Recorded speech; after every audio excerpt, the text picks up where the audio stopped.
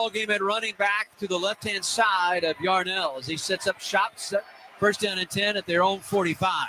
Takes a snap, pitches to DeRee, going short side of the field, left side, and runs to the Clemson bench area for very short yardage. But they'll step out of bounds at the 46, a pickup of a yard. Second down and 9. Peter Woods was there chasing them out of bounds.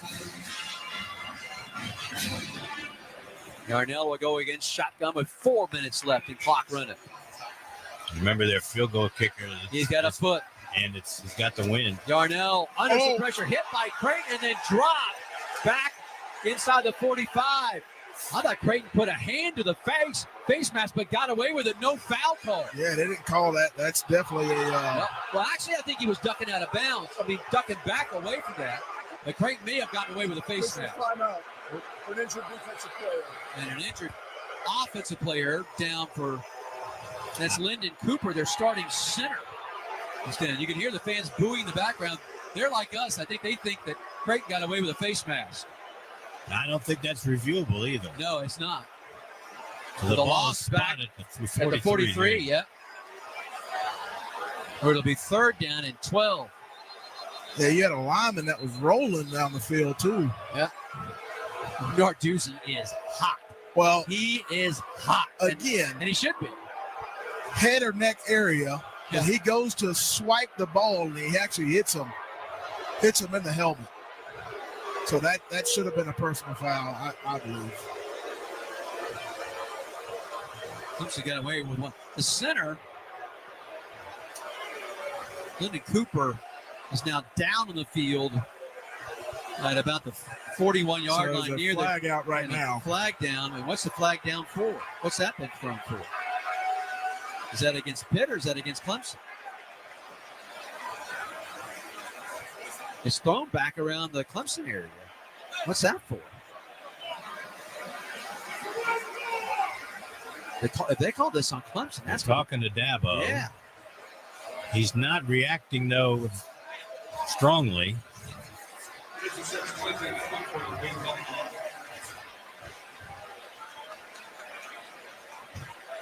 Yeah, but he throws his hands up to actually slap the ball down, and he doesn't hit him in the helmet. See what the flag's about. Here we go. After discussion, personal foul, unnecessary roughness. Defense number 22. 50-yard penalty. Yeah. Wow. That's the right call.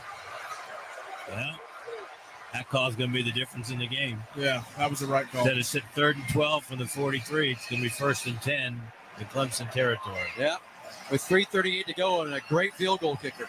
Oh, yeah. They got their starting with the wind, by the way. Yep. Is their starting tackle? Is that the one that's the starting center?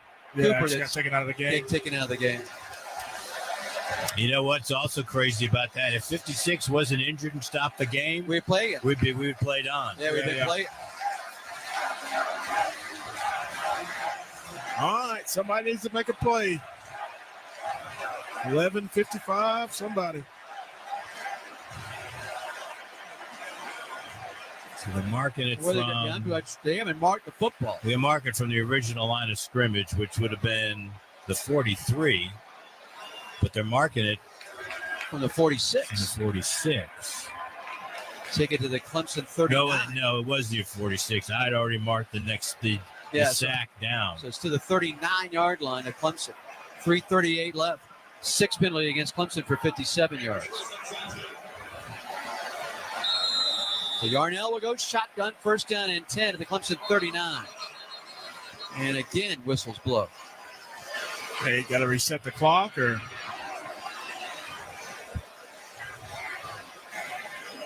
Oh, nope, they're starting. They're going to start the clock. Reed's the running back, left-hand side of Yarnell. They wind the clock, 3:35 and counting. 2 wideouts either side. 4-man front for Clemson. Yarnell looks to the sideline. They're going to change the play. Now he'll come up, talk to his offensive line. Play clock at 7. They snap it to him, and then it's taken and hand it off Reed. Flags are down. What was that about? And nobody reacted. I think that was a trick play. Nobody reacted. I think they were trying to pull a trick play. False start. Offense number 50. 5-yard penalty. Second down. Correction, first down. They call on the backup center. Yeah. The heck is going on here? Well, I think the center was afraid the play clock was going to run out, so he just snapped it. Yeah. They move the ball back to the Please 44. reset the game clock to 3:18. 3 minutes, 18 seconds, and started on the snap.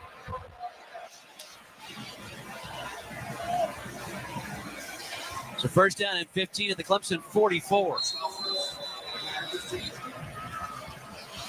Yarnell will look to the sideline. 3 wide outs will come to his right. Now they'll pick one of them, move him over to so 2 wide outs either side.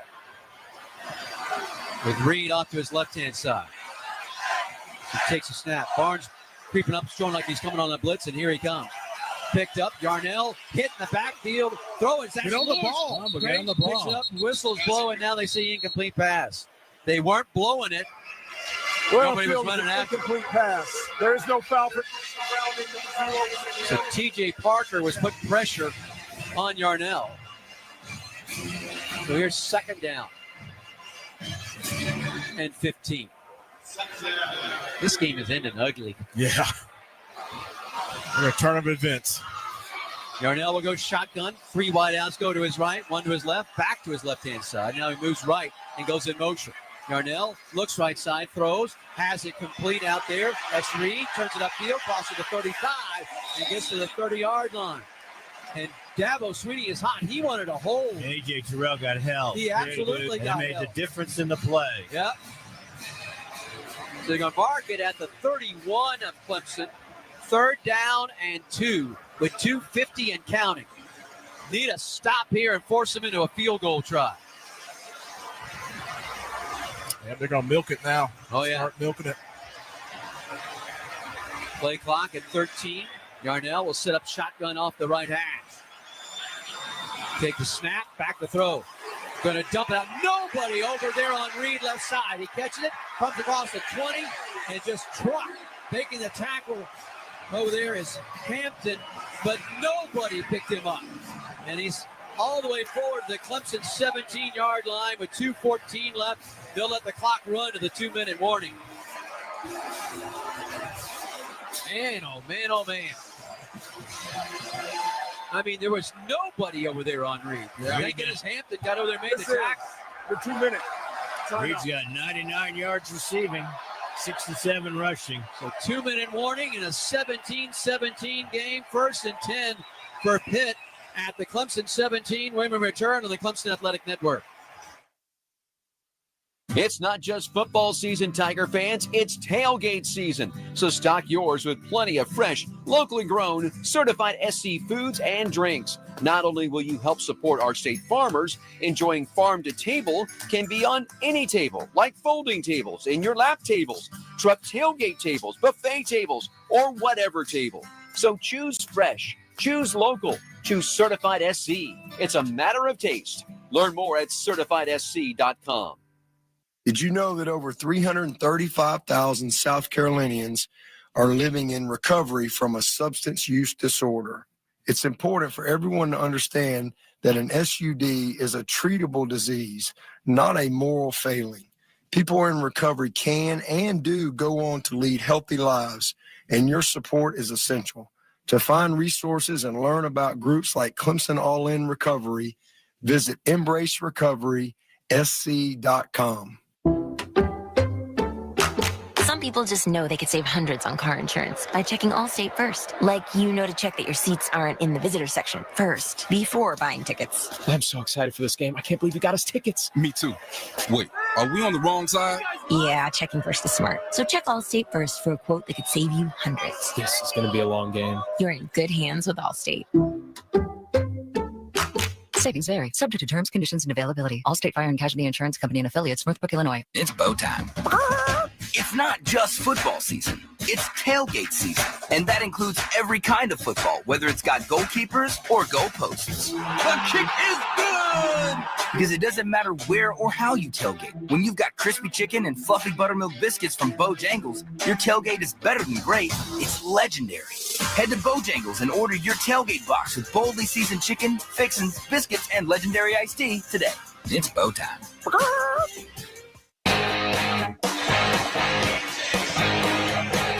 17-17, 2 minutes to go here in Pitt.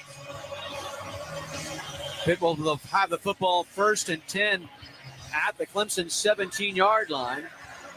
And Clemson's got all 3 timeouts to use, trying to preserve time. You're going to think Pitt is almost assuredly going to get 3 out of this. But maybe, just maybe, Clemson's defense can force a turnover or somebody to make a bad play offensively. They're just going to run the ball up the middle and You try think? it. That's how I think so, too. I mean, they'll make Clemson use all its timeouts. So, their field goal kicker is really good. So, yeah, if they're smart, they won't put the ball in the air. But never know. Either that or throw a swing pass to Reed. He is quite a receiver out the backfield, 99 yards receiving. He had a game earlier this year, had 100 yards rushing and 100 yards receiving in the same game. The first Pitt player ever to do that. Reed will line up directly behind Yarnell. Double tight ends and single wideouts either side. Turn handed to Reed. Reed up the middle. He stopped at the 16. Timeout. Clemson with 1:55 to go. Barrett Carter coming up and making the stop. Timeout. Clemson. Their first of the half. So this will be a 30-second timeout. Please reset the game clock to 1:56. 1:56. We'll have a host of these. Thank you.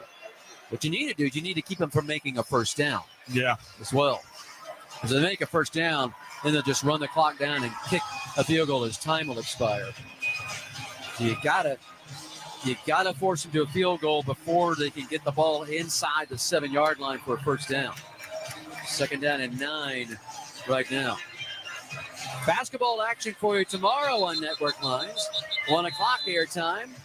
Clemson men's basketball at Boise State. William Quackenbush, J.D. Powell will have the call of that for you.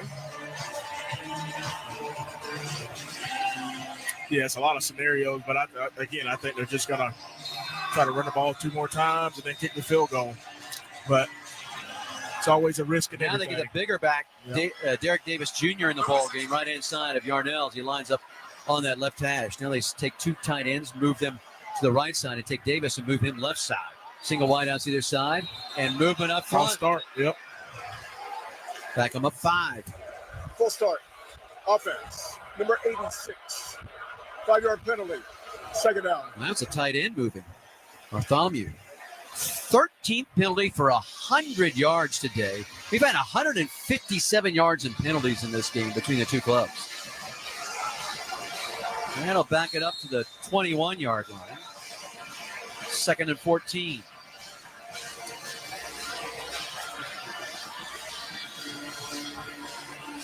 Yarnell, again, we go shotgun off that left hash, but Davis, the running back, to his left-hand side, double tight end, single wideouts either side. And they'll turn handed to Davis, and Davis just runs into the pile, and he'll get stuck. Another timeout with 1:51 to go, and extra second kicked off the clock, 1:50. Ball spotted at the 21. Clemson, their 2nd of the half, 30-second timeout. Please reset the game clock to 1:51. We'll put a second back up on the clock. So D. Creighton was leading that charge on Davis. And Clemson now with just 1 timeout left, but 1:51 left on the clock. 17-17. Clemson led 17-7 at half. It had 244 yards of total offense in the first half. But you know, how many times have you heard Dabo Swinney say, if you can't run the ball, you're not going to win? Right. Yeah. And 8 yards rushing. 8 yards rushing. Yep. Let's say just finding creative ways to run the football, right? I think that toss sweep what they did with Williams was great. Got on the edge of the defense there. But like I said again, we just look very stagnant on offense. 3rd and 14. Davis right-hand side of Yarnell as he goes shotgun off that left hash. Send the tight end in motion to the left-hand side. Yarnell going to throw. Back to throw. Under some pressure. Hit. Back at the 30. It's going to be dropped there. Sack for the Tigers. Actually, they'll mark it at the 28-yard line. Boy. Yeah, That's a 45. huge sack. Actually moved it back another 29. yard. Going to be a 46-yard field goal. TJ Parker's third sack of the game. Huge sack. Another sack to get back. They're 30. Food Line Feeds donates another 1,000 meals to feed our neighbors in need in the upstate. So now this will be a kick for the left-footed kicker, Sauls, off the left hash with the wind behind him. And it'll be a kick of about 40. I mean, probably spotted it around the 36, so about a 46-yard field goal. 17-17 with a minute 40 left. Well, 7 sacks and 15 tackles for loss. Which is crazy. For the Clemson defense. Well, the Clemson defense has played outstanding here today. Well, Again, one more heroic from special teams, maybe. Either on the field goal here, the kickoff, some field position, minute 40 still left on the clock here. Plenty of time. No timeouts, though.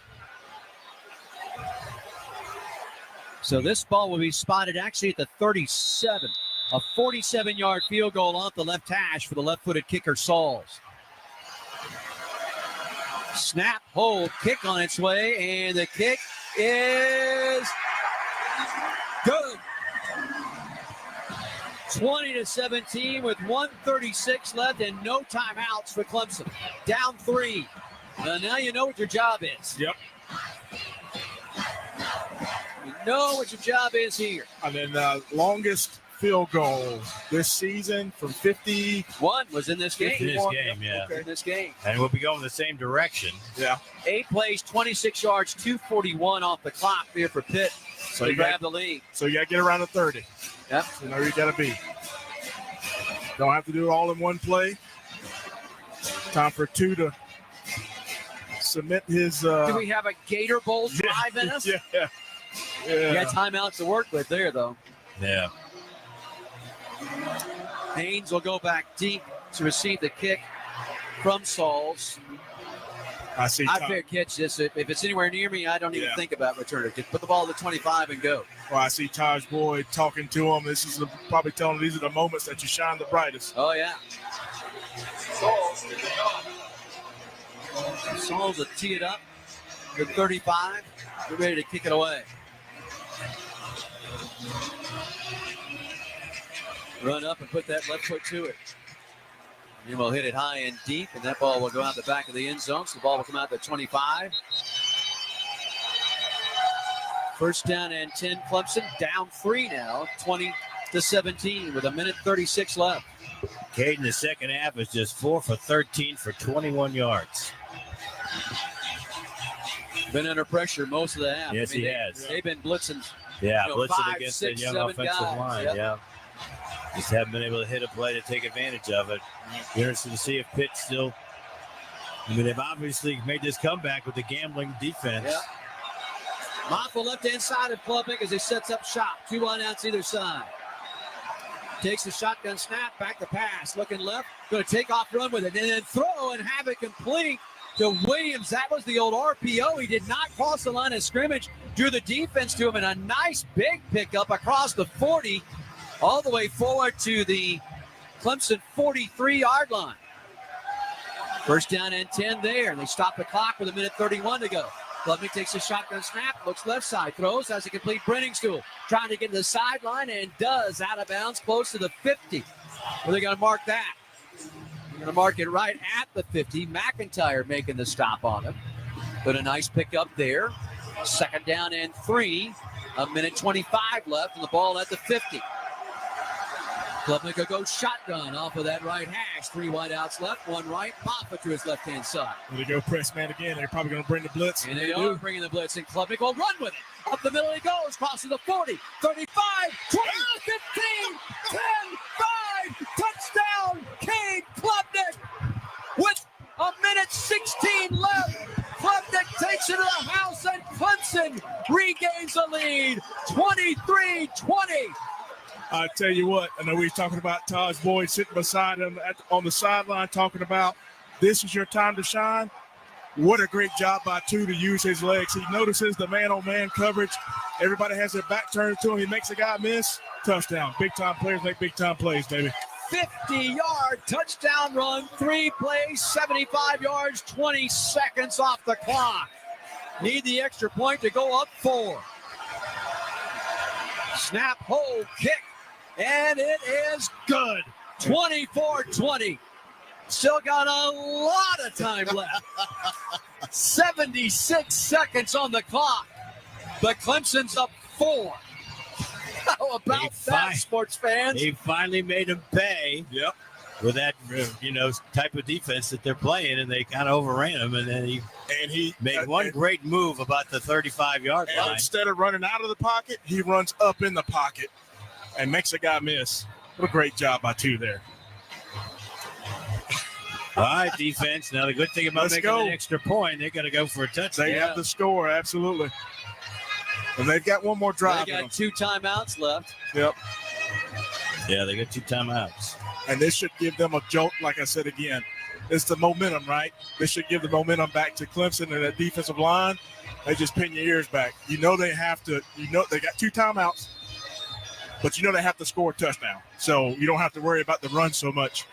Just keep everything in front of you. Johnson and Davis both back deep to take the kick here from Gunn. Gunn puts that right foot to it. Good high deep kick that'll sail over the head of Johnson at the back of the end zone. Ball will come out the 25-yard line. First down and 10 for Pitt with 76 seconds left. And Clemson up 4, 24-20.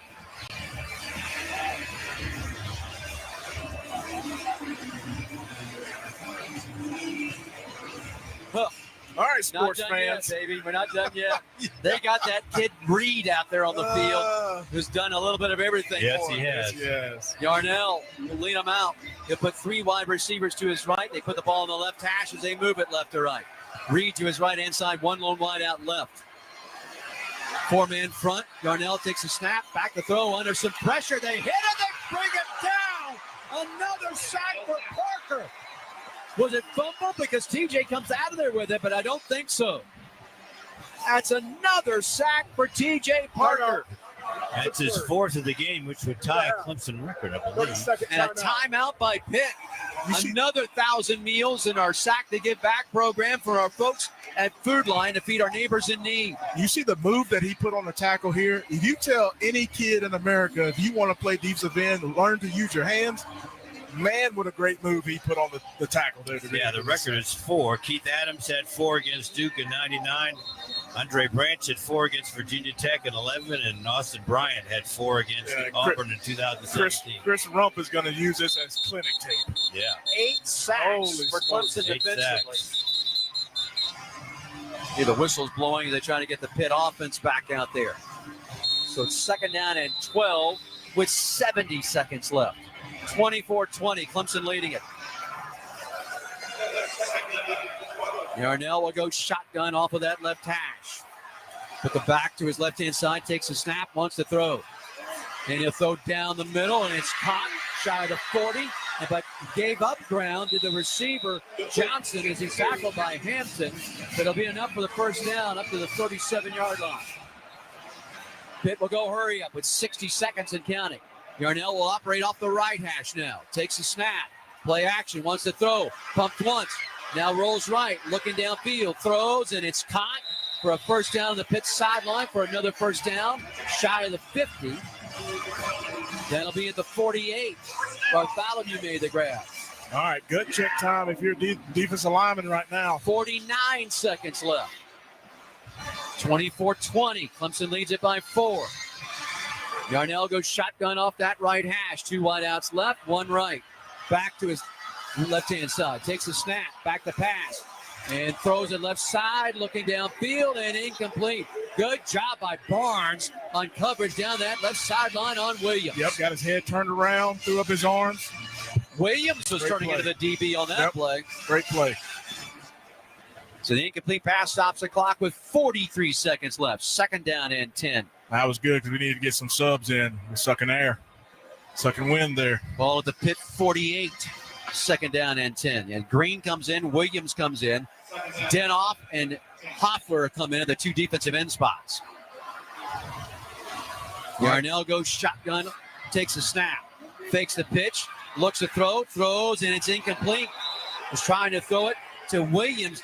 He faked the pitch, and then they were trying to set something up right side, but he kind of threw it in between everybody. Well, I think he kind of felt the pressure, too, because they were barreling down on him. Stops the clock with 39 seconds left. 3rd and 10. Pitt with still a timeout to work with. 18-17 on the play clock. Plenty of time there. Play clock at 10 and counting. Yarnell will set up shotgun on that right hash. 2 wideouts left, 1 right. Back to his right-hand side. Takes a snap. Wants to pass. Pressure up the middle coming. Steps up in the pocket. Throws underneath. Has it complete at the Clemson 35. That'll be enough for the first down. Complete to Williams. 31 seconds showing. Yarnell will take the snap as the clock rolls. Back to throw. Looking downfield. Hit. Goes underneath. Has it complete. And that's Reed. Reed will take it to the 25-yard line. That's going to be shy of the first down. So the clock will continue to run. 15 seconds. 14 seconds. And a timeout called by Pitt. That ball just shy of the 15 where they marked it. Not enough for the first down. Yep, last and that was timeout. Important. So they use their last timeout, but they're going to get some shots to the end zone with 12 seconds left. Yeah, 12 seconds. Resets the game clock to 14 seconds. And they'll reset the game clock to 14. Still only time for 2 plays.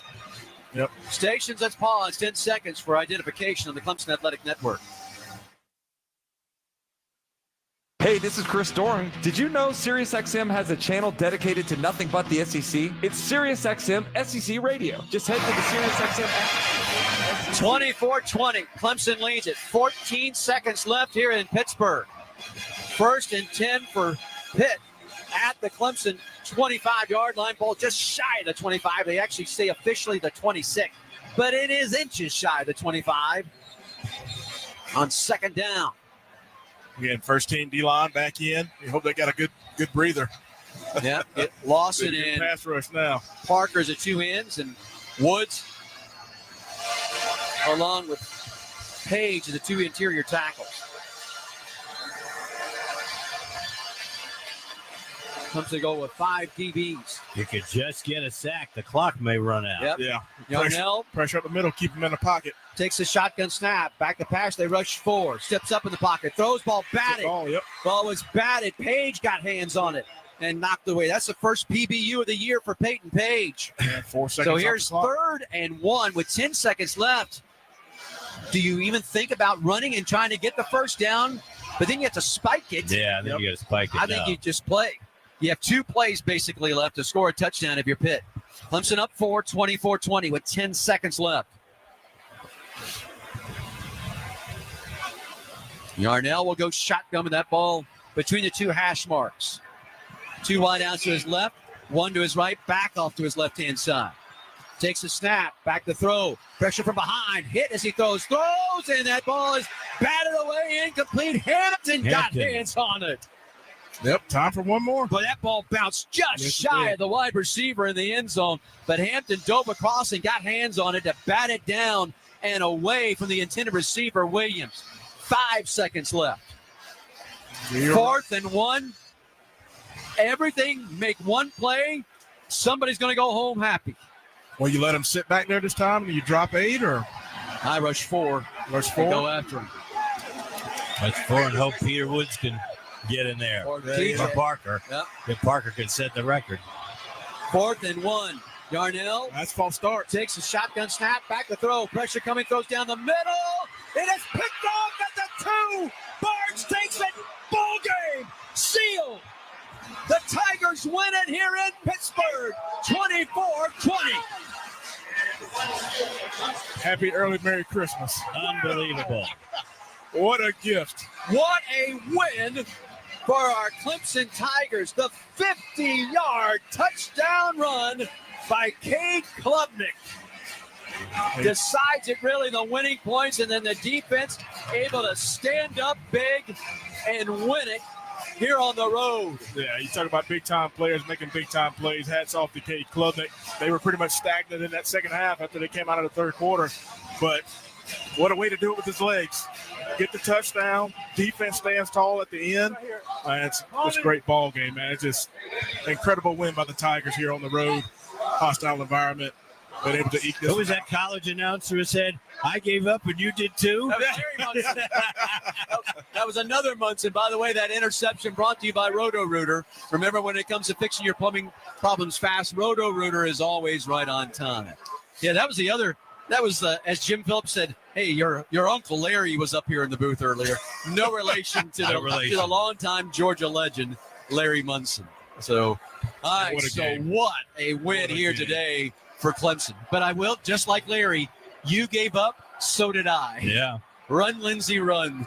Going into that drive, what did Clemson have? 30 yards total offense in the second half. Yeah.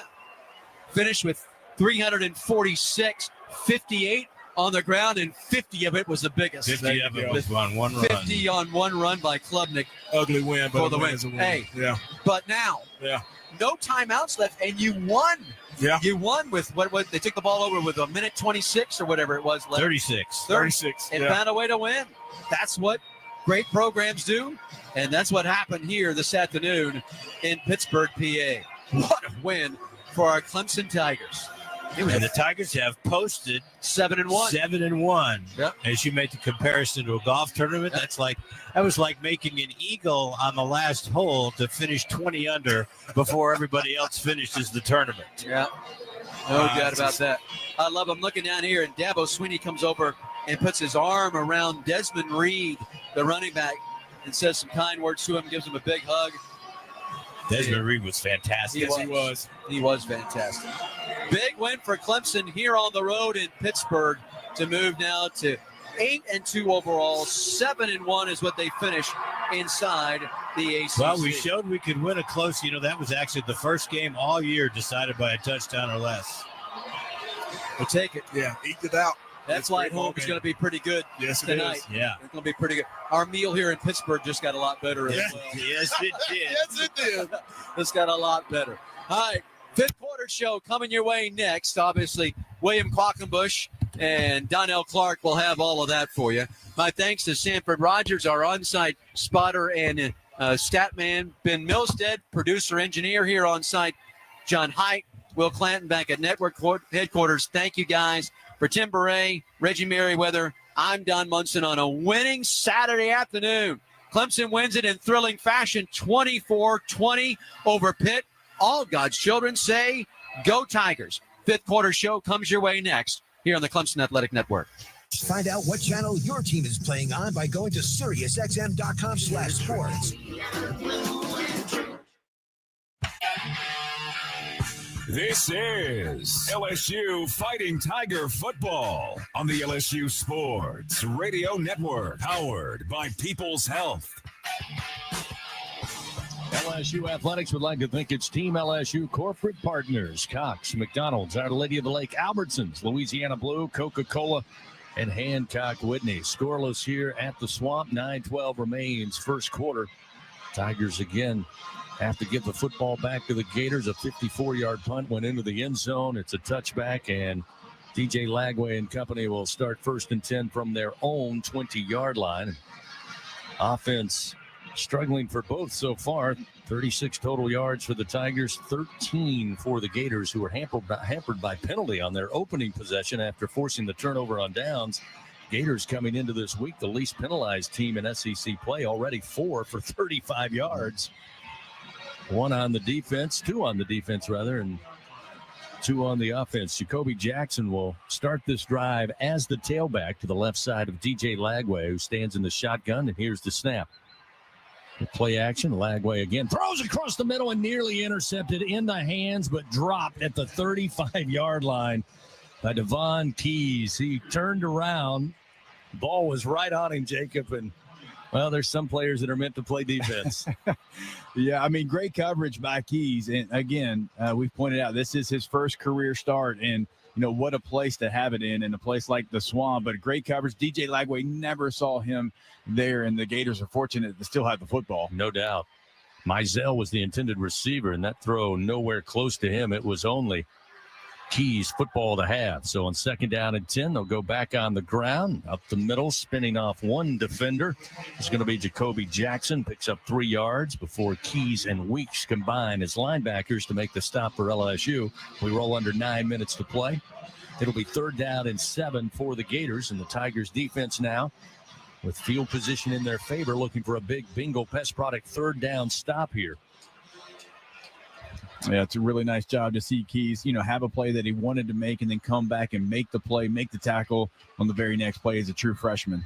3 wide to the left. Now they'll move DK wide to the right side. So 2 by 2 is Lagway looking to throw far side, looking for DK over the shoulder catch at midfield.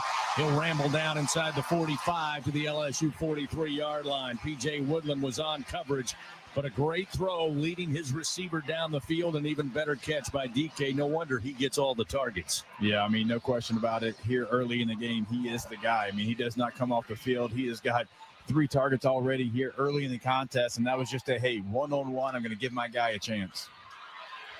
Twin receivers to the left. They motion a receiver right to left as they hand it off, and Jackson breaks through. Right tackle inside the 30, the 25. Eventually brought out of bounds at the LSU 23-yard line by Keys and Gilbert. A gain of 20 yards and a 1st down for the Gator offense, which now seems to be on track running the football.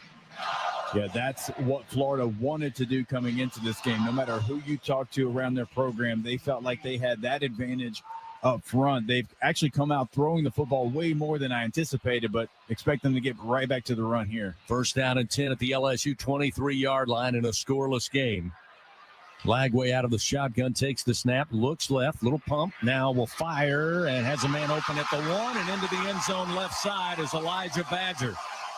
23-yard strike, and Florida's on the board. They take a 6-0 lead with 7:12 remaining first quarter.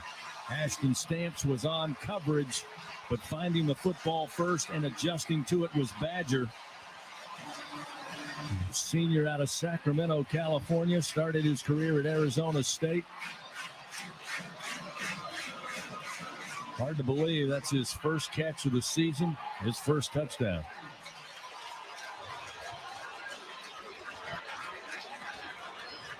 So now for the point after, Trey Smack waiting on the snap from Rocco Underwood.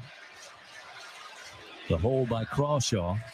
Here it comes, placement down, kick on its way, and the kick is good. Florida leads early, 7-0 over LSU, 7:12 remaining here in the first quarter. We'll return to Gainesville after this on the LSU Sports Radio Network, powered by People's Health.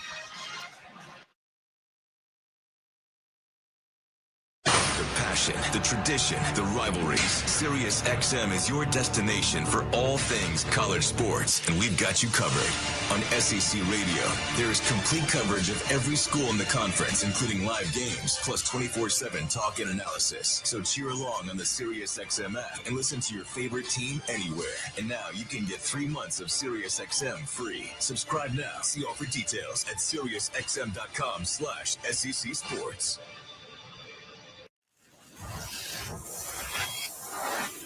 Half of the world's population depends on rice for 80% of their daily food needs. By 2050, population growth could increase rice demand by 30%. But as climate changes, rice output is decreasing. At LSU, we're using genetics, genomics, and AI to create new rice that yields more with less resources. We're not just feeding the hungry, we're growing a better future. The Southeastern Conference. It's the land of legends, the places, the faces, and moments. And he's going for it. It's a touchdown! We've seen the confetti fall again and again. We're not done. It's time for the next generation to make their mark and go from 14 deep to 16 strong. It's a whole new ball game in the SEC, and it just means more.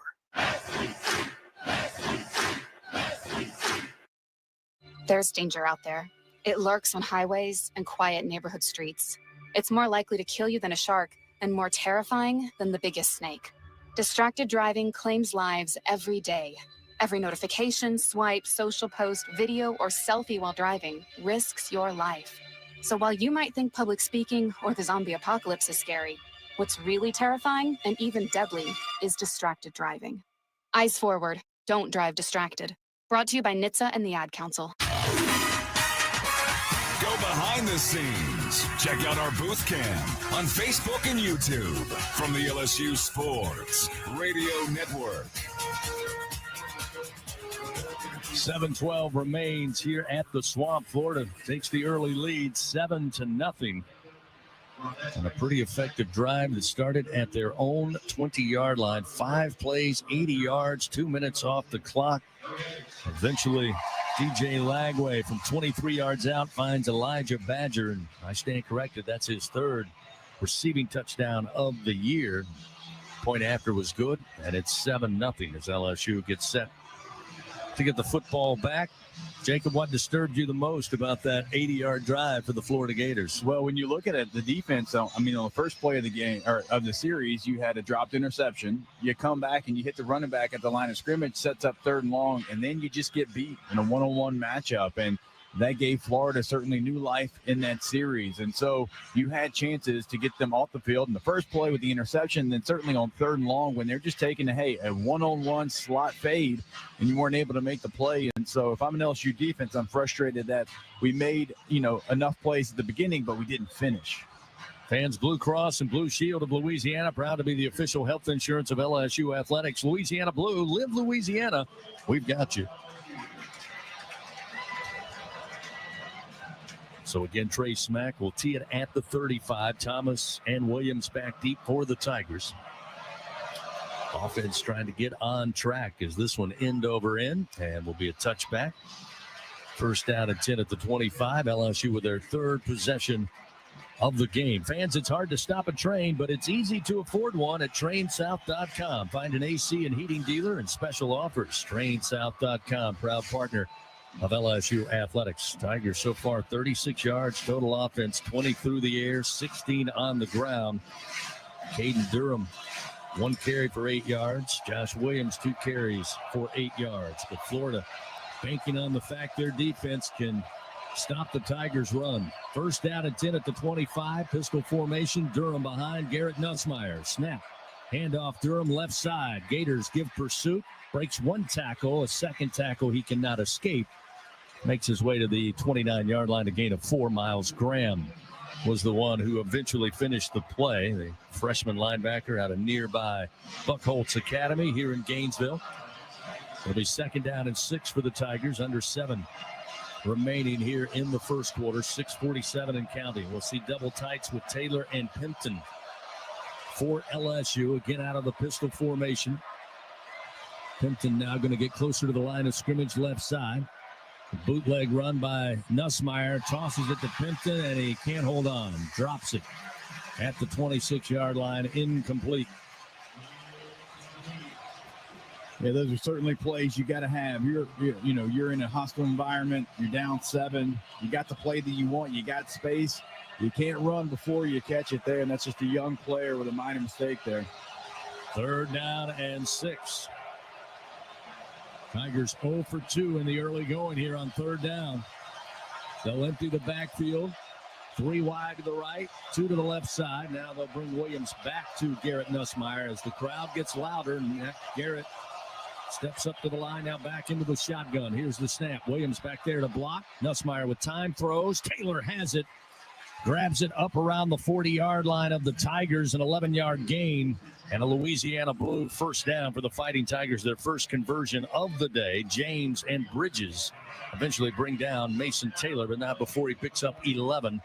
It'll be 1st and 10. Ball now at the LSU 40-yard line as Chris Hilton steps onto the field as a wide out. Hilton in the slot to the right along with Anderson. They've got Taylor out wide to the right side. They'll send Williams out wide, so an empty backfield at the snap. Pressure comes off his back foot. Will throw it away into the Florida sideline.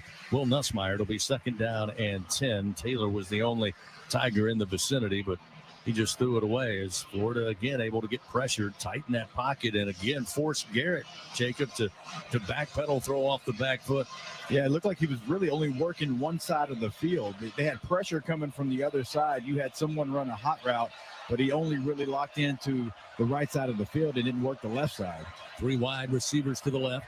1 lone receiver in Lacey. Send it out to Anderson on the screen. Got a couple of blocks across the 40, 45, and then held on to by Campbell, or rather Castell, and eventually made the stop after a gain of 6. Does make third down a little more manageable. 3rd and 4. Up at the 46-yard line. Down 7-0. Florida with the lead. Approaching 5.5 remaining first quarter. Lacey will go to the short side of the field. Line up to the left. Taylor, Anderson, and Daniels to the right side of the formation. Durham on the right hip of Nussmeier, who again, fighting the crowd, steps up. He and Will Campbell conversating at the line of scrimmage. 3rd down and 4. Here's the snap. Give to Durham. Durham has 4 and then some. Into Gator territory. Pulled down from behind at the 46-yard line by Shamar James. But a Louisiana Blue first down for the Fighting Tigers on a gain of 8 yards. And that's what we always talk about. You fall into tendencies because you haven't been able to run the football. That is a great time right there to change up a tendency. And again, it was a quick hitter, just a zone run. You had like a little backside cutoff there by Mason Taylor. Ball at the Gator 46-yard line. Lacey again, lone receiver to the left. Daniels and Anderson wide to the right. Snap. Durham gets the carry off the left edge. Durham with some room inside the 40, runs out of real estate, steps out of bounds at the Florida 37-yard line. Gain of 9 against Shamar James, active out there, the linebacker out of Mobile. Forces Durham into the boundary. It'll be 2nd down and a yard. So nice pickup on the ground. LSU certainly trying to run the ball, Jacob. Yeah, and that's really where I like Caden Durham, is kind of that outside zone, stretch zone, get him on the edge, allow him to decide when he goes north and south. Xavion Thomas wide to the left. Trades Green in the slot to the left side. Chris Hilton wide to the right. Single back with Caden Durham. Now they're going to move Mason Taylor to the right of the formation. Play clock down to 4, down to 3, down to 2, down to 1. Here's the snap. Nussmeier running, pressure coming, throws on the run, and Josh Williams drops it. Throw is a little behind him, a little low, but a catchable ball, and it's incomplete at the Florida 37-yard line. That will set up 3rd and a yard. Hey, guys, quick update. Miles Frazier's going to the locker room. They retaped his ankle. He's limping. Tyree Adams, who just got back healthy, is now at right guard. So 2 new guards in there for LSU. 3rd down and 1 at the Gator 37-yard line. Down 7-0 to Florida.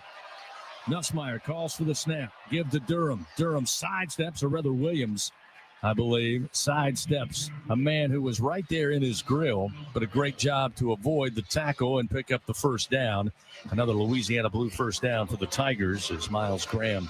Not just any man. It was Desmond Watson, who's 449 pounds. That's why I saw it from way up here. But I do like quick hitters. There wasn't pullers on that. We're not trying to hide what we're doing. We're coming downhill, first down. First down at 10. Now at the 34-yard line of the Gators. Here's the snap. Nussmeier will end around to Xavion Thomas. Blockers on the right edge, but Florida fights through him and wrestles him down at about the 33-yard line. Traquez Bridges makes the tackle for the Gators. And again, that play developed. Looked like LSU had some blockers out there, but a missed block by Mason Taylor allowed Bridges to step right into the ball carrier. Yeah, Second you're down right. and 8. It did feel like, CB, that they had way more when that came around the corner. Mason Taylor just got 2 out in front of his blocker and wasn't able to seal the edge there. Ball at the 32-yard line. Pimpton and Taylor double tights. Pimpton in the slot to the left. Taylor just off the formation to the right. Out of the pistol formation, Nussmeier. Hands off Durham, running downhill to his right, but he is grabbed and stopped immediately at the 35. Before the snap, false start, offense, number 66, 5-yard penalty, 2nd down. So no play as That play went nowhere, but movement up front by Will Campbell will back LSU up with 2:17 remaining here in the first quarter, down 7-0 to the homestanding Florida Gators. You know, you never want to back up, certainly in an environment like this. But, I mean, that play probably went for a yard loss. And so you get an extra down, you back up 4 more yards. And so we'll see what LSU's plan is here now that it is still second down. After the penalty, behind the chain, 2nd and 13. We'll see Anderson and Thomas wide to the right. Daniels, lone receiver to the left. Anderson motions right to left at the snap. Again, the handoff Durham. And again, the Gators in the backfield. They bring him down quickly. An arm tackle by Tyreek Sapp. A loss of 2 yards. It'll be 3rd and 15 upcoming for the Tigers. Yeah, I mean, Gordy just mentioned it. You've got 2 new starters there in the interior of the offensive line. Mubinga just gets, blown by. Didn't protect the inside there. And that is certainly something to pay attention to here for LSU, as you have got new bodies there in those very important positions. Florida with 5 at the line of scrimmage. 3rd down and 15 from the 39 as Nussmeier drops back, does have time, has to throw underneath. Catch is going to be made by Williams, but again, great pursuit. Florida brings him down after a short 5-yard gain. Bridges got to him first defensively, and with a minute to play, clock moving. Field goal team going to roll off the far sideline here. Looking for maybe a 51-yarder. Damian Ramos on the year has a long of 48. In fact, his career long is 48 yards. Had that 48-yarder on the road this season in Fayetteville against the Razorbacks. So a 51-yard field goal try, hash mark right side. The kick is on its way, and the kick is no good.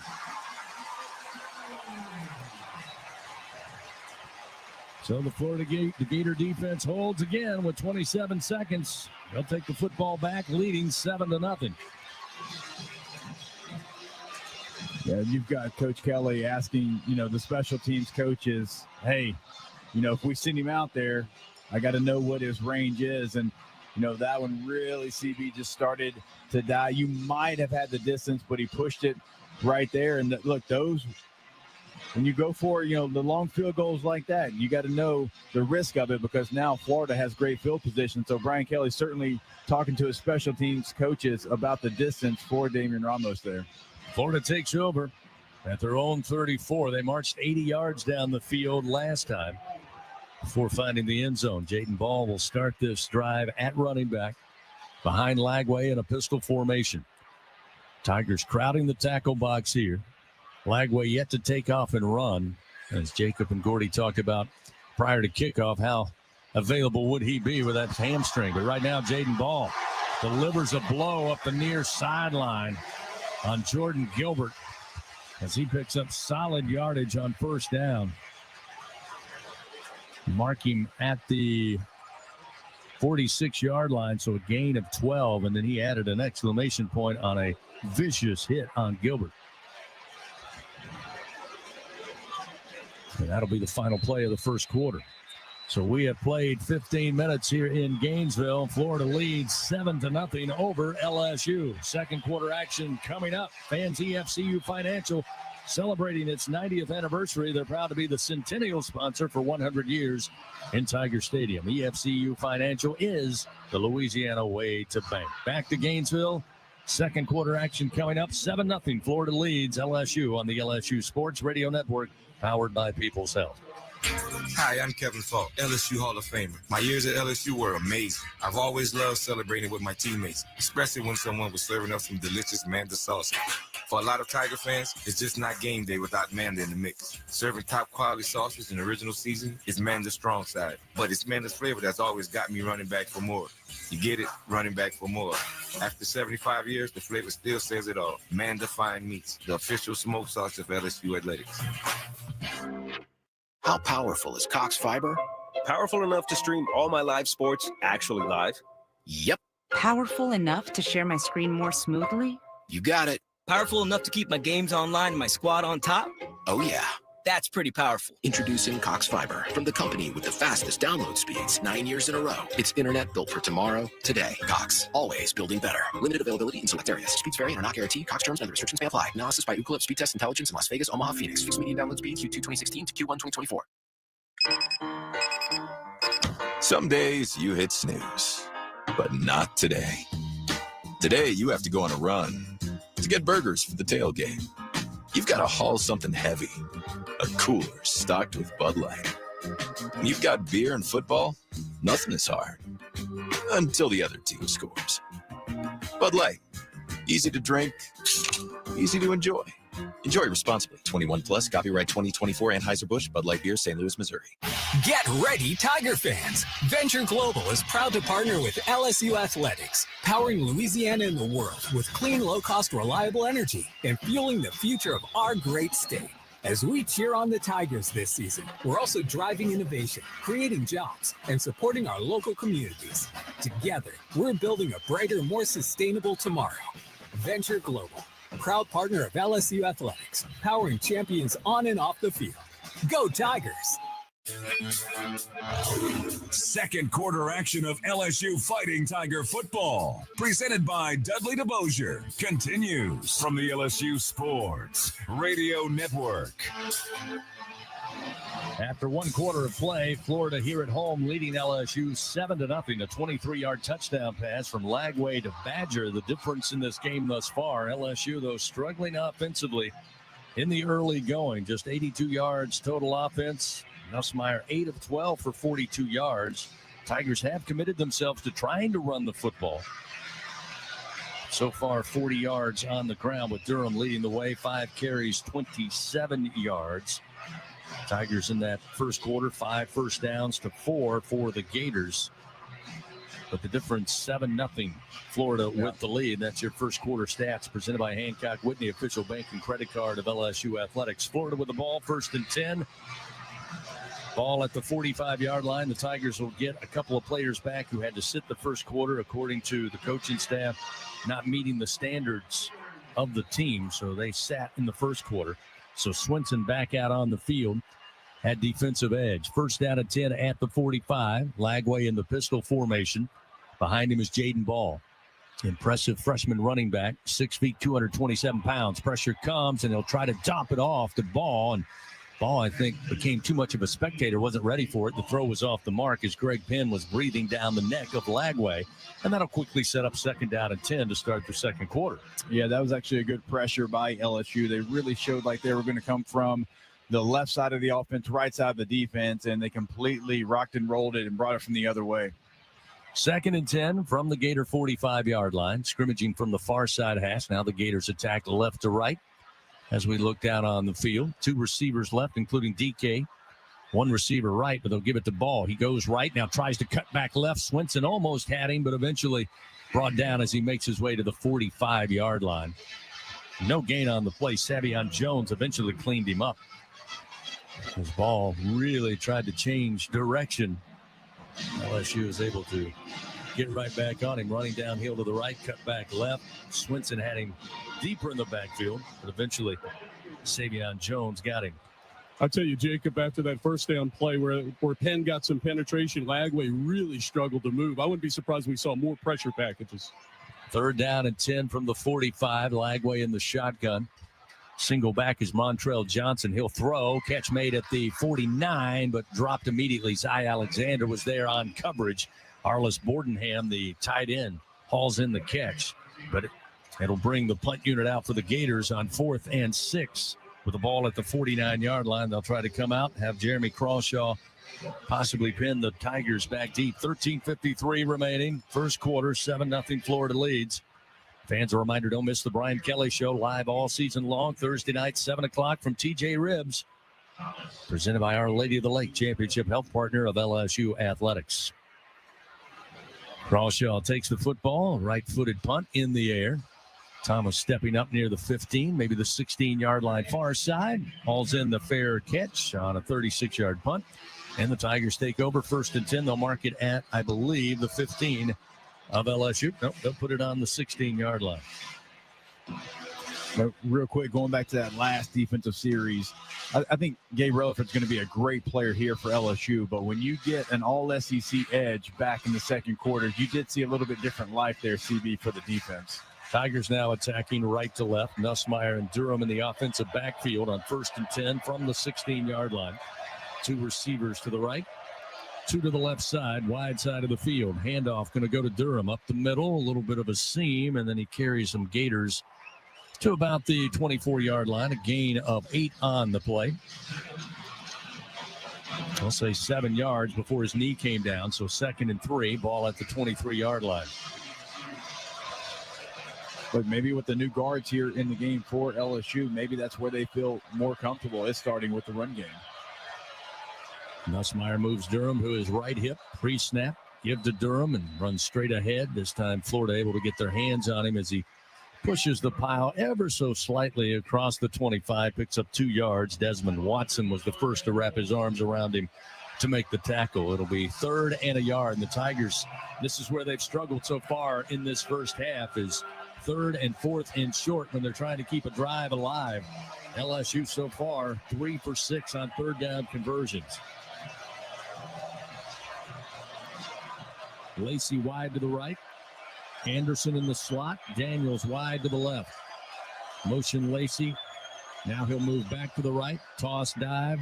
Give it off to Durham, and a great field tackle, and may have fallen forward after getting hit at the line by Bridges. Durham leaps to pick up the first down on a gain of a yard. A Louisiana Blue first down for the Tigers keeps the drive alive. As now Josh Williams will check back in. Chris Hilton also out there. We saw Hilton return for the first time this season several weeks ago in the game against Texas A&M. They targeted him a few times, just couldn't get on the same page. But a couple of weeks, couple of reps in practice, we'll see if he can be a factor today. He motions from far side to near side at the snap as Nussmeier looks left. Now we'll throw it up high between the hash marks, and he was looking for Hilton, but he was covered up, and it's incomplete. Sharif Denson was on coverage, and he was right there on him, and it'll set up 2nd down and 10 from the 25-yard line. Yeah, I mean, you just mentioned it, CB, there. I mean, not quite on the same page. I mean, I would kind of argue maybe the same situation. He's just the timing of his jump and trying to go high point the football, it's been off by a full second, right? And so that's something that he's getting past the defense. He's getting an open space, but just not right now making those catches and making those jumps to be able to go make that play. Coach Kelly talking to Hilton on the sideline now. He told him earlier, we just want the game to come to you. Don't force things, as Nussmeier again has to turn and call a timeout with the play clock dwindling down. That's the 2nd timeout burned by the Tigers here in the first half, presented by Coshada. Escape to the largest casino resort in Louisiana, Coshada Casino Resort, Louisiana's best bet. Timeout on the field, 11:35 remaining, second quarter here from Gainesville, and the Florida Gators lead over LSU 7-0 on the LSU Sports Radio Network, powered by People's Health. Never a blue Christmas here. Sirius XM's Jolly Christmas is the channel that delivers joy to the world with a sleigh load of hand-selected, high-energy holiday tunes. Bring a smile to the season with Jolly Christmas.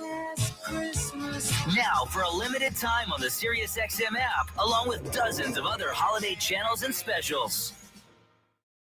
Touchdown, Alabama! After your college football Saturday wraps up, it continues on College Football Overtime. Here are the top plays. Touchdown!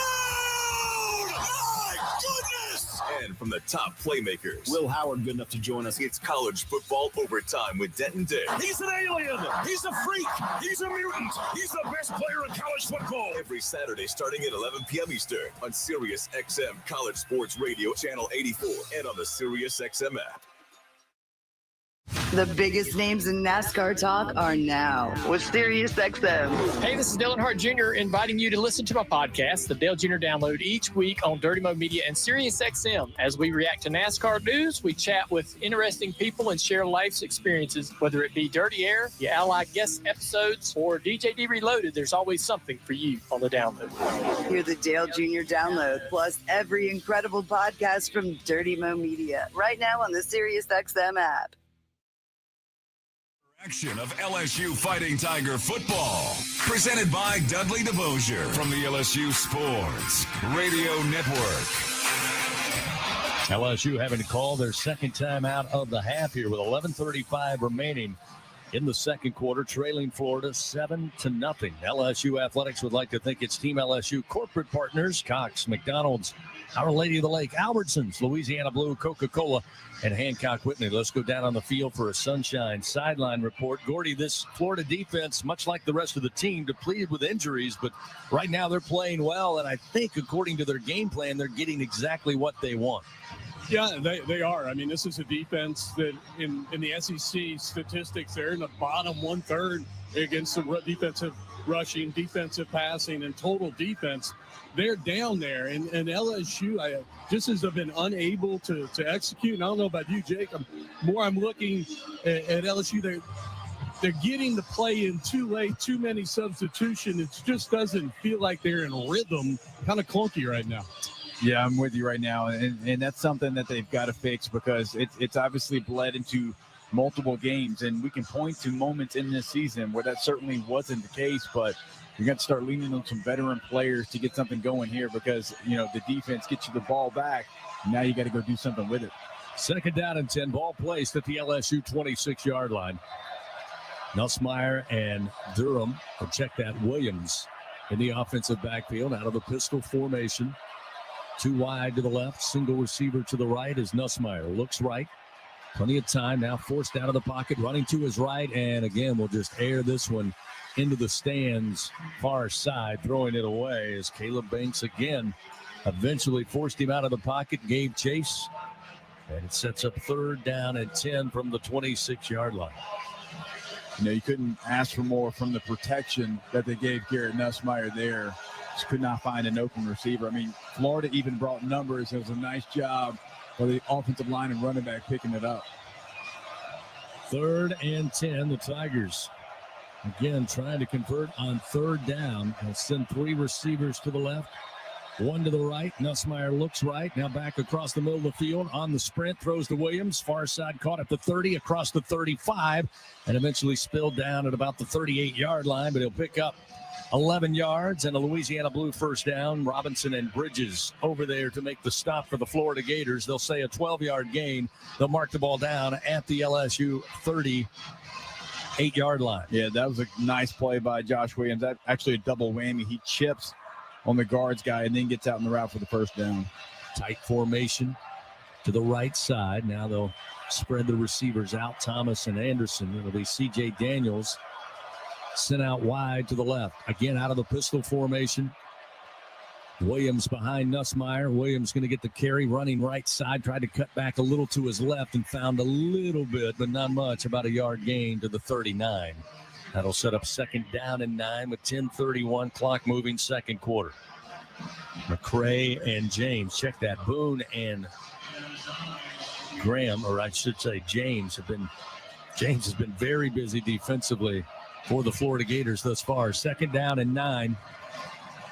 And now we got Juwan Johnson checking in at running back. He's on a wing to the left side of Nussmeier, former outstanding high school quarterback. He'll leak out of the backfield at the snap. Nussmeier stands in the pocket, throws to Lacey in his hands, but jostled loose with a big-time hit from the backside. They'll rule it incomplete. Bryce Thornton got him right between the numbers as the ball got to Lacey, and he separates him from the football, and it'll be third down and 9, again from the 39-yard line. Yeah, I mean, that's a pass that certainly Garrett Nussmeier puts it behind him on purpose to try to keep him away from that big hit, but Kyron still tries to bring it to the front side, and that's why he had major contact there. Third down and 9 for the Tigers. 5 of 8 on third down so far. Nussmeier takes the snap. In the pocket, delivers again underneath. Williams trying to make a play, crosses the 45, fights his way to about the 49. Nice spot from the far side. It appears the far side is going to give him the Louisiana Blue first down, and indeed they will. So Williams again, great release valve for his quarterback, and it's first and 10. Ball now at the 48-yard line. They'll hand it off. And again, running straight ahead. And Florida just clogs up the lanes. He'll get 3 yards to the Florida 49. It'll be 2nd down and 7 as Derek Wingo comes in and makes the tackle. Yeah, that was a Garrett Nussmeier. I'm not wanting them to replay the spot of the ball. Let's get on the football and run right up the middle as quick as we can. And so LSU, does actually still get 3 yards out of that play. 2nd down and 7. Ball at the Gator 49-yard line. 2 receivers right, 1 to the left. That's Lacey, the lone receiver, left of the formation as Caden Durham back in at running back. Nussmeier steps up to the line, now steps back into the gun. Crowded line of scrimmage for the Gator defense. They'll rush 4. Nussmeier in the pocket, delivers near side. Taylor with the grab at the 34-yard line. Driven out of bounds inside the Gator 30. They'll mark him out at the 29, a gain of 20 yards. Derek Wingo on the stop, but a Louisiana Blue first down for the Tigers, who starting to look like they're coming together, a little bit of rhythm. Yeah, I want to give the pass protection some credit here on this series. So far, they've done a really nice job of creating a clean pocket for Garrett Nussmeier to allow these receivers to get open. 1st down and 10 at the 29. Again, straight ahead on the carry, and this time Durham gets 2 yards and then thrown backward by Cam Jackson. 6'6", 342-pound senior out of Haynesville, Louisiana. They gave him 1 yard on the carry. They move it to the 28. It'll be 2nd down and 9. Tigers trailing 7-0 here. 8:03. Clock continues to move. 2nd quarter. Trip receivers to the right. Wide side of the field as they scrimmage from the near side hash. Nussmeier working with Durham. He'll motion C.J. Daniels from right to left. 5 at the line of scrimmage for the Gators. They come out, blitz, and they try to set up a screen. Florida snuffs it out. Very dangerous as Caleb Banks had pressure. And then Jack Pyburn, had he been looking up, Jacob, probably takes that football and he's still running. But luckily, it was a radio ball. He didn't see it. He heard it. Went right by his helmet. No, I mean, he went and played the running back and not the ball. If he plays the ball, you're probably right. It's probably going the other way. 3rd down and 9. Tigers with their best offensive possession thus far on the day, but they have to convert here. 2 wide to the right, and Anderson and Daniels. They'll stack 2 receivers, Lacey and Taylor to the left side. Nussmeier in the pocket, hit as he throws downfield. Anderson in the end zone, center of the field, 28-yard touchdown, Fighting Tigers. Anderson hauls it in. Nussmeier held strong in the pocket, took a shot, and into double coverage. Castell and Denson were there, but Anderson found the ball first, and they're a point after away from tying the Gators up at 7-6 with 7:39 remaining here in the 2nd quarter. How about Garrett Nussmeier? He's been moving a lot in the pocket. The Gators getting pressure, and that time just stood up, stepped up, took the hit, and delivered it right down the center of the field. And that's one of those ones you're going to take a hit. He didn't care. He was going to stay tall in the pocket, moves up in the pocket, and does take that hit. And he almost, throws the football before Aaron Anderson even becomes open, but like the Ole Miss game, throws him open.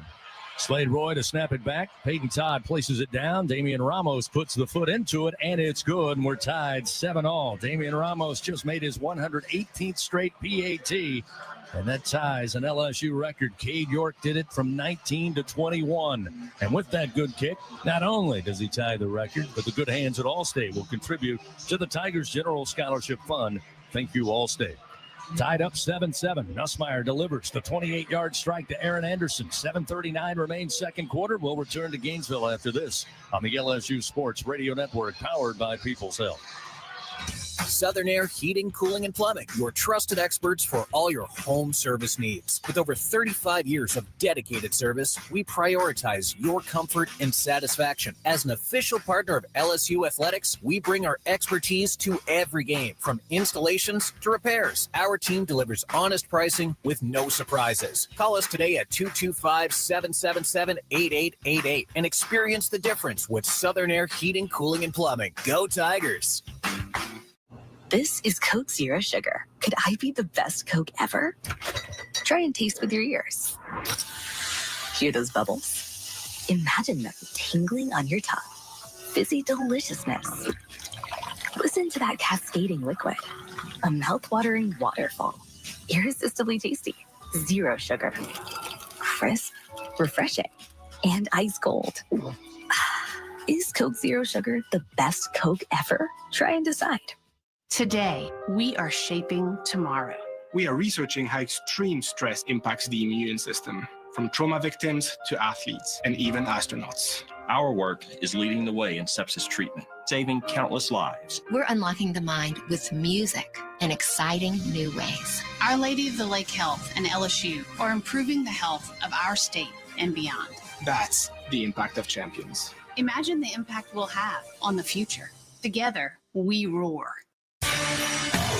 Second quarter action continues. Presented by Dudley DeBosier from the LSU Sports Radio Network.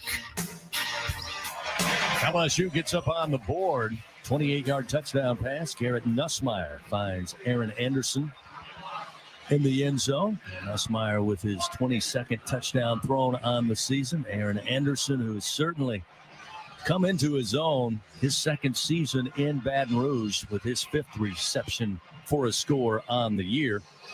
Good drive by the Tigers.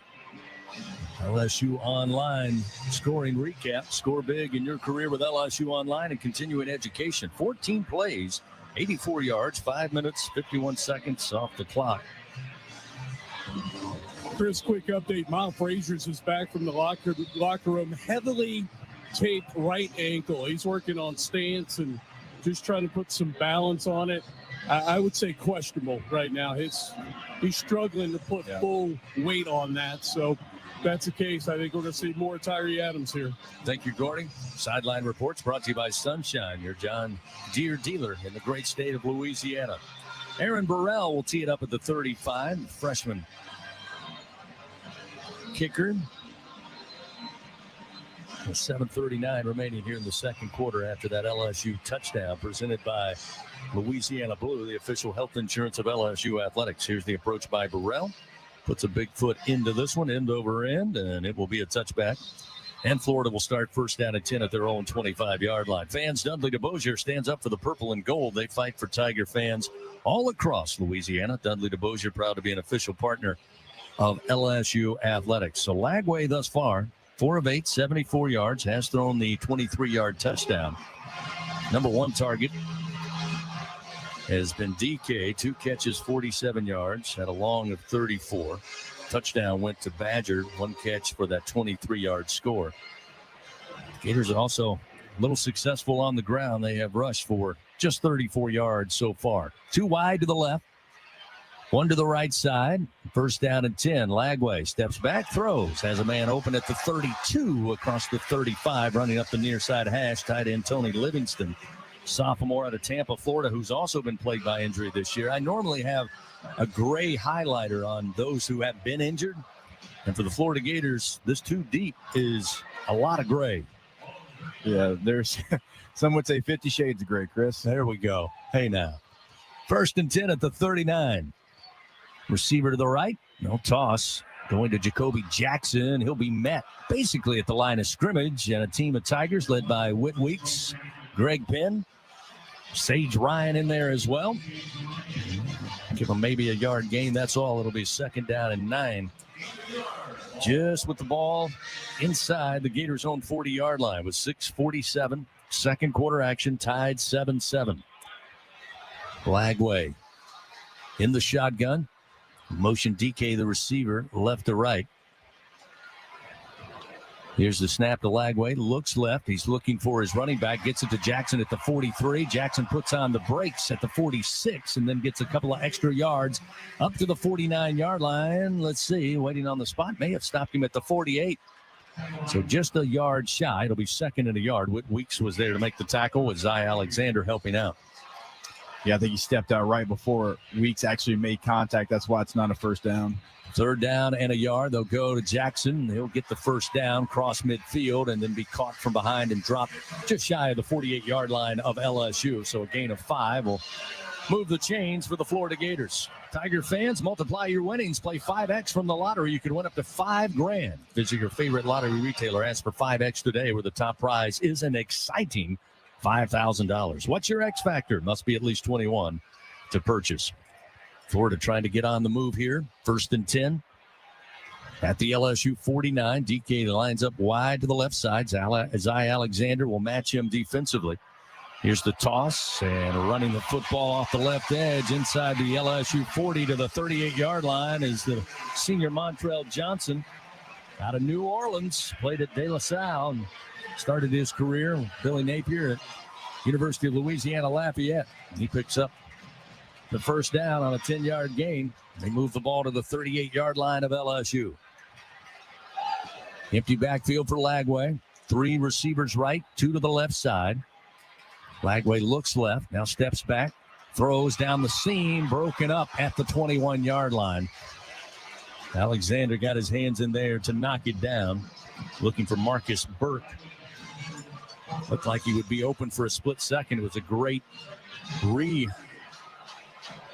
adjustment by Alexander, who had to come up and saw the ball coming, and he just went and played defense, slapped the ball out. It'll be 2nd and 10 at the 38. Lagway taking some time here. 13 on the play clock. He'll settle into the pistol formation. Again, the toss. Johnson left side, and Johnson just speedy runner inside the 35 before stop at the 34. Whit Weeks and Braden Swinson, after a gain of 4, sets up 3rd down and 6 upcoming for the Gators at the LSU 34-yard line. Under 5 to go here before halftime. 4:39 on the second quarter clock. Tied up 7-7. Send 3 wide to the right. Wide side of the field. Now Johnson will leak out of the backfield. He'll line up wide to the left side. Lagway again goes empty set. Play clock down to 8. Lagway, timeout going to be taken. He was still shouting instructions, and Coach Billy Napier called the timeout from the sideline. So with 3rd and 6 at the 34, Florida wants to talk about it here with 4:16 remaining in the second quarter. Tied 7-7 here at the Swamp. We'll return to Gainesville after this on the LSU Sports Radio Network, powered by People's Health. Tiger fans. Hey, it's Jeff Lewis, and I've got a big announcement. No, I didn't get canceled yet. Jeff Lewis Live is now 2 hours. That's 2 full hours of me at my best. No charity. Don't ever ask me about charity. No charity. Nothing for free. Or is it my worst? You know what I mean. I apologize. Oh, I'm so sorry. But I'm not sorry at all. It's real and it's messy. It's me, Jeff Lewis. Jeff World is a great place. I love it. As long as everybody feels good. I don't know if everybody feels good. Jeff Lewis Live. Weekdays at 12 p.m. East on Radio Andy. Sirius XM 102. Dusty and Danny in the morning on Sirius XM College Sports Radio, featuring myself, the much smarter and better looking Dusty Dvorak. Hey, don't forget about your sidekick, Danny Cannell. Start your mornings with us as we bring you all the latest news in college sports and have fun along the way. Come be a part of the fastest growing show on radio. Dusty and Danny in the morning on Sirius XM College Sports Radio, Channel 84, weekdays from 6 to 9 Eastern. To win your fantasy football league, you need to be one step ahead of the competition. And at SiriusXM Fantasy Sports Radio, we're giving you the edge you need to take home the trophy. You're looking for a bye-week quarterback. Geno could fit the bill. Touchdown! Geno Smith fires a shot! Our experts are doling out start-sit advice, waiver pickups, and so much more to help you win a championship. Just because you're allowed to make a waiver move doesn't mean you have to make a waiver move. Listen right now on Channel 87 and on the all-new SiriusXM app. Second quarter action of LSU Fighting Tiger football, presented by Dudley DeBosier from the LSU Sports Radio Network. After today's game, LSU will have their final 2 games back at Tiger Stadium. Tiger fans were honored to serve 44 Farms Tiger Dogs in Tiger Stadium all season long. But if you'd like to enjoy their premium Angus beef at home, do like I do. Visit 44steaks.com. Go Tigers, 44 Farms, proud partner of LSU Athletics. Big Bingo Pest Product 3rd down here for this LSU defense. After a tie game 7-7, Florida not particularly crisp or super efficient on this drive, Jacob, but here they find themselves down at the LSU 34-yard line. And Billy Napier not wasting any chances there. Felt like maybe Lagway wasn't quite set with what they wanted to do on 3rd and 6, so he burned that timeout. Yeah, they kind of chipped away on this drive. It almost looked like when they motioned into empty, everyone assumes DJ Lagway is not going to run. It really looked like they were trying to get kind of a quarterback draw look, and then LSU still had two linebackers, kind of double A mugs, actually kind of showing pressure. So obviously that's not a great play, and they tried to motion them out of it. They didn't, and so I think that's why they call a timeout. 3rd down and 6 from the LSU 34-yard line. Lagway will send Johnson, the running back, out wide to the left. So another empty set here as Lagway drops back 3 steps, sidearm fire, gets it on a screen pass. Catch made, I believe, by Mizell at the 36. He cuts back to his left and picks up 3 yards as Braden Swinson will bring him down. Mizell did bring in the catch, and it'll be 4th and 3, and it looks like a field goal unit oncoming here for the Gators. It'll be Trey Smack, who has a long of 54 in his career. He hit one from 53 yards in the matchup against Georgia. This will be a 49-yarder right between the hash marks. Center of the field, kicking left to right. Smack waits on the snap. Here it comes. Good snap. Placement is down. Kick is on its way, and the kick is good. Had that one with plenty of leg left. Absolutely blasted that one through the uprights, and it gives Florida a 10-7 lead with 3:27 remaining here in the first half. That was a bomb. That ended about 12 rows deep into the stands for sure. So Smack with a 49-yarder gets the Gators back on top. While we have a moment, let's pause 10 seconds. Station identification. This is Fighting Tiger Football on the LSU Sports Radio Network, powered by People's Health. Join me, Dusty Dvorak, and Danny Cannell Monday morning at 6 Eastern as we break down all the action from the weekend on SiriusXM College Sports Radio, Channel 84. Along with former Tigers, Jacob Hester and Gordy Rush, our producer Brian Haldane back in the Capital One studio. I'm Chris Blair here from the Swamp, Ben Hill Griffin Stadium in Gainesville, Florida. Afternoon SEC tilt. Florida leading 10-7 after a 49-yard field goal from Trey Smack. For those who have never been to Ben Hill Griffin Stadium, it's not a capacity crowd or sold-out crowd by any stretch of the imagination, but there are plenty of Florida fans here, and it's virtually enclosed, and it reverberates. And even with this crowd, Jacob, it can get loud on a day like this afternoon as the ensuing kickoff going to be fielded at the 1-yard line by Thomas. Goes up the far side, crosses the 15, and then met by a host of Gators who will throw him back after he reached the 20-yard line. So the Tigers will start 1st and 10 at the 20. But if Florida gives them something to cheer about, this place will be loud today. Yeah, there's no question about it. It is a very unique setup in the way that it was built. And also, it's the stadium where you are closest to the opposing fans. I mean, the LSU bench is basically in the stands with the Florida fans. And let's just say they're not whispering sweet nothings to you for 4 quarters. Miles Frazier back out there on that offensive line. Again, Gordy told us, taped up awfully heavily here. See how much you can give. Nussmeier in the shotgun on 1st and 10 from the Tiger 20. Delayed handoff going to come to Durham. Durham breaks one arm tackle near side at the 25, across the 30, 35-yard line, and brought down by James at about the 36. Gain of 16 yards to pick up a Louisiana Blue first down at Shamar James, along with Aaron Gates as LSU with some substitutions here. I think a good sign for LSU. Miles Frazier was actually the puller on that play. Had a nice block there on the edge. And so, yes, he is taped up heavy, but if they're trusting him first play back in to pull on the run play there, it's a good sign. Jawan Johnson, for the 2nd time today, will check in at running back to the right side of Nussmeier on 1st and 10 from the Tigers' own 36-yard line. 2 by 2 are the receivers. They'll throw out to Taylor near side, caught at the 40, then driven out of bounds up around the 43-yard line.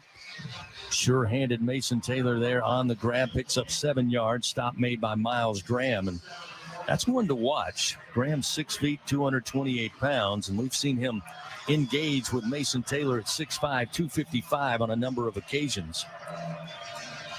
Yeah, it's a matchup that's going to favor LSU, and we already know, like in these situations where Garrett Nussmeier likes to look short-handed Mason Taylor. Caden Durham checks back in at running back, but we hit the 2-minute timeout here in the 2nd quarter. So with 2 minutes even remaining, a 10-7 Florida lead here in the 2nd quarter. We'll take a timeout and come back. Tigers staring down 2nd and 3 from their own 43-yard line when we continue on the LSU Sports Radio Network, powered by People's Health.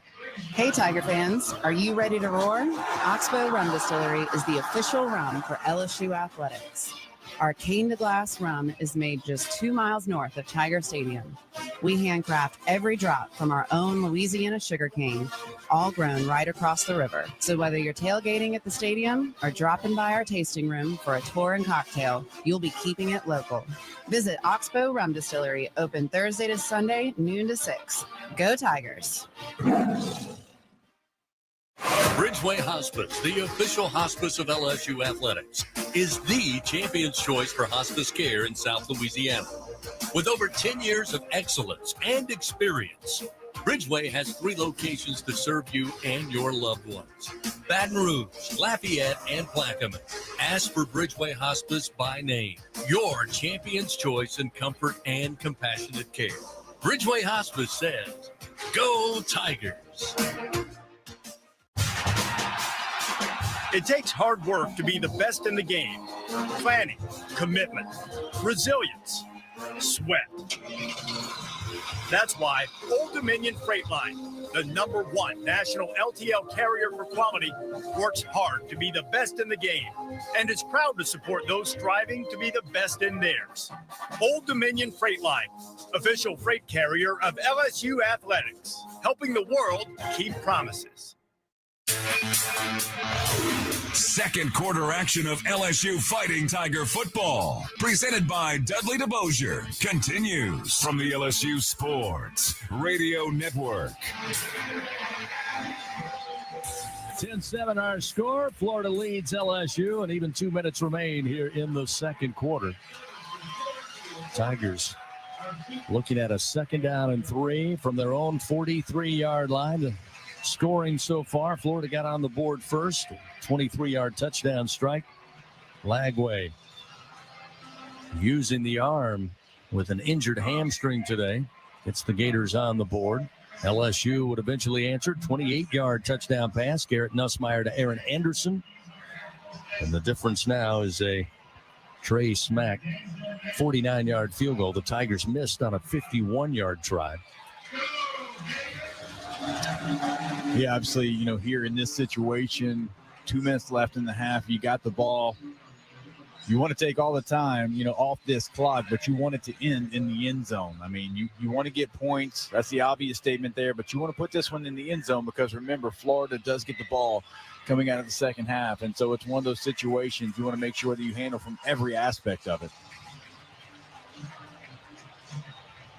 So they'll line up.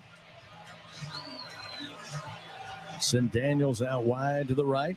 Josh Williams will be the running back beside Garrett Nussmeier.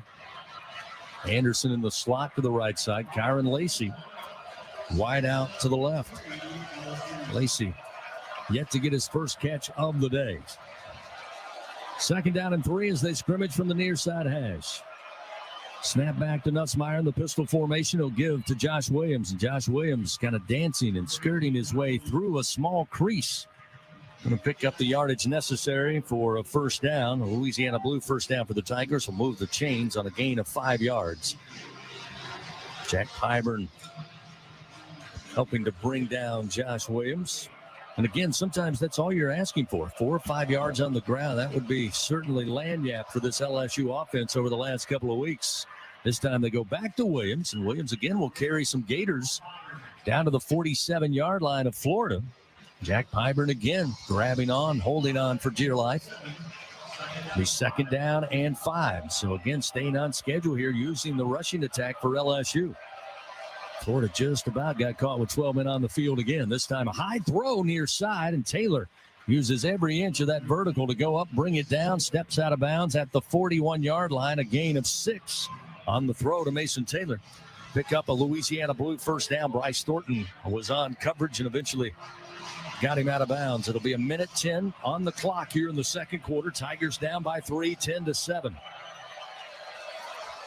Yeah, you'll see him pick up the pace probably after this play.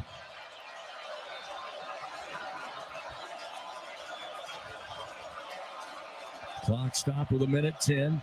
Nussmeier with 7 on the play clock. Steps into the pistol formation.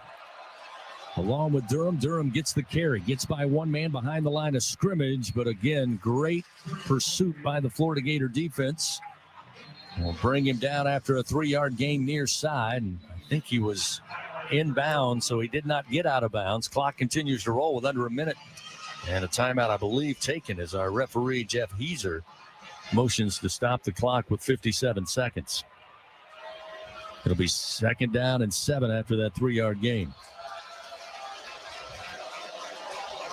But like you said, even that 3-yard gain, all right, you're 2nd and 7. You're still on schedule, and you're going to be able to hopefully control the clock here as well.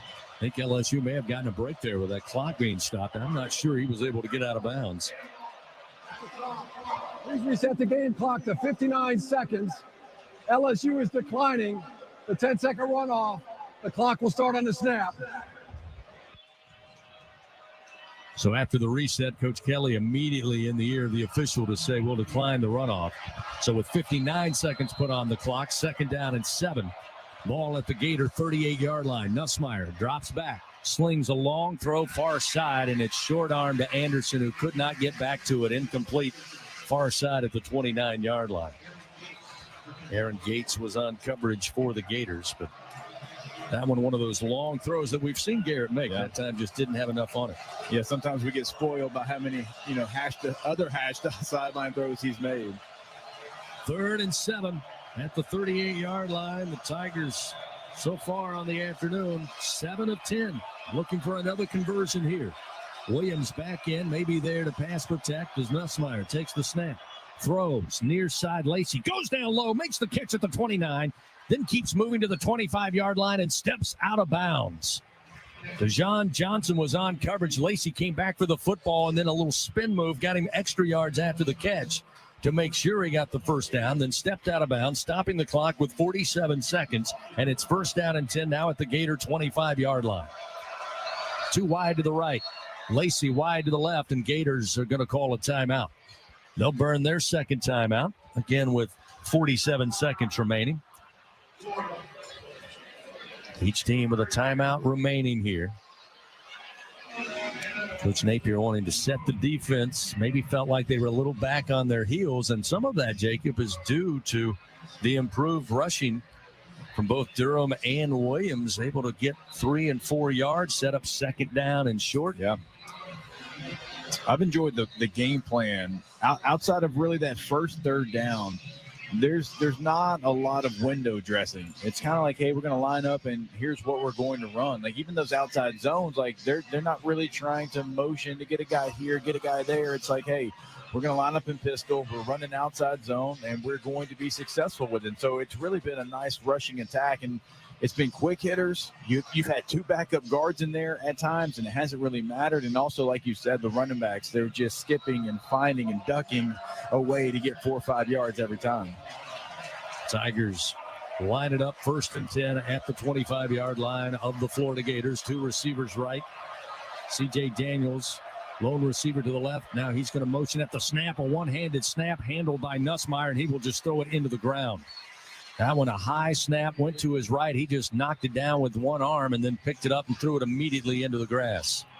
Yeah, DJ Chester, again, he's had some struggles with some of this stuff. I mean, snapped it way too soon. They were trying to set up a screen, I believe, to C.J. Daniels, or at least the running back position, and he snapped it when the motion wasn't even going back to the way that it was trying to get back to.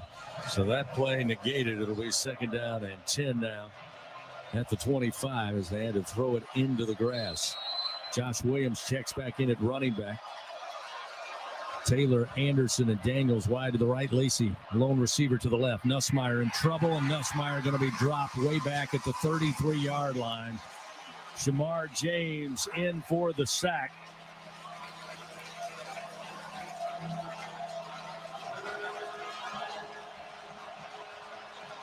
James, who's been busy this afternoon, finally gets home.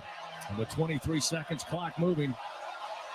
3rd and long, Nussmeier in the pocket. Delivers, but it's incomplete. At the 23-yard line, looking for Mason Taylor. Shamar James again in the vicinity on coverage, and Damian Ramos now will come on with the field goal unit. Try to tie this up with 15 seconds remaining here in the first half. Fans, Dudley DeBosier stands up for the purple and gold. They fight for Tiger fans all across Louisiana. Dudley DeBosier, proud to be an official partner of LSU Athletics. This will be a 50-yarder for Damian Ramos. Missed earlier on what we said unofficially was a 51-yarder. This one between the hash marks, kicking right to left. Placement is down. The kick is on its way. It has the distance, and the kick is good. From 50 yards out, Damian Ramos will tie the game at 10-all with 10 seconds remaining here in the second quarter. Nice to see him redeem himself after missing on the 51-yarder wide right. Comes back, sets a new career long of 50 yards, and ties the game to boot.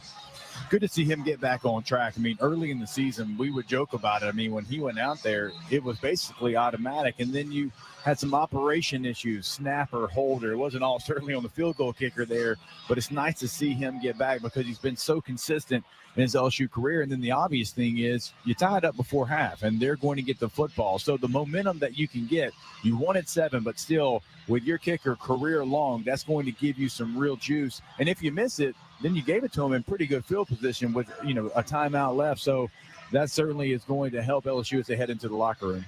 With that good kick, by the way, a career-long 50 yards. The good hands at Allstate will contribute once again to the Tigers General Scholarship Fund. Thank you, Allstate. Now Aaron Burrell, who typically puts this in the back of the end zone with 10 seconds remaining in the second quarter. Tees it up at the 35. Here's the approach, a line drive knuckleball kick. And again, in the back of the end zone for a touchback. So with 10 seconds, the Gators will have possession. 1st and 10 at their own 25-yard line. Coming up, the ISC Constructors Fighting Tiger halftime report. Brian Haldane back in the Capital One studio. We'll run through the first half stats, first half highlights, scores from across the SEC and top 25 before we get you right back here in Gainesville for the second half of Florida and LSU. It appears the Gators simply want to line up, take a snap, take a knee, and head to the locker room. So they go in full protection. Lagway under center, does take the snap, does take the knee. Final seconds will roll off the second quarter clock. And we are done after a half of play here at the Swamp. After 2 quarters in Gainesville, both teams head to the locker room with a 10-10 score. Coming up, we'll go down on the field and visit with head coach Brian Kelly. Gordy Rush will get the top Tigers thoughts on the first 30 minutes of action here on the road. Tigers again trying to break a 2-game losing streak. Florida playing with house money, just looking to build some momentum on the back end of this season going into next year. Like we talked about, big momentum for LSU. You get down 7-0 in the game to actually get the ball back. And, you never want to go down 2 scores in a place like the Swamp. And so to be able to go, match them on the touchdown, then match them on the field goal, big momentum. Let's go down to Gordy Rush, standing by with Coach Brian Kelly. Coach, feels like especially in the second quarter, your team's settled in, 2-1 time of possession. It's just about taking advantage of it. Yeah, I mean, look, we're moving the ball very well, but we got to convert. Obviously, we made some good conversions there. We got to settle for a field goal. We're just a hair off early on. I think the guys settled in nicely. They got us in a couple of man-to-man situations that they took advantage of. I think we've mixed some things up. It's 4 quarters. It's the SEC. We're going to come back and play a good second half. All right, thank you, Coach. Chris? Thank you, Gordy. Thank you, Coach. As always, brought to you by Capital One. That's Coach Brian Kelly. His thoughts on the first half of his Tigers battling to a 10-10 tie here at the break. Once again, we'll send it back to Brian Haldane in the Capital One studio for the ISC Constructors Fighting Tiger halftime report. Our score at the break here in Gainesville. Florida 10, LSU 10. Right here on the LSU Sports Radio Network, powered by People's Health. Looking for a rewarding career? Become a medic and make a real impact in your community. Acadian Ambulance offers comprehensive training and a supportive team. Visit becomeamedic.com to learn more and start your journey. That's becomeamedic.com. When you open a crisp, cold Bud Light, you know game day is here. You owe me $5. You mean every sound. Enjoy responsibly. 2022 Anheuser-Busch Bud Light Beer, St. Louis, Missouri.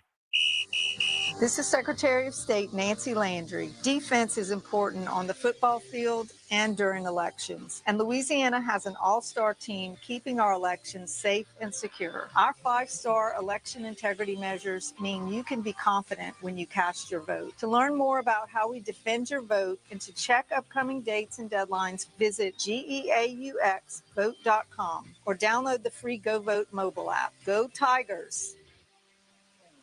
Planning a wedding, corporate, or fundraising event, sporting event, or private party? Party Central has top quality, distinctive rentals that ensure your event will be a success. Party Central is a full-service event rental company that creates memorable and inspiring events throughout Louisiana for over 20 years. They are the experts you need to guarantee your event is a success. At Party Central, it's all in the details. Visit their website at partycentralweb.com and start planning your next event today.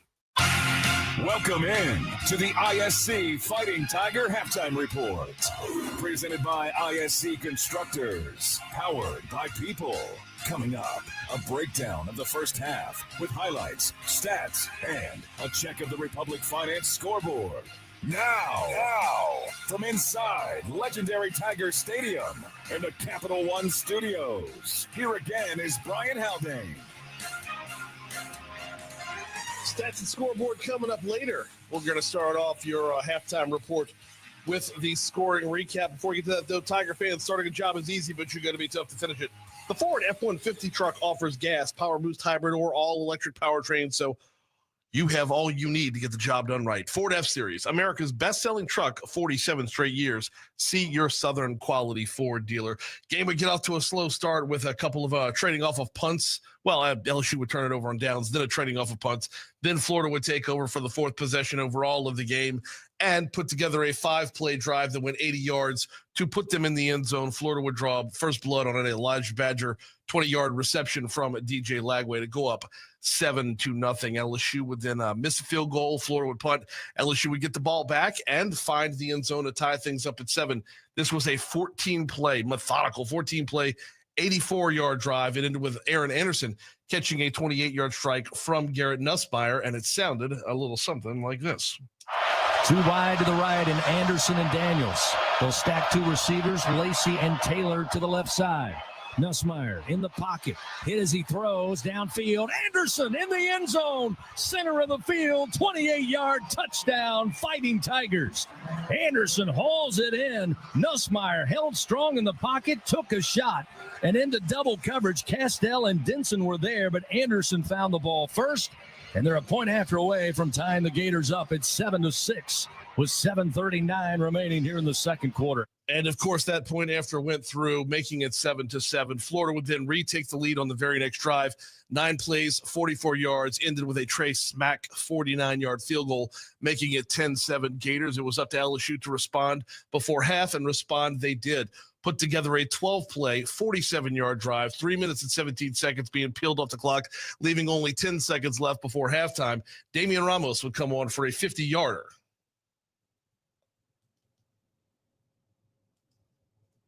This will be a 50-yarder for Damian Ramos. Missed earlier on what we said unofficially was a 51-yarder. This one between the hash marks, kicking right to left. Placement is down. The kick is on its way. It has the distance, and the kick is good. From 50 yards out, Damian Ramos will tie the game at 10-all with 10 seconds remaining here in the second quarter. And 10-10 is where we're at right now. Taking a quick break, continuing next. We'll run down stats for you on the LSU Sports Radio Network, powered by People's Health. The passion, the tradition, the rivalries. Sirius XM is your destination for all things college sports, and we've got you covered. On SEC Radio, there is complete coverage of every school in the conference, including live games, plus 24/7 talk and analysis. So cheer along on the Sirius XM app and listen to your favorite team anywhere. And now you can get 3 months of Sirius XM free. Subscribe now. See offer details at SiriusXM.com/SEC Sports.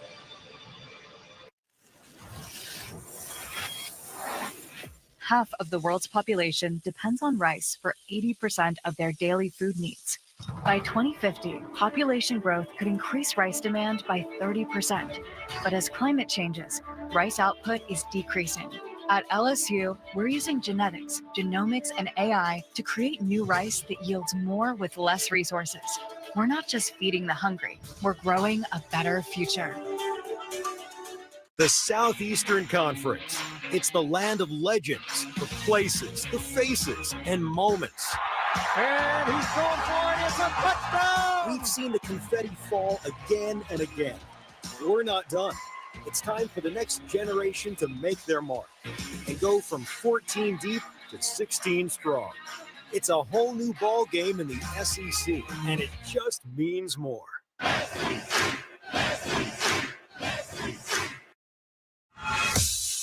Back with more on the ISC Fighting Tiger Halftime Report. ISC Constructors, powered by people.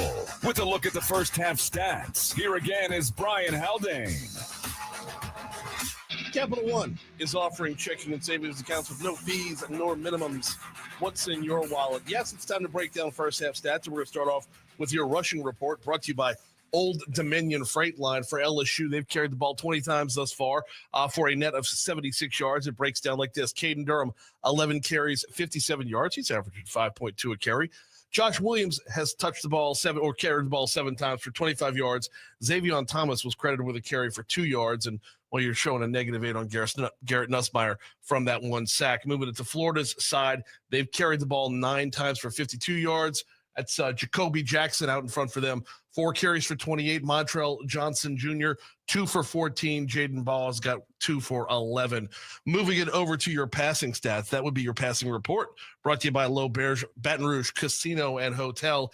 Garrett Nussmeier is 15 of 26 for 137 yards with 1 touchdown. Here's the breakdown on that front. Aaron Anderson, 5 catches, 57 yards. Mason Taylor, 5 for 44. Josh Williams, 3 for 26. Kyron Lacey, 1 for 13, and Xavier Thomas caught 1 that lost a couple of yards, so a -3 on that front. By the way, the 1 touchdown, as you heard in our last segment, did go to Aaron Anderson. On Florida's side, DJ Lagway is 7 for 12 for 99 yards. Shamir Dyke has got 2 catches for 47. Elijah Badger, 1 for 23. That 1 did go for a touchdown. Tony Livingston, 1 for 14. Jacoby Jackson has a catch for 8 yards. Arliss Boardingham, 1 for 4, and Aiden Mizell, 1 for 3. That is how your passing and receiving breaks down. Don't miss out on the Bud Light Fan Zone. Enjoy live music, delicious food, and ice-cold drinks all before every home game. It's the place to be on game day. All thanks to Bud Light. Easy to drink, easy to enjoy. Quick break, come back. We will run down the scores in the top 25 Southeastern Conference and in-state schools. Before we take our next break, though, got to wind back the clock just a little bit, as all year long we're celebrating 100 years of Tiger Stadium on the LSU Sports Radio Network, powered by People's Health. Celebrating 100 years of legendary Tiger Stadium. Proudly presented by EFCU Financial. In one of the most exciting games ever played in LSU's storied Tiger Stadium, number 1 ranked LSU overcame a 10-point fourth quarter deficit to beat defending national champions and 9th ranked Florida 28-24 in front of 92,910 strong. Tailback Jacob Hester plunged into the end zone from 1 yard out to give LSU its first lead of the game, sending Tiger Stadium into pandemonium with 1 minute and 6 seconds to go in the fourth quarter. Hester straight ahead. He is in for the score. That night marked LSU's first national primetime game on CBS since 1981. Celebrating 100 years of legendary Tiger Stadium. Proudly presented by EFCU Financial.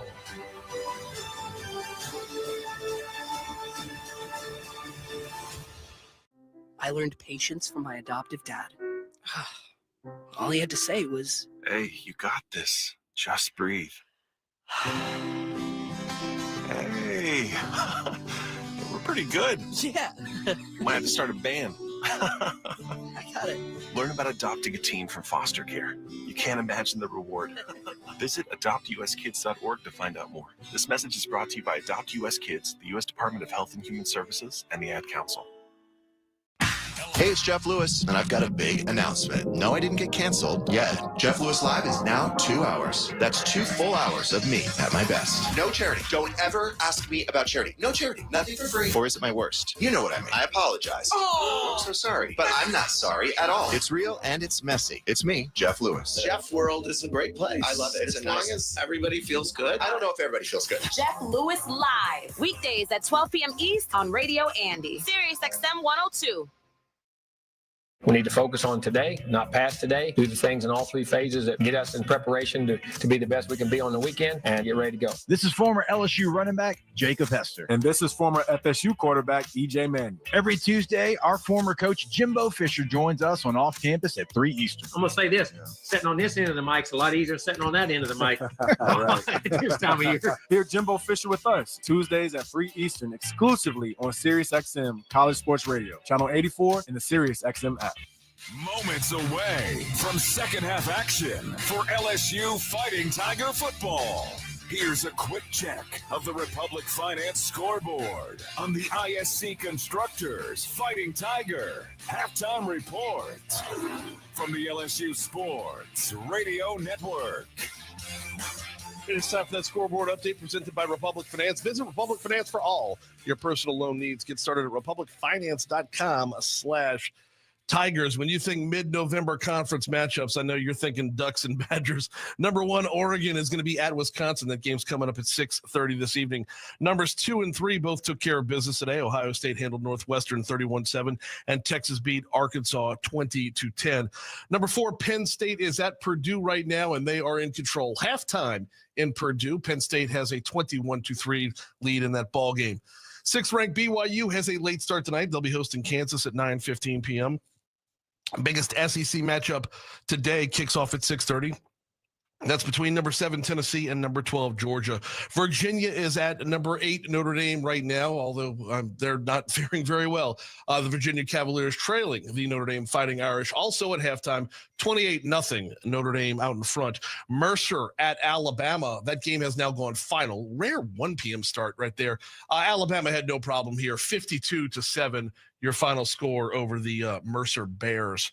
Moving right along, number 13, Boise State is at San Jose State. That's going to be coming up at 6 o'clock tonight. Boston College is at number 14, SMU right now, and they are at halftime, and SMU holding a 20-14 lead over the Eagles. SMU 8-1 overall, 5-0 in conference play right now. They're a team that you might want to watch. New Mexico State will be at 15th-ranked Texas A&M coming up at 6:45 this evening.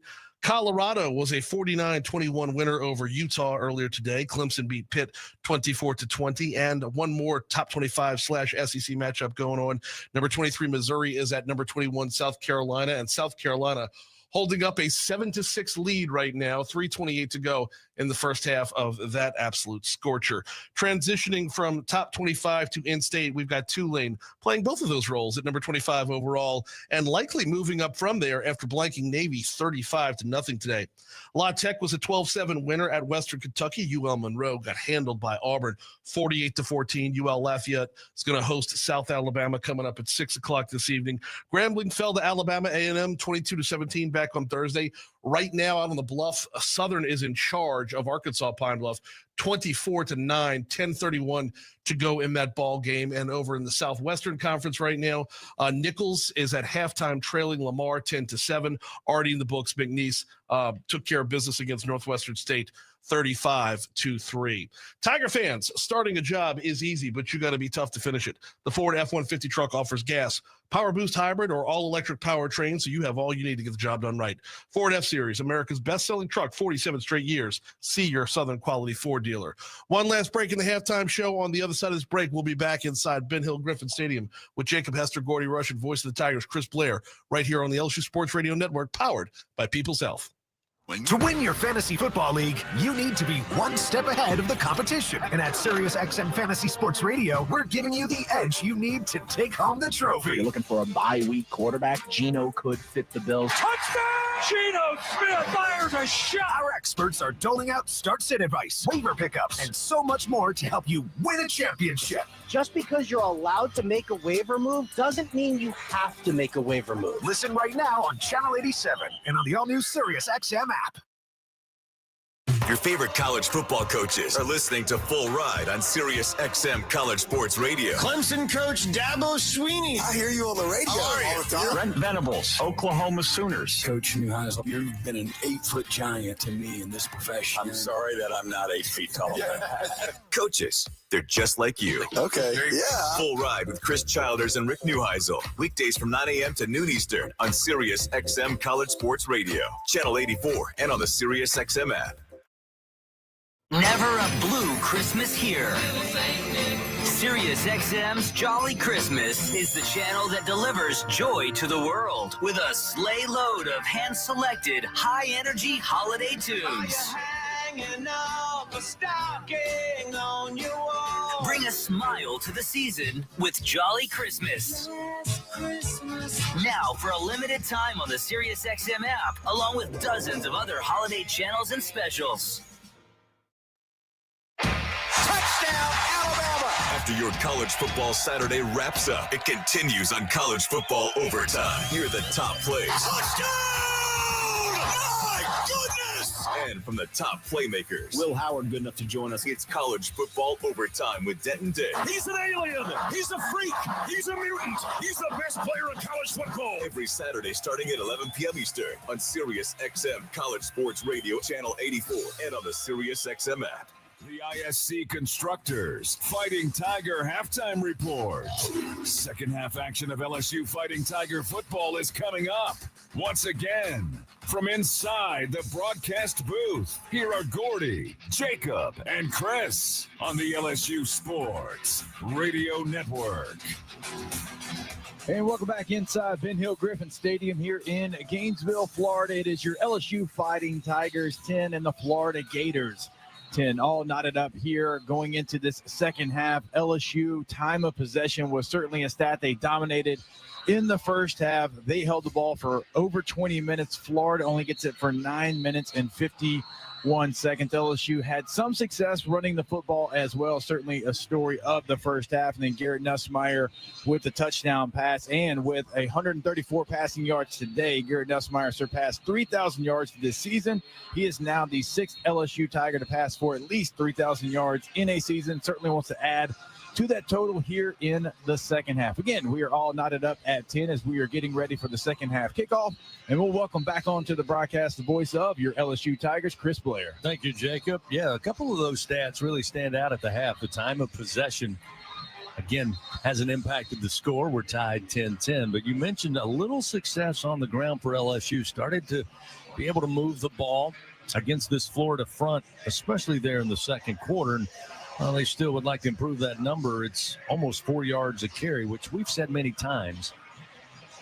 You want more than that, Jacob. Obviously, as a former running back, you want a lot more than 4 yards per carry. But it certainly takes some of the pressure. Yes. The more that number moves up, more of the pressure comes off Nussmeier to have to make a play every single down. It at least keeps you on schedule, and it keeps the defense honest. And when you become so one-dimensional, even a great quarterback and a great receiver room and a great pass protecting offensive line, they are going to struggle because you take away one complete phase of your offense. And so, yes, you want more, but you will certainly, as the last couple of weeks have gone, you'll take those 4 yards per carry. I think the backs right now, great individual effort in trying to get everything they can on every single run. LSU has won this matchup 5 years in a row. Last win for the Florida Gators was in this building in 2018. The Tigers get set to kick it back to the Gators, and over the next 30 minutes, try to get back to Baton Rouge with a victory. Aaron Burrell will tee it up at the 35-yard line. If you want to go a step farther, CB, 5 in a row, 9 of the last 11, 11 of the last 14. Not that I'm keeping track. Not that you're keeping score at all. Nope. I'm actually proud of you. That's a good stat. I'm sure you could probably reel that off anywhere, anytime. Yeah, on notice. I got it for you. So Burrell tees it up at the 35.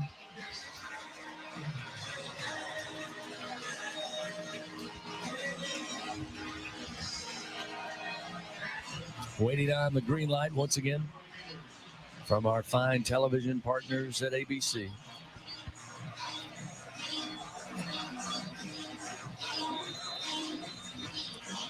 And we're ready to go. Jacoby Jackson One setback for the Gators, along with Jaden Ball, the two running backs, as this kick from Burrell will land well outside the back of the end zone, and Florida will start first down and 10 from their own 25-yard line. Let's go down on the field quickly. A sideline report brought to you by Sunshine and Gordy Rush. Kind of what was the feel as the Tigers came out of the locker room, took the sideline here, as Coach Kelly said, another 30 minutes of SEC football. Yeah, I think they've settled down a little confidence now, right? Especially on the offensive side of the football. Kind of all over the place. It was loud down here. Obviously, Florida's defense was playing to it. I mean, gradually, offensively, they dominated the time of possession. I think they hopefully will build on this confidence when they get the ball back. DJ Lagway ready to go. First down and 10 at his own 25. Stack two receivers right, one to the left side with a single back. Now they'll motion Mizell right to left. Calls for the snap and gets it. Almost bobbled it, but holds it. Fires on the slant. Catch made. Mizell has it. But check that. Catch going to be grabbed by Badger, who had the touchdown pass earlier, and he scampers his way up near the 45. They'll place it down at the 44-yard line, a gain of 19, and a big pass play to open up the third quarter for the Florida Gators. Gilbert and Ryan were there eventually to make the stop. Lagway will empty the backfield. Now he'll bring Jaden Ball back to him, and Ball will get the carry, and he runs right into the line of scrimmage. Paris Shan stood him up and put him down after a gain of a yard to the 45-yard line. It'll be second down and 9 from the Gator 45-yard line. Jacob, I found it interesting. They've kept Keys in there at that star position, and who started the game there, and then Burns came off the field when Ryan returned. That first RPO was on him. It'd be interesting to see if Florida continues to take an aim in at the freshman and trying to attack him. Bunch two receivers to the left. They'll motion a third receiver now left to right. 2 by 2 is the snap a little low, but handled by Lagway. Pressure comes. He will throw downfield looking for DK, and it's overthrown as he had to get rid of that quickly. Stamps was on coverage, but pressure was coming from the Tigers. Braden Swinson. Yeah, we've talked about it multiple times, CB. I mean, Braden Swinson has changed kind of the narrative of the game flow since he's come in that second quarter. Had to miss the first quarter, but now that he's in there, even when he's not getting home, he is forcing Lagway to have to speed up his process to try to deliver the football to a receiver that's covered. Florida 2 of 5 on third downs. A bingo pest product third down for this LSU defense. 3rd and 9 from the 45-yard line of the Gators. Again, Lagway under duress will toss it up, and it's incomplete. Receiver fell down at the LSU 35-yard line. Elijah Badger, who was backpedaling, looking for the football. Zy Alexander was on coverage, but again, another bit of pressure forces a quick throw by Lagway, and it was off the mark, and it sets up 4th and 9. So the Tiger defense gets the bingo pest product third down stop, and we'll see the punt unit come on. Jeremy Crawshaw, the right-footed punter from New South Wales, Australia, has yet to kick one rugby style. He's been straight ahead so far. Waits on the snap. Here it comes. Lets it go. Angles near side, end over end. Thomas getting under it. Calls for the fair catch and will field it at around the 9-yard line after a 45-yard punt. So the Tigers get the stop. Now they turn the football over. And to Gordy's point, Jacob, and your point, got the field goal late to tie the game. That takes a little momentum with you into the locker room. Now you get a first possession stop, and the offense quickly back out there. Yeah, you're right. I mean, it's a pretty quick series as well. They picked up the one first down there, but you get your offense now back the ball with an opportunity. Let's see if that confidence carries over to Garrett Nussmeier in the offense. Penton lined up in the slot to the right. C.J. Daniels out wide. Here's the snap. I'm going to give the handoff to Durham. He's trying to find a hole, went ahead and then cut to his left. But again, Florida with a blue wall, nowhere he could beat through it. And Jack Pyburn and Aaron Childs makes the stop after maybe a 3-yard gain. It'll be second down and 7. Move the ball up to the 12-yard line. I mean, it's still progress, which it sounds crazy, but, you know, the last couple of times out, it's been 2nd and 9. Now in this game, it's been 2nd and 7. At least keeps you a little bit still on that schedule we talk about. Lacey with one catch on the day of 13 yards out wide to the right. Nussmeier looking to his right, but the ball batted away. It's on the field. Looked like the Tigers fell on it back inside the 10-yard line. Backside pressure. Nussmeier was just about to load up the arm, and the ball was slapped loose I believe by Caleb Banks, but luckily a couple of linemen for the Tigers able to fall on the football, keep possession, but it backs them up. 3rd and 12 now. Inside their own 10, ball marked at the 8-yard line. So behind the chains, off schedule. Tigers have been efficient on 3rd down so far today, but a tough one here. They'll try to convert. They're 8 of 12 on the afternoon. Trip receivers to the right. Lacey, lone receiver, short side of the field to left. Now they'll motion Mason Taylor right to left. Snap back to Nussmeier. Handoff.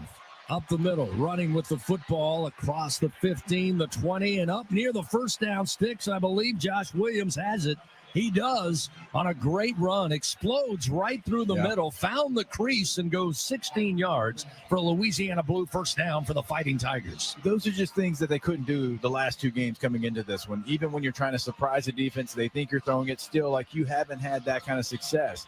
You run straight ahead. They're not expecting it. Your running back makes a great individual effort. First down Tigers on a 3rd and long run.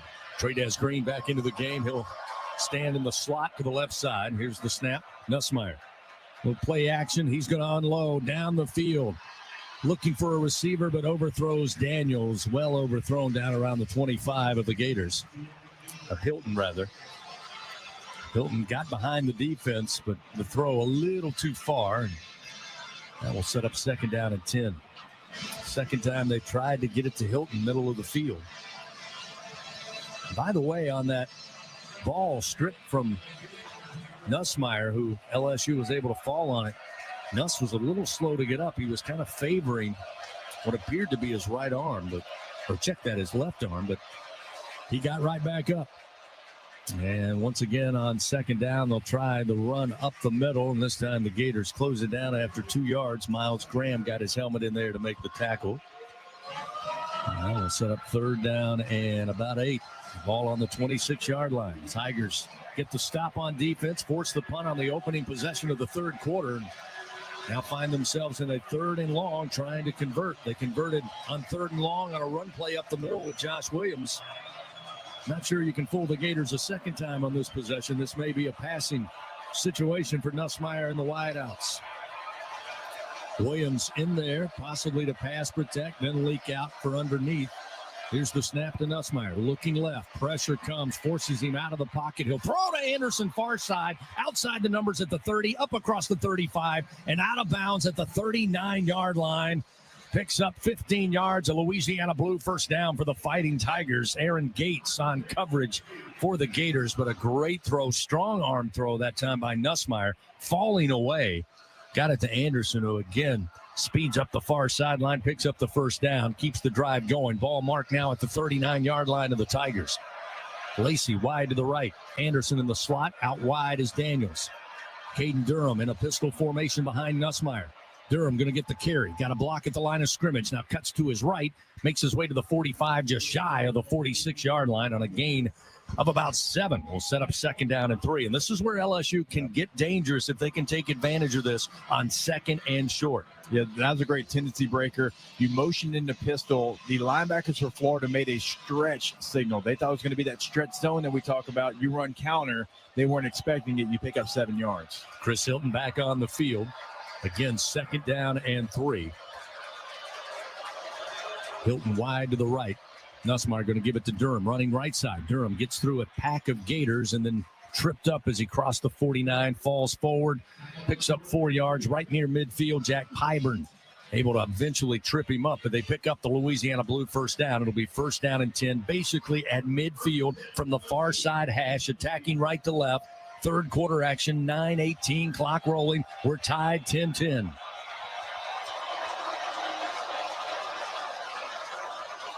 Anderson in the slot to the left, along with C.J. Daniels out wide. Again, they stay in the pistol formation with Lacey wide to the right.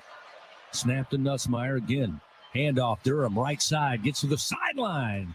Inside the 40 and steps on the white boundary, down around the 36-yard line. A great gain on the ground, getting outside. And Durham with his world-class speed, that's been a recipe for success here in today's game. Bryce Thornton eventually able to get him out of bounds. Yeah, that's it. Look, that's a great run because now they've got them guessing. When they've gone into pistol early in the game, it's kind of been the same run. They've still been successful with it, but now they've got different things off of it. Now Florida can't be on their toes. They're on their heels, and that's how you have the edge right there. First down and 10 after the 14-yard gain. Now at the Gator 36-yard line. Snap back to Nussmeier. Play action. Steps up in the pocket with time. Unleashes down the field. One-on-one ball, and it's broken up in the back of the end zone. They were looking for Hilton. But Jordan Castell able to rise and knock the ball free. It's incomplete in the back of the end zone. It'll be second down and 10 from the 36.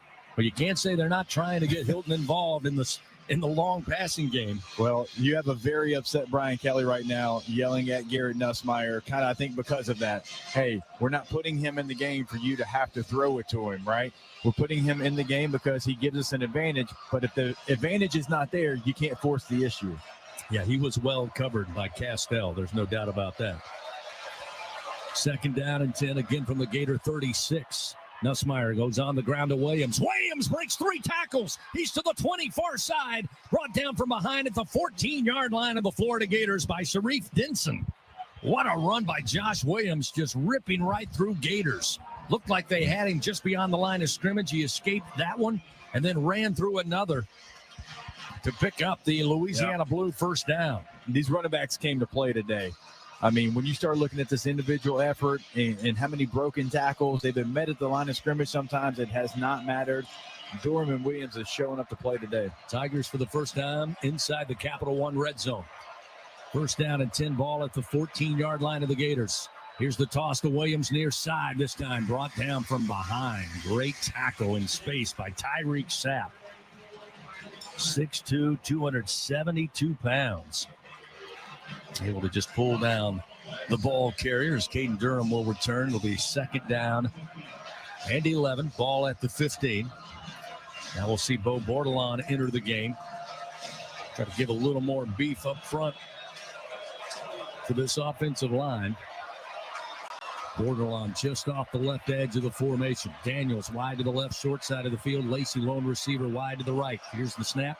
Give to Durham. Cuts left, cuts back right, and falls forward just shy of the 12-yard line of the Gators. Picks up 3. Miles Graham again racks up another tackle for this Florida Gator defense as we roll under 6 minutes, 40 seconds remaining. Third quarter tie game, 10-10 here at the Swamp. Josh Williams will return at running back. Bordelon now will check out. Trades Green back onto the field. The Tigers changing up with substitutions. Green steps into the slot to the right side. C.J. Daniels wide to the right. Lacey motions left to right. 3 wide to the right side as Nussmeier in the shotgun takes the snap. Looking right, throws underneath. Catch made by Daniels at about the 11. And inside the end zone, he'll score, but flags all over the field. There are 3 hankies down right at the play at the 10-yard line. Looks like this one's going to come back. Pass interference. Offense, number 2. 15-yard penalty. Go down. Indeed, offensive pass interference allowed Daniels to be that wide open. Again, watching it on the replay here. He was second receiver in the slot, and just Lacey went out and tried the pick play, but clearly not good enough. He should have continued on his route. I mean, he stopped. It looked like a pick in basketball. Can't do that. And I'm not even sure, Gordy, that the receiver, or sorry, the defender he ran into would have affected the play. It did. The motion, they bumped the motion, and the momentum took him all the way over. I'm with you. He didn't need to do that. Tough break. Third down and 24 as the ball moved back after the infraction, now to the Gator 28-yard line. 2 receivers right, 2 to the left. Single back and Josh Williams. Nussmeier. Belt high snap in the pocket. Throws underneath to Anderson, but threw it behind him at the 25. It's incomplete. And we will see the return of Damian Ramos, who tied the game with a 50-yarder with 15 seconds remaining in the second quarter. A career long for Ramos. This one will be an attempt of 45 yards. Ball will be placed out on the near side hash as he kicks right to left as we look down on Spurrier Field. Slade Roy set to snap it back, looking for a good snap. Peyton Todd looking for a good hold. A little high, but the placement is down. Ramos kick, line drive, and the kick is good. And LSU has their first lead of the day, 13-10 on a 45-yard field goal. Second make by Ramos this evening. 5:54 remains, third quarter. Tigers lead by 3, 13-10. We'll return to Gainesville after this on the LSU Sports Radio Network, powered by People's Health.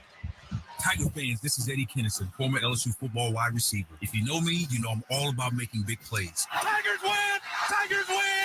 That's why I joined the team at LSU Sports Properties. Our goal here is to help businesses make big plays both on and off the field. If you want to give your brand that competitive edge and be a part of the biggest stage in college sports, give the corporate sponsorship team at LSU Athletics a call. Your brand, our fans. Utilize the power of LSU Athletics to promote your business and sponsor LSU Athletics today. Call 225-578-2788. Go Tigers. And here's Heather with the weather. Well, it's beautiful out there, sunny and 75, almost a little chilly in the shade. Now, let's get a read on the inside of your car. It is hot. You've only been parked a short time and it's already 99 degrees in there.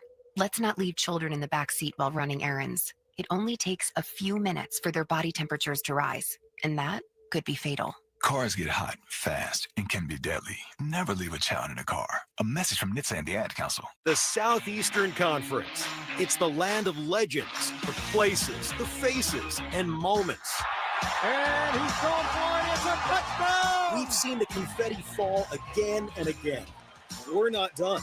It's time for the next generation to make their mark and go from 14 deep to 16 strong. It's a whole new ball game in the SEC, and it just means more. She's got a seam. He's down the near side hash. Tiger fans, if you've ever wanted to listen to the LSU Sports Radio Network while watching your Fighting Tigers on TV, now you can, and it's easy to do. Just pause the TV. Use the LSU Sports mobile app to stream the audio on your smartphone or tablet. Connect to a smart speaker, then wait for the audio to catch up to the point your TV is paused. Push play, and you are all set. Watch the Tigers and listen with the LSU Sports Radio Network and the LSU Sports mobile app. 15, 10, 5, touchdown, Tigers! Live coverage of LSU Fighting Tiger football on the LSU Sports Radio Network, powered by People's Health.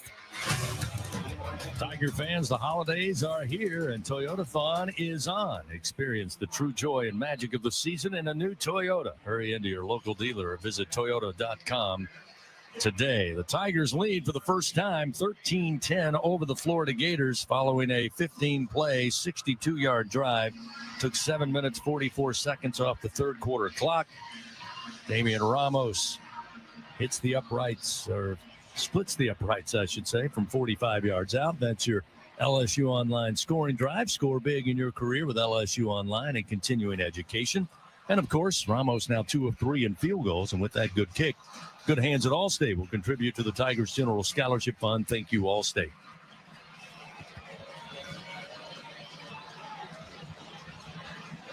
Aaron Burrell had to reset the football after it originally fell off the tee. Tigers dominating time of possession. Tigers with an opportunity for a touchdown, and a costly penalty backed them up, forced the field goal. That was just, by the way, the second penalty for the Tigers today, but boy, it was costly. Burrell again will put this one out of the back of the end zone. And DJ Lagway and company will start 1st and 10 at their own 25-yard line. Fans, Our Lady of the Lake, proud to be LSU Championship Health Partner. Together, LSU and Our Lady of the Lake, champions for Louisiana. Together, we roar. Learn more at ololrmc.com/LSU.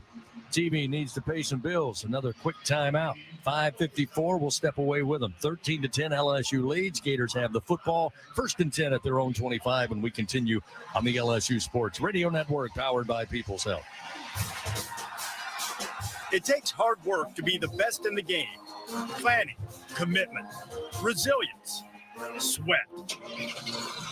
That's why Old Dominion Freight Line, the #1 national LTL carrier for quality, works hard to be the best in the game and is proud to support those striving to be the best in theirs. Old Dominion Freight Line, official freight carrier of LSU Athletics, helping the world keep promises. In a region famous for its cuisine, Blue Plate Mayo has been a staple since 1927. From New Orleans to Lafayette, Houma to Baton Rouge, it's the mayo Louisiana reaches for when it's time to make something delicious. Whether it's dressing a po' boy or making that perfect dipping sauce for crawfish, it has to be Blue Plate. Blue Plate Mayo, the official mayo of LSU Athletics. That's the good stuff. Hey, Tiger fans, it's time to savor the celebration with Noel Tequila from Noel Spirits. This year marks 100 incredible years of LSU football in legendary Tiger Stadium. What better way to savor the celebration than with Noel Tequila, the official tequila of LSU Athletics. Noel Spirits is the only Louisiana distillery offering authentic tequila. Enjoy Noel Tequila in Tiger Stadium with a delicious Tiger Rita or one of their new ready-to-drink tequila cocktails. Learn the unique Noel Spirit story at noeldistillery.com. Squeeze every ounce of life out of every day. Memorize every sunset, every face you love, and climb every obstacle until you can't go higher. With Louisiana Blue, you're free to soar because you've got the compassion of the cross, the security of the shield, and the comfort of blue behind you. Live Louisiana. We've got you. Louisiana Blue.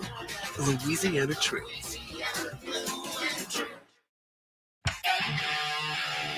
This is LSU Fighting Tiger Football on the LSU Sports Radio Network, powered by People's Health. 5:54 remains. Third quarter action from Gainesville, Florida. Tigers leading the Florida Gators 13-10.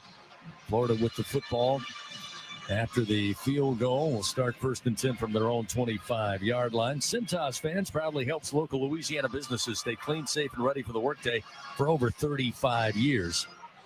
Coming up, we'll take a look at our BASF performance report and a little teaser here, as we call it in our business. It has to do with the LSU running game. But first, DJ Lagway and the Florida Gators look set to start this drive.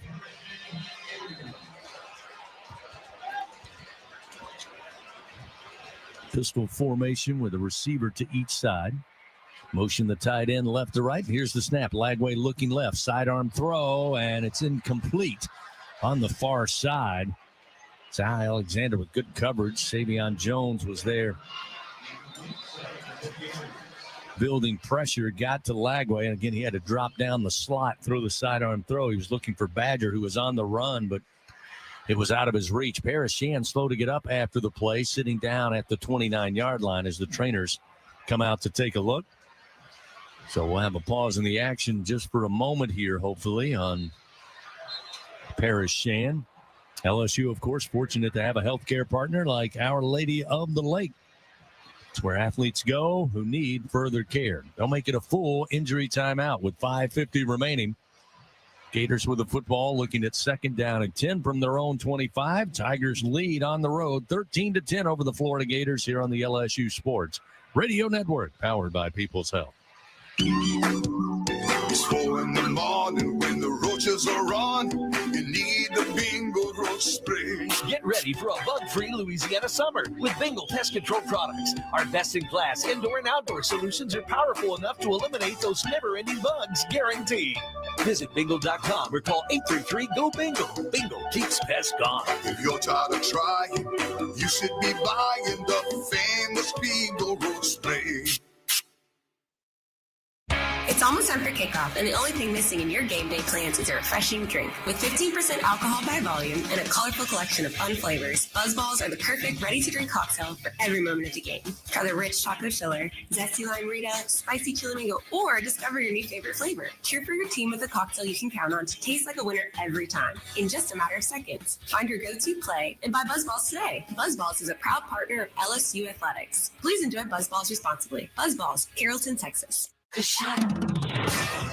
LSU fans, you're invited to Louisiana's largest casino resort, Coshada. Coshada Casino Resort has the largest and most spacious gaming floor in the Lake Charles area, with thousands of the newest slots, over 55 table games, live bingo and off-track betting, plus 3 beautiful hotels, delicious Cajun cuisine, and the #1 rated golf course in Louisiana. Coshada Casino Resort is proud to support LSU.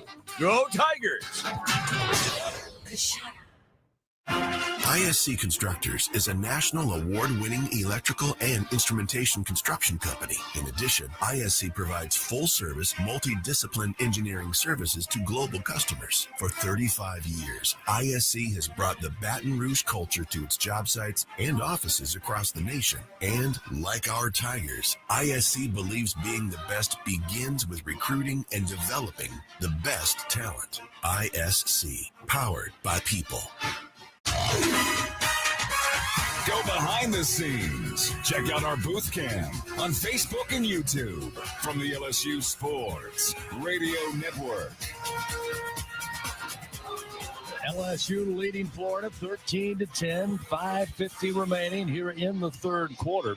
Time now to take a look at the performance report presented by BASF. We create chemistry. And Gordy and Jacob, one of the things that stands out here in this game thus far is LSU on the ground. Again, they're not setting the grass on fire per se, but so far have rushed for 140 yards. Caden Durham, 87 yards on 16 carries. He becomes the first LSU true freshman to rush for at least 500 yards since Leonard Fournette did it in 2014. So not bad company there, but it has been enough to be able to open some other opportunities up for LSU offensively, get the passing game going a little more crisp. And as you said, Jacob, it also makes Florida's defense, well, a little more honest. And now you start to see them moving some pieces around on the field. Yeah, it's certainly been a storyline in this game. You have 2 rushers that are both over 5 yards per carry and 2 different rushers, and you've used really nice schemes as well and really stayed off those tendencies that we talked about. 2nd down and 10, Florida with it. Empty backfield for Lagway. He will step up in the pocket, throw on the run, but it's out of bounds near side.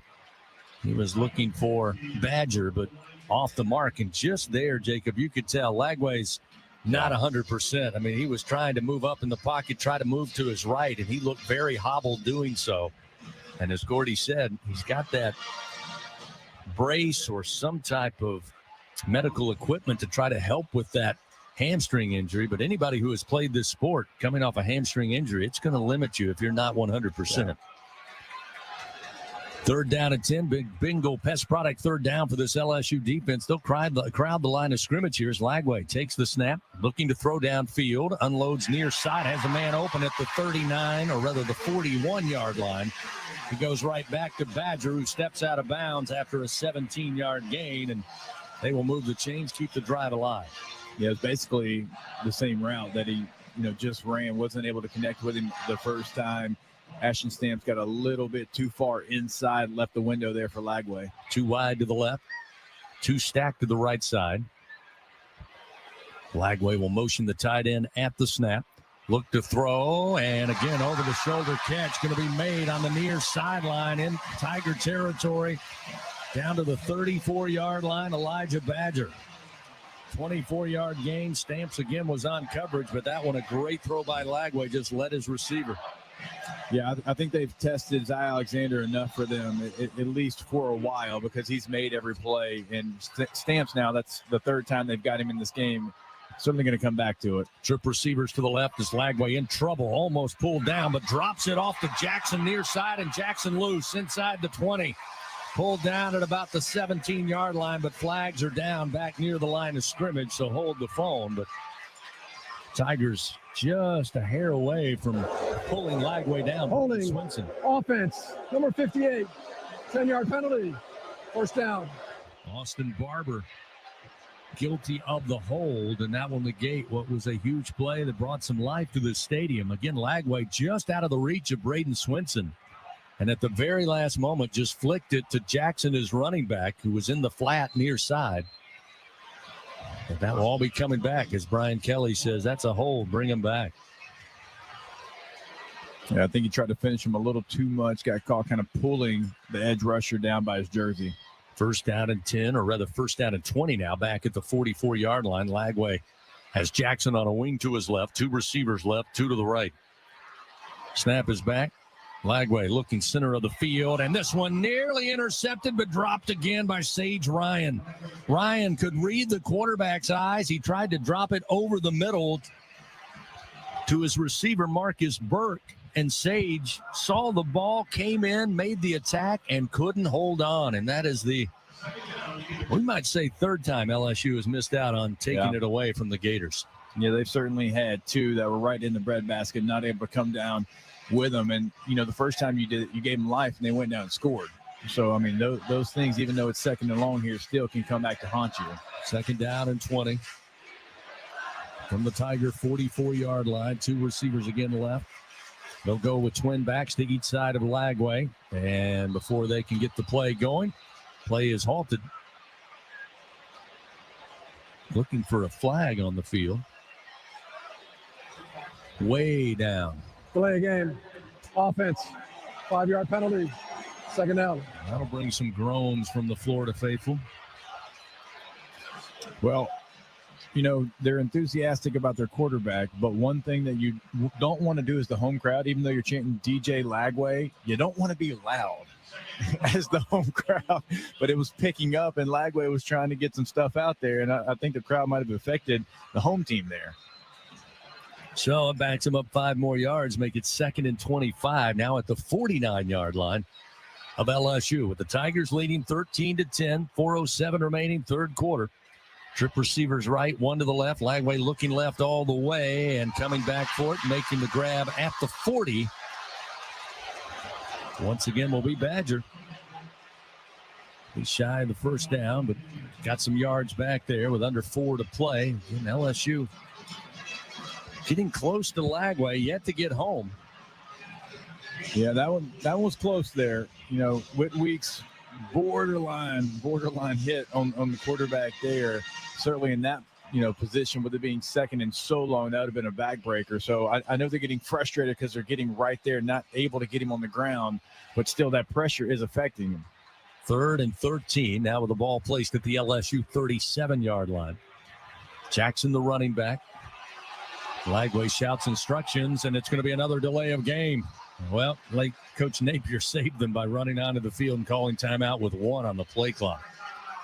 So Florida, again, a little bit of trouble getting lined up, getting the play in, and getting ready to go. And they burn a timeout with 3:17 remaining here in the third quarter to get on the same page on what is a pivotal 3rd and 13. The Tigers do have them behind the chains. Florida so far today, just 3 of 7 on third down conversions. But to your point, Jacob, now where they are, ball placed on the field, getting deeper and deeper into Tiger territory. This is where the defense has to find a stop. I would expect that Badger, the receiver for Florida, is going to be one of the primary targets here. He's had, a couple of big plays already on this drive. They probably feel like somewhere in that deep flat area is where they can find some space. Now, again, Zay Alexander's played fantastic, just like he has all year long. They have tested him 3 or 4 different times, and he has been right there in the hip pocket of the receiver. And so Ashton Stamp's probably going to get targeted here. And so when you know that, you kind of can feel it. You kind of, hey, safety, just one step a little bit farther than maybe you normally would, try to close some of that space there. So it's going to be interesting to see how Florida kind of attacks this play, knowing that Zay Alexander has passed every test. So now after the timeout, Lagway will go 5 wide, 3 to the right, 2 to the left. Lagway in the pocket, back pedals off his back foot, throws, and it's incomplete. He was looking for Jackson, the running back, at the 30-yard line, but he let him too far, and it's incomplete. It'll be 4th and 13 as Whitweeks, Zay Alexander combining that time to make things tough for the Florida quarterback. And it looks like they're going to try for a field goal here, 55 yards from Trey Smack. Again, career long 54. Hit one earlier tonight that would have certainly been good from 55 yards out, just inside the far side hash, kicking left to right. Snap is back, placement down. He swings the leg, Kick is on the way, and the kick is good. And we are tied 13-13 on a career long for Trey Smack of 55 yards. Both place kickers today have new career highs, and they battle back and forth, and we're tied once again, 13-13. I tell you what, LSU wants to score touchdowns, for obvious reasons, but also, I'm not sure you want to get in a field goal kicking contest. I mean, that is 2 bombs that he has kicked. I mean, made them with some room to spare, not easy field goal attempts there. So, I mean, Florida certainly feels confident in their kicking situation. LSU Athletics would like to thank its Team LSU corporate partners, Cox, McDonald's, Our Lady of the Lake, Albertsons, Louisiana Blue, Coca-Cola, and Hancock Whitney. Both teams have found the end zone just once, both coming in the first half. Since then, it's been the field goal kickers with the offense, leading us to a 13-13 tie. Smack getting set to kick it back to the Tigers. Thomas and Williams will be back deep. In LSU, 290 yards total offense, just 224 for the Gators. At time of possession, sometimes it really makes a difference in the score. It hasn't today. Almost 28 minutes of possession for LSU to just 14 for the Florida Gators, yet we're knotted up at 13 apiece. Here's the ensuing kickoff from Smack. He smacks this one, and it's a touchback out of the back of the end zone. And Nussmeier and the Tiger offense back out on the field here. First down and 10 at their own 25-yard line. Next week, LSU back at home. They'll host the Vanderbilt Commodores either at 6:30 or 6:45. Know that maybe later tonight, certainly by tomorrow morning. Florida Gators will travel to Oxford. They'll take on number 10 Ole Miss. That one at noon Eastern, 11 Central next Saturday. First and 10 at the 25 for the Fighting Tigers of LSU. Tie ball game, 13 all.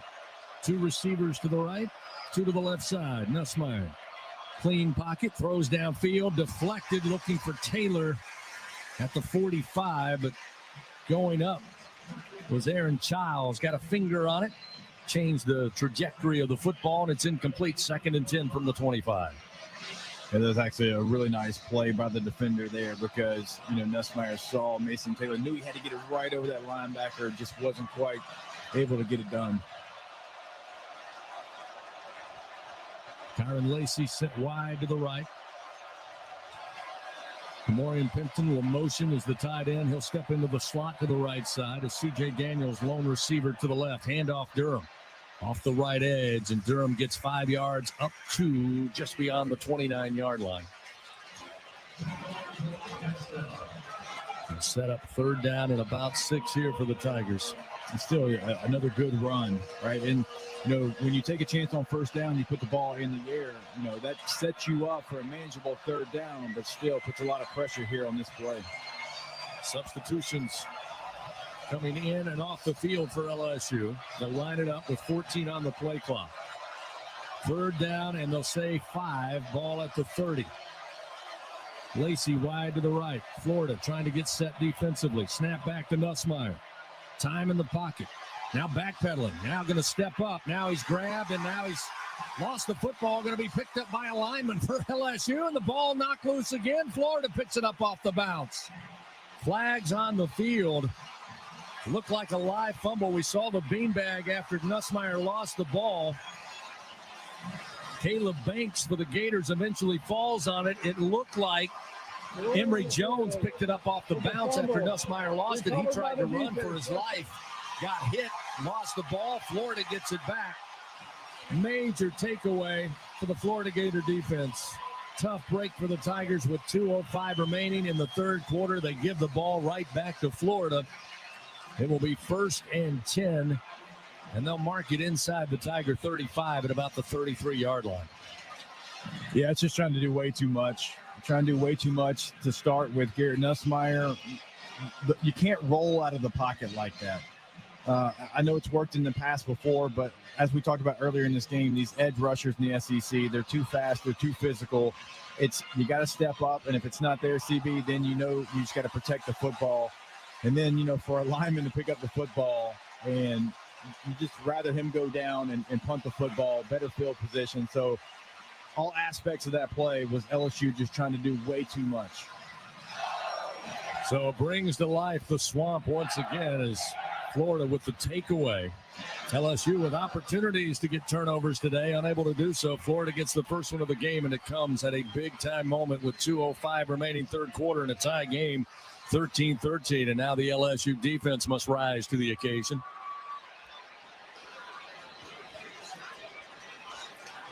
Flag, by the way, was a sideline warning after the celebration when Florida able to knock the ball loose and fall on it.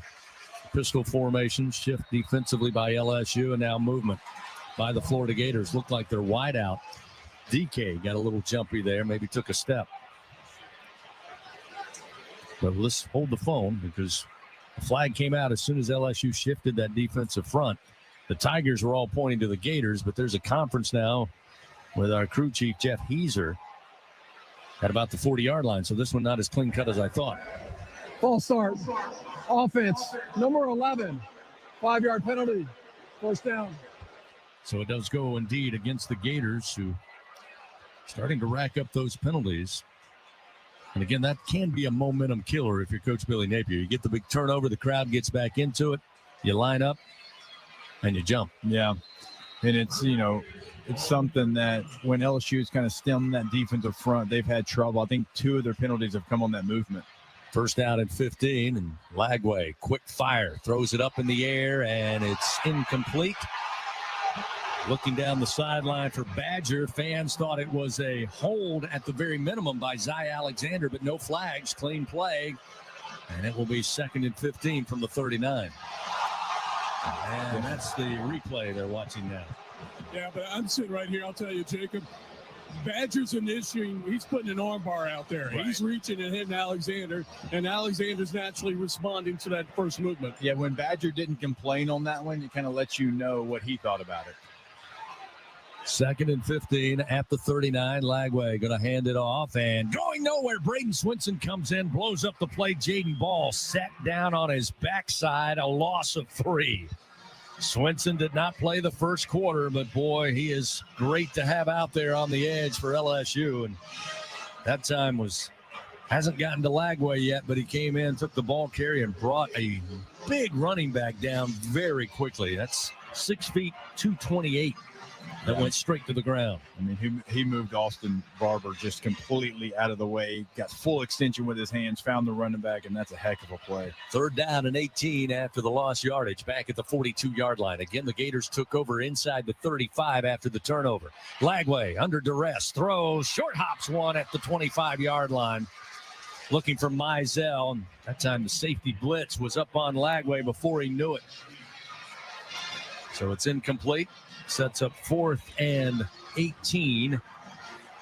And this time we'll see, I believe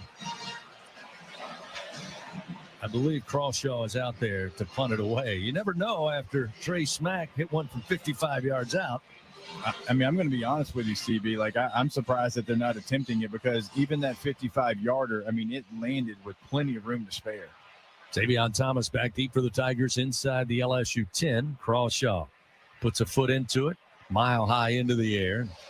Thomas going to get out of the way. Gators going to try to down it, and they do after it checks up at the 5-yard line. 34-yard punt. After the snap from Rocco Underwood, Crawshaw pins back the Tigers 1st and 10. Ball placed at the 8-yard line. I'll tell you what, I mean, that defense and that sudden change to be able to handle that, and not only handle it, but to force a punt. CB, that felt like it was almost going to be automatic 3 points. Yep. Started inside the 35, ended up having to punt it away. Tigers start from their own 8 from the far side hash. Nussmeier with the snap, handoff. It's going to be Williams. Florida Gator lost his lid as Williams stopped at about the 10 after a 2-yard gain. That time Jack Hyburn had his lid ripped off, so he'll check out for a play.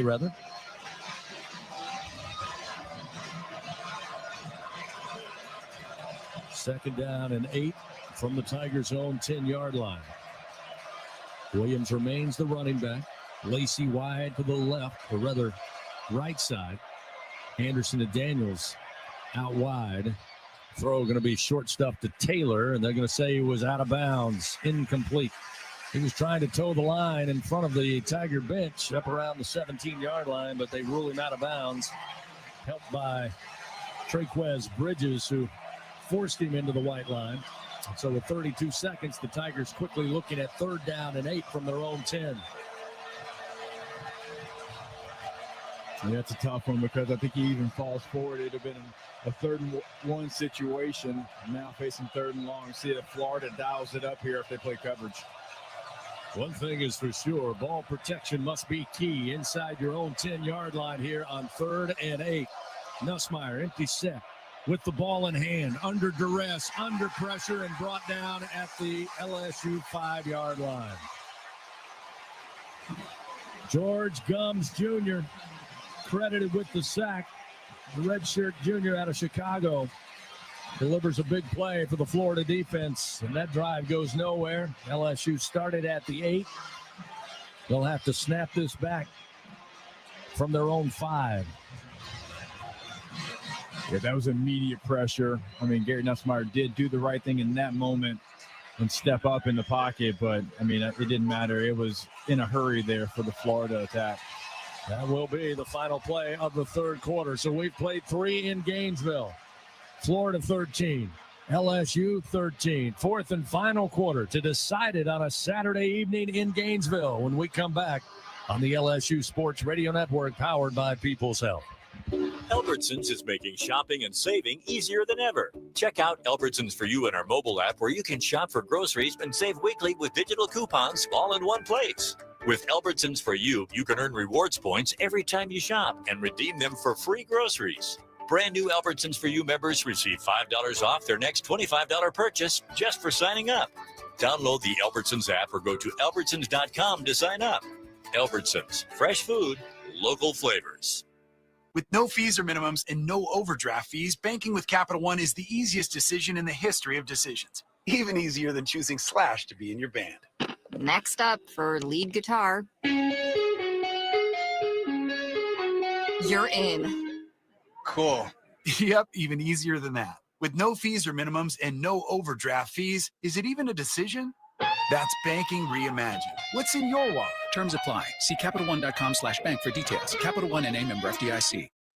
People's Health has a new Medicare plan designed for people with diabetes, chronic heart failure, or cardiovascular disorders. It features a monthly over-the-counter allowance, lower costs for a number of prescriptions, and lower specialist copays than non-special needs plans from People's Health. To learn more about a chronic special needs plan, call 1-844-663-2133. Plans are insured through United Healthcare Insurance Company or one of its affiliated companies, a Medicare Advantage organization with a Medicare contract. Enrollment in the plan depends on the plan's contract renewal with Medicare.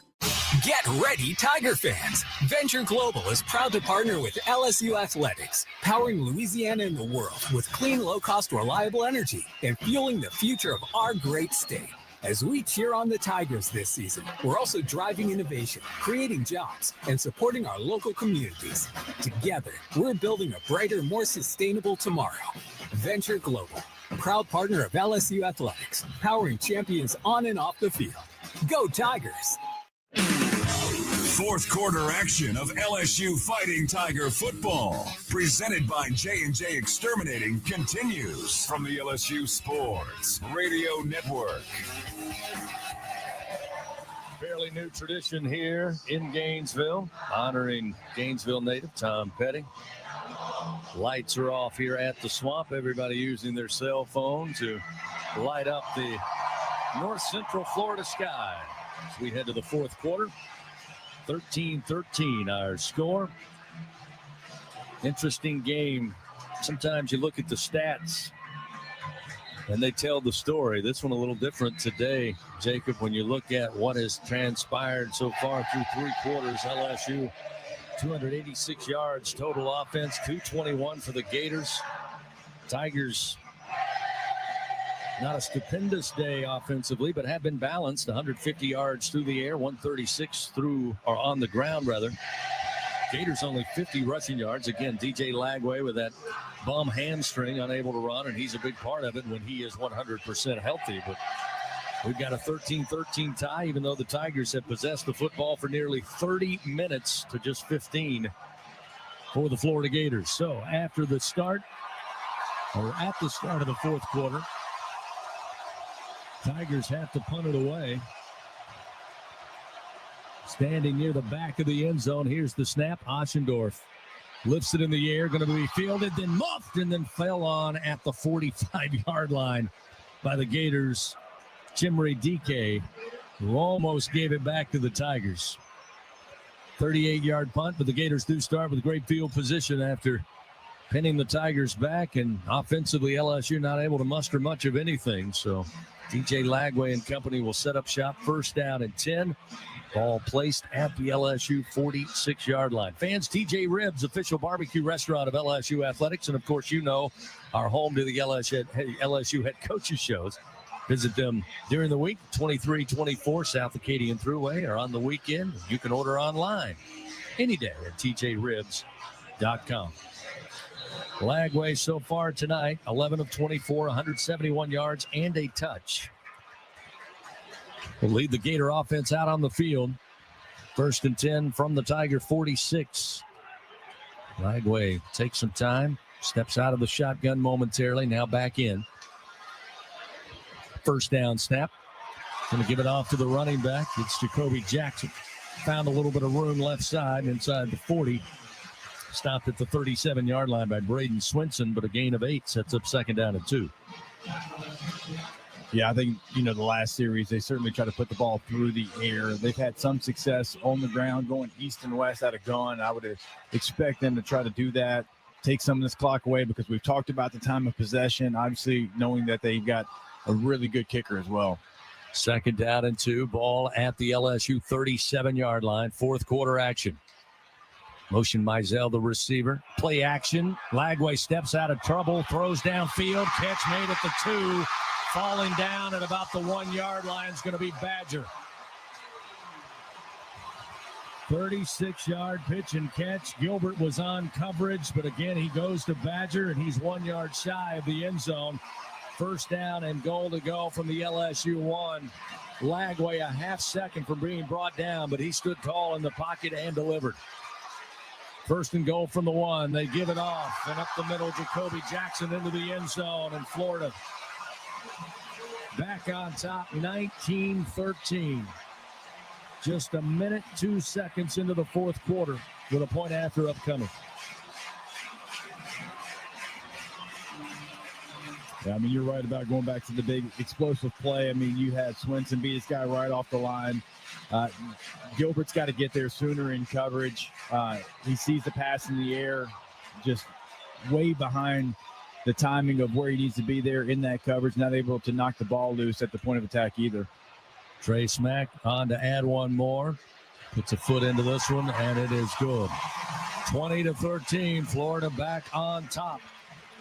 13:58 remains in this contest tonight. And DJ Lagway didn't know how well he could run the ball. He hasn't had to. He's relied on his arm. Florida being one-dimensional in the passing game with big plays. They take a 20-13 lead. Timeout on the field will return. 13:58 remains in this one on the LSU Sports Radio Network, powered by People's Health. The passion, the tradition, the rivalries. Sirius XM is your destination for all things college sports, and we've got you covered.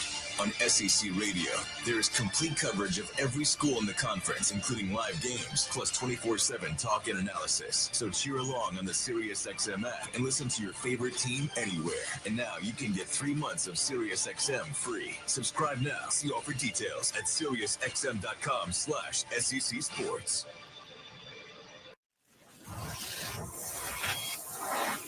Half of the world's population depends on rice for 80% of their daily food needs.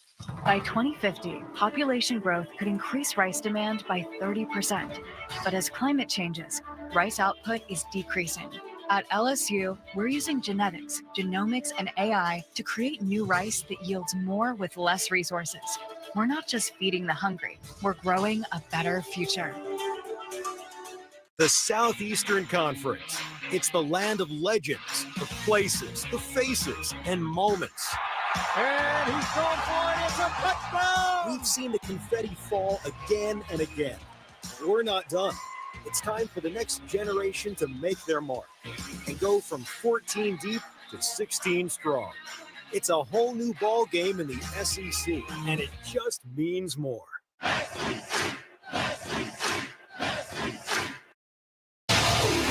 Back to fourth quarter action of LSU Fighting Tiger football. Presented by J&J Exterminating from the LSU Sports Radio Network.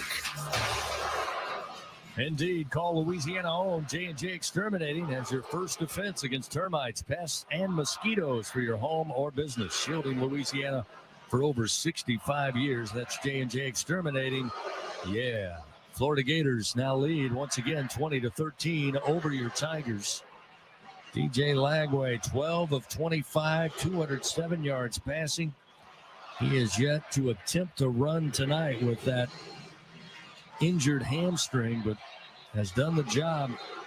Number one target so far on the night has been Elijah Badger. 6 catches, 131 yards, a touchdown. He set up a score a moment ago by the running back Jacoby Jackson, who punched it in from 1 yard out. Point after good. And it's a 7-point Florida lead, 20-13, with the ensuing kickoff coming back to the Tigers.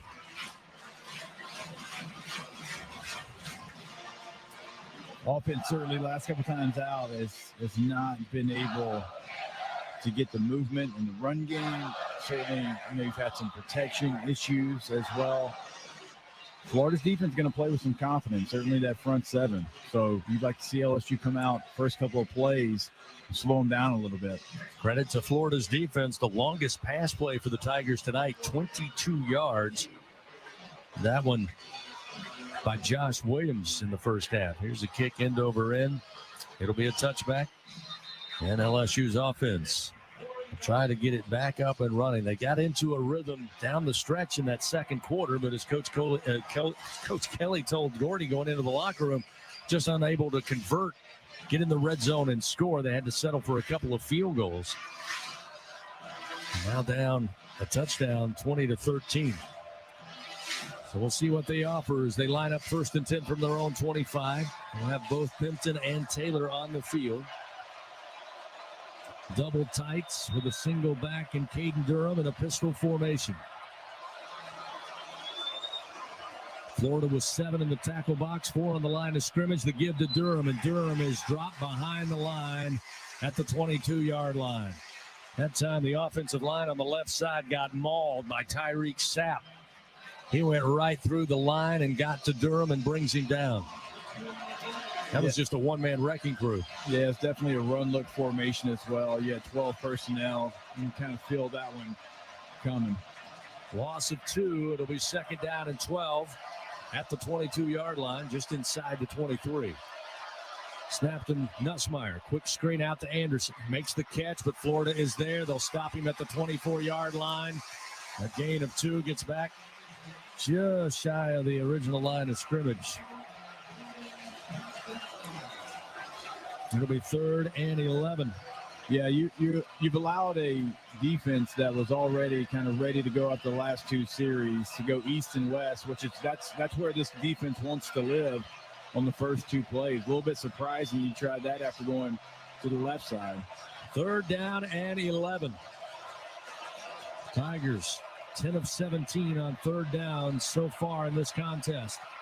Trip wideouts to the left, lone receiver Lacey to the right. Nussmeier with the ball in hand, slides the pocket to his left, throws, and a catch made by Daniels up across the 41, slung down midfield at the 44. Johnson makes the tackle. Daniels with his first catch, a gain of 20 yards, a Louisiana Blue first down for the Fighting Tigers, and Daniels is that possession receiver kind of guy. Big one there. Keeps the drive going on 1st down. Back on the ground they go, and Josh Williams crumpled down as he crossed the 45 to the 47-yard line.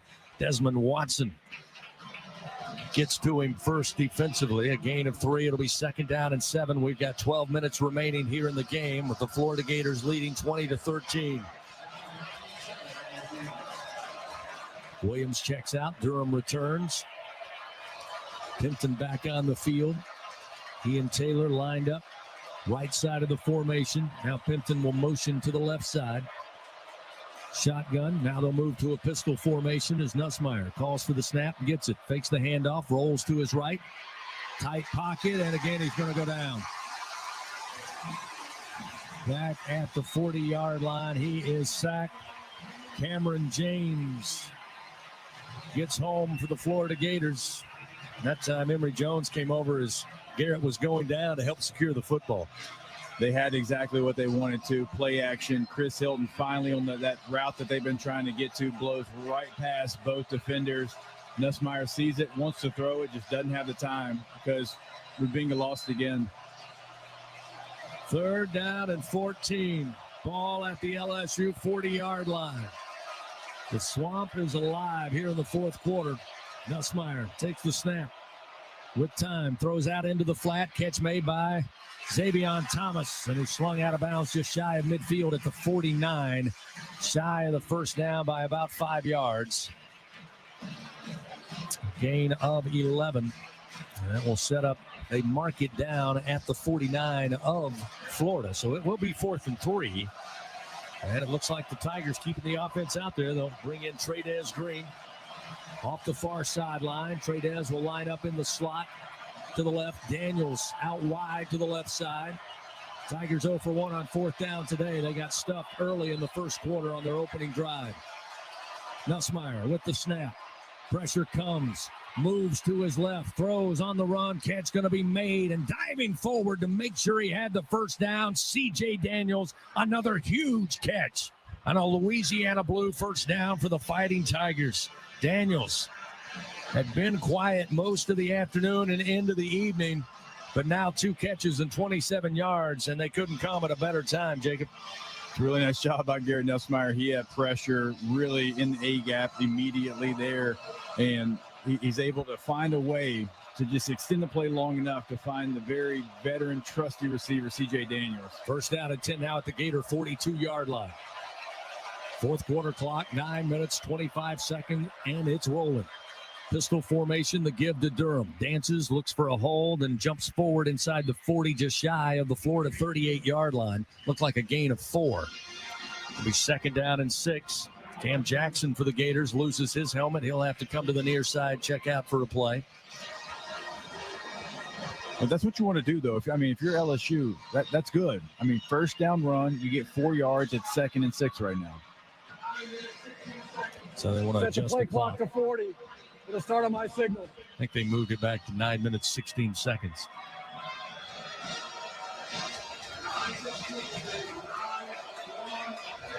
$9.15 they're asking for. Now they get 9.16.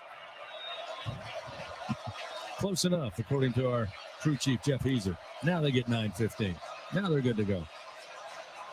2nd and 6. Ball at the Gator 38-yard line with the Tigers trailing 20-13. 4th quarter action with just over 9 minutes remaining. Nussmeier calls for the snap, give to Durham. Durham tries to find something between left tackle, and again, those holes are there just momentarily, but the big front of Florida closes quickly. It's a gain of 3. Maybe just gave him 2 on that one, depending on the spot. Looks like a 3rd and a short 4 here for the Tigers as Watson and Slackman combine. Just plugging up those running lanes. Approaching 8.5 remaining in the game. Daniels wide to the right. Pimpton in the slot to the right side. They'll have Taylor in the slot to the left. Kyron Lacey out wide. Nussmeier takes the snap. Under duress, tries to give it off to Williams, goes right through his hands, incomplete at the 35-yard line. He had 2 breathing down his neck. Nussmeier took the snap, immediately started backpedaling, tried to get it to Williams, and went right through the wickets. Yeah, I know he's got a defender right there, but if he catches that with his momentum, it'd be interesting to see how far he could have gotten with that catch. 4th down and 4. The Tigers converted on 4th down a moment ago. They'll need another one here with 8:17. Clock stopped, 4th quarter. Down 20-13 on the road to Florida. Anderson motions from right to left. He's the lone receiver. Daniels and Taylor right of the formation. Nussmeier looking left, has time in the pocket, throws. Taylor, middle of the field, has the football at the 30, inside the 25, tripped up down around the 21-yard line. A Louisiana Blue first down for the Fighting Tigers on a pickup of 15 yards on 4th and 4. I'm going to give these running backs a lot of credit for what they've done on the ground, but also what they've done in pass protection tonight, CB. The offensive line has had some issues the last couple of series, but these running backs are giving Garrett Nussmeier, because Florida's bringing somebody extra, just enough time to be able to convert these 4th downs. Mason Taylor makes a huge catch. He's slow to get up. He was favoring that ankle. He tried to hobble off and then wisely decided to go down as the trainers can come out, take a look at him here. So an injury timeout. Once again, LSU fortunate to have a healthcare partner like Our Lady of the Lake. It's where athletes go who need further care. Timeout on the field, 7:56 remaining. Tigers on the road trailing Florida 20-13. LSU with the football looking at first down and 10 at the Gator 21 when we continue on the LSU Sports Radio Network, powered by People's Health.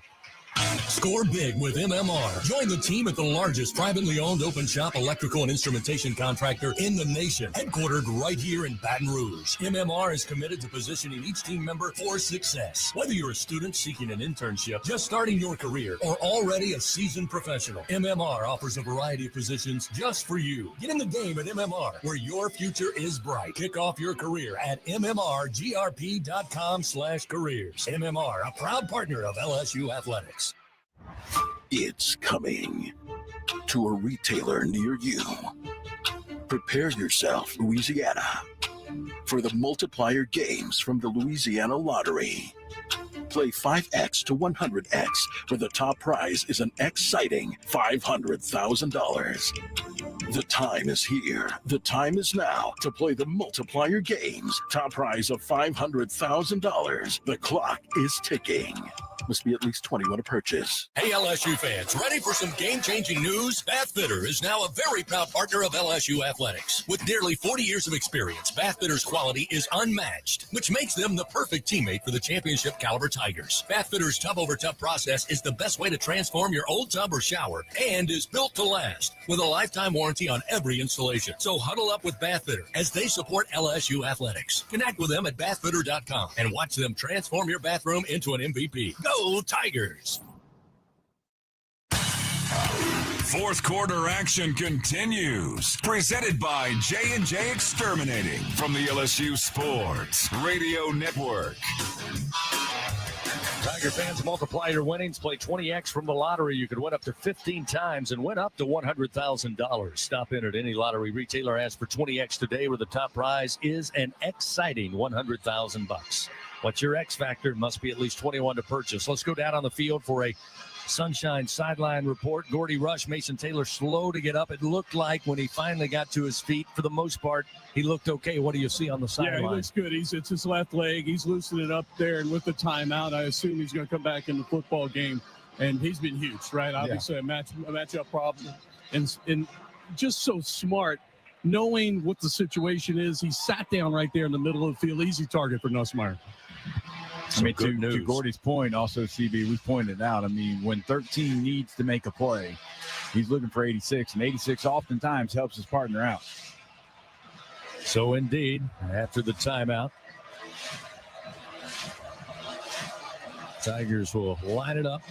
First down and 10, just outside the Capital One red zone at the Gator 21-yard line. Nuss going to empty the backfield. Send out Durham wide to the left, and now we got movement up front by LSU. It may have been Emory Jones. So make it 1st and 15. Move it back to the 26. Ball start. Offense, number 50. 5-yard penalty. First down. And pretty clean game, all things considered, penalty-wise. Just the 3rd penalty of the game for the Tigers. But not what you're looking for with 7:40 to go in the ball game. The difference between being at the 21 and the 26 could be huge. Here's the snap. Nussmeier looking left. Durham's over there on the far sideline. He makes the grab, tries to break a tackle, can't do so. He's inside the 25 to the 23. Grabbing on the ankles was Bryce Thornton, and he wouldn't let go, and a pickup of 3. And now make it 2nd down and 12 as Mason Taylor returns after being hobbled following that big play to pick up the 1st down. Still behind the chains here after the penalty. 2nd down and 12 from the Tigers. Scrimmage from the far side hash. Attacking left to right. 2 wide to the right. 1 to the left side. Nussmeier stepped up. Talked to DJ Chester at the line. Now back in the shotgun. Check that pistol formation. Hand off to Durham. And Durham going straight ahead. Maybe a yard or 2. That is all. Looks like just a yard gain before Jack Pyburn able to get him down on the ground. Approaching 6.5 to play here, and the Tigers down 7, 20-13.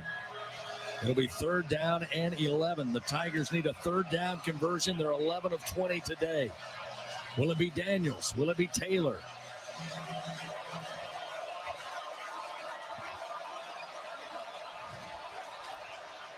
Gator defense, 4 at the line of scrimmage. Nussmeier has Durham on a wing, or check that, Williams on a wing to his right. Here's pressure. Nussmeier running to his right, still looking downfield, still looking. Now tries to turn it upfield, goes out of bounds, shy of the 20-yard line near side. Well shy of the 1st down, only picked up a couple on the scamper. In fact, maybe just 1. It'll be 4th and 10 now at the 21-yard line, where moments ago the Tigers were sitting pretty at 1st and 10. But now they're looking at 4th and 10 with 5:35 clock moving.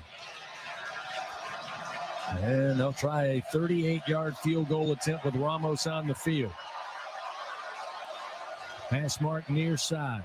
Placement down. Kick is up, and the kick is good. That gets the Tigers 3 points closer, but they still trail 20-16.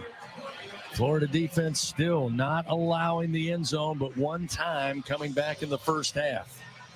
4-point lead for the Gators. Timeout on the field. 5:18 to decide this one in Gainesville. Back after this on the LSU Sports Radio Network, powered by People's Health.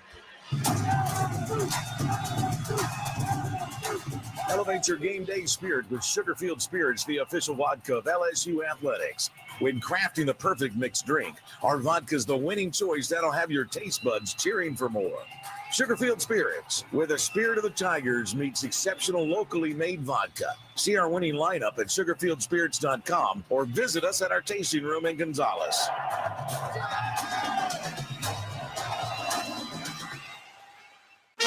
Everyone has their own favorite way to experience Louisiana. For some, it's the taste of hot beignets with a creamy cafe au lait. For others, it's swaying to the music of brass bands, Zydeco, and all the music in between. It's boating on the bayou, weaving your way through festivals, road tripping in pursuit of the greatest gumbo. Whoever you are, whatever you crave, Louisiana will feed your soul. Go to findyourlouisiana.com to plan your visit today. Hey, Tiger fans. Need funds to help with your financial situation? Republic Finance is a proud partner of LSU Athletics and has served the SEC area since 1952. Check out our loan options to see how we may help you. Visit a local branch or get pre-qualified online at republicfinance.com/tigers. Not all consumers are eligible to apply online. Secured loans are available exclusively in branch and have collateral and insurance requirements. Standard loan terms, rates, and fees apply based on your state. All loans are subject to approval pursuant to standard underwriting criteria. Not all consumers will qualify. For more information, call 833-907-1737. 4th quarter action of LSU Fighting Tiger football, presented by J&J Exterminating, continues from the LSU Sports Radio Network. 5:18 remains here in the 4th quarter. LSU gets a little closer, but still trails the homestanding Florida Gators 20-16. Fans help shape the future of medicine with Velocity Clinical Research. Participants can receive compensation, access new potential medicines, and get free study-related exams. Find a study near you at velocitytrials.com. Let's go down on the field, a Sunshine Sideline Report. Gordy Rush, if you're Billy Napier, you're up by 4, 20-16. You got 5:18 to play. Your offense is going to get the football back. They're averaging 4.5 yards on the ground as a team. Lagway has not attempted a run. He's done it all with his arm. And the difference in this game has been the big play in the passing game. it's got to be a fine line if you're Coach Napier right now trying to get this clock moving and don't give LSU a chance to get their first takeaway of the evening. No question. I thought they got one-dimensional through the second and third quarter, and they were all throwing the football. They've got to get back, I think, if you're Florida, you want to get back to trying to run the football here and run the clock and getting physical with this LSU defense. And then set up the play action stuff, and those are the plays that Lagway's been able to hit. Aaron Burrell with the kickoff, and again puts this one back deep for a touchback. And Lagway and the Gators will have it 1st and 10 at their own 25-yard line. Fans join MMR, the largest privately owned open shop electrical and instrumentation contractor in the nation and a proud partner of LSU Athletics. Again, Lagway, 12 of 25, 207 yards, 1 passing touchdown. On the ground, it's been Jackson, 6 carries, 37 yards. Johnson, a couple of carries for 14 yards. And Jaden Ball with 4 carries, just 9 yards. Jaden Ball will be the running back to start this drive as Lagway stands in the pistol formation. 1st down and 10 from the 25. Motion DK, the handoff going to go to Ball, and Ball hit behind the line, but eventually wrapped up by Gilbert and Weeks after a gain of a yard. Yeah, have run blitz there with Gilbert. You'd like to see him make that where he made contact. It'd have been a yard loss. Florida able to get 2 yards past where that initial contact was to make it a 1-yard gain there. But still, nice play for LSU. Sets up a 2nd and 9. No hurry by Florida. Roll under 5 minutes remaining. 2nd down and 9 at the 26-yard line. Lagway, empty backfield, wanting to throw, does so. Man wide open across the middle of the field and rumbling his way up across the 40 to the 45 is Hayden Hanson. Hanson with his first catch of the night, wide open, right square center of the field. The redshirt sophomore picks up the 1st down for the Florida Gators with under 4.5 to play. That was just old school basic. You bring a blitzer, we're going to replace the route with where the blitzer left. And Whitweek's blitz, and that's exactly what they did. Jaden Ball again behind Lagway. Clock down to 4:05 and moving here in the 4th quarter with Florida up by 4, 20-16. Out of the pistol formation, the toss will come near side to Ball, and Ball is loose. 40, near side 30, 25, 20, 15, 10, 5, and then pushed into the end zone. Tried to push him out of bounds, but they pushed him forward into the end zone, and Florida with a big strike on the ground. Their first big play on the ground tonight, and it is 26-16 Gators with a point after upcoming. 55-yard scamper off the left side.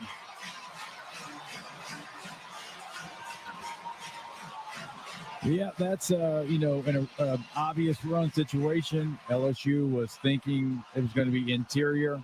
Florida pitches it. You don't have an edge. You don't have a safety that wants to feel, and that's what happens. Point after try is on its way up, and it's good by Trey Smack. And just like that, the Florida Gators, with 3:48 remaining, lead by 11, 27-16.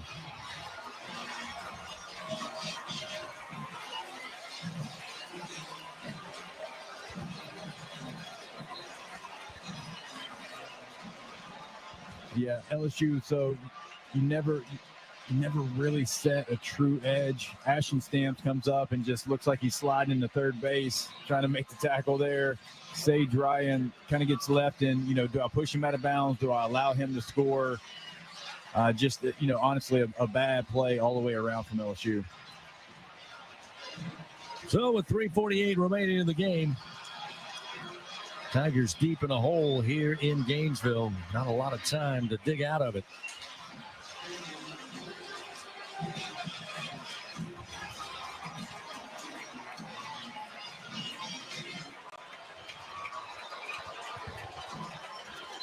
Trey Smack set to kick it back.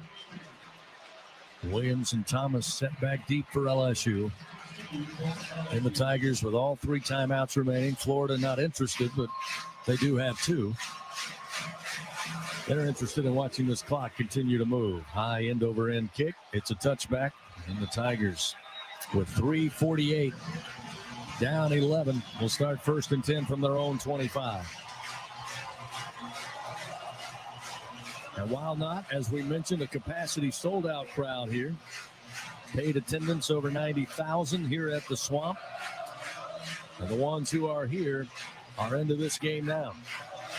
Gators trying to break a 5-game losing skid to LSU.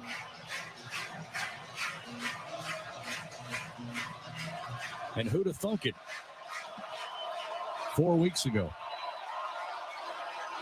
Jawan Johnson leaks out at tailback. The throw going far side to Taylor. It's out of his reach, out of bounds at the 30 and incomplete. It'll be 2nd down and 10 for the Tigers. Nussmeier tonight, 22 of 39, 208 yards, 1 passing touchdown. Tigers have only found the end zone once. That was on the 28-yard connection with Aaron Anderson in the first half. Since then, it's been all field goals. Quick fire out to Lacey. Lacey has a lead blocker in Taylor, but doesn't have enough room to break big. Crosses the 30 to the 31, picks up 6 yards. That'll make it 3rd and 4. We've got 3.5 minutes remaining here in Gainesville. Yeah, I'm not sure that one right there with 3.5 is, the clock's not going to stop. I'm not sure. I think Nussmeier might think it did stop. 3rd and 4 from the 31-yard line. Play clock down to 11. Here's the snap. Nussmeier throws far side. Daniels holds on, nearly picked off, but he picks the first down up, grabbing it at the 35-yard line. Bridges was right there on him. That was an excellent catch. Concentration and strong hands for C.J. Daniels, who picks up his 3rd catch of the night. And it will be 1st down and 10 at the 35 with 2 minutes and 45 seconds. And again, the Tigers not necessarily in what I would call hurry-up mode. Snap to Nussmeier. 1 pump fake. Here comes late blitz. And he goes down way back inside the 25 to the 23-yard line. Shamar James has been a beast today for the Florida Gators.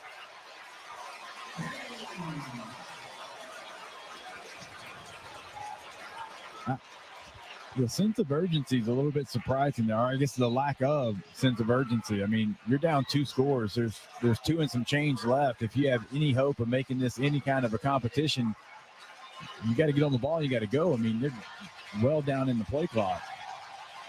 Yeah, interesting enough, A.J. Swan is warming up right here. And not Ricky Collins. As Garrett is coming off, trying to shake the cobwebs out. I'm with you, Jacob, every Thursday, as you know, you do an extended 2-minute period, right? I mean, where you're at the line of scrimmage, it's 2 plays, maybe you flip receivers, but it's done with a sense of urgency. That did not look like a 2-minute offense. And it looks like Garrett Nussmeier, again, as Gordy mentioned, a little hobbled after being sacked, coming off with some of the trainers to the near sideline. And as you said, A.J. Swan, the transfer from Vanderbilt, was out there warming up. And this thing going from bad to worse if you're LSU, down 27-16, 2:31 to play. As Jacob said, down 2 scores, and now your starting quarterback over on the sidelines here. So A.J. Swan, junior from White, Georgia, again, started his career in Music City at Vanderbilt. In to take the snap with Caden Durham in the backfield. Quick fire to Durham. Durham looking for a block, didn't get it, and Florida wraps him up and grinds him out of bounds at the 25. 1-yard gain. Garrett's going to go back in. Garrett back out on the field after they gave him a quick check on the sideline there. Now looking at 3rd and long. 3rd and 19 with the ball at the 26-yard line. Snap is back. Pressure holds. The drop off the pass near side. Catch going to be made by Lacey. And up the near sideline across the 40, picks up the 1st down. Louisiana Blue 1st down for the Tigers up near midfield. In fact, he gets to the midfield stripe Came across from the far side, made the catch, middle of the field, outran a defender to midfield before they brought him down as the Tigers burn a timeout to stop the clock. Oh, no, it is the 2-minute timeout with 1:51 to play. So 2-minute timeout. We'll save those for LSU should they need them. So we'll take a timeout. Florida leads their largest lead of the day, 27-16 with 1:52 to play in this one. Back after this on the LSU Sports Radio Network, powered by People's Health. It's time to take your game to the next level with LSU Online and Continuing Education. No matter where you are in the world of your career, there's a program to fit your needs. Choose from over 150 degrees, certificates, and courses, all designed with flexible learning options. Student support coaches offer one-on-one support to ensure you finish a champion. Score for your future today at online.lsu.edu.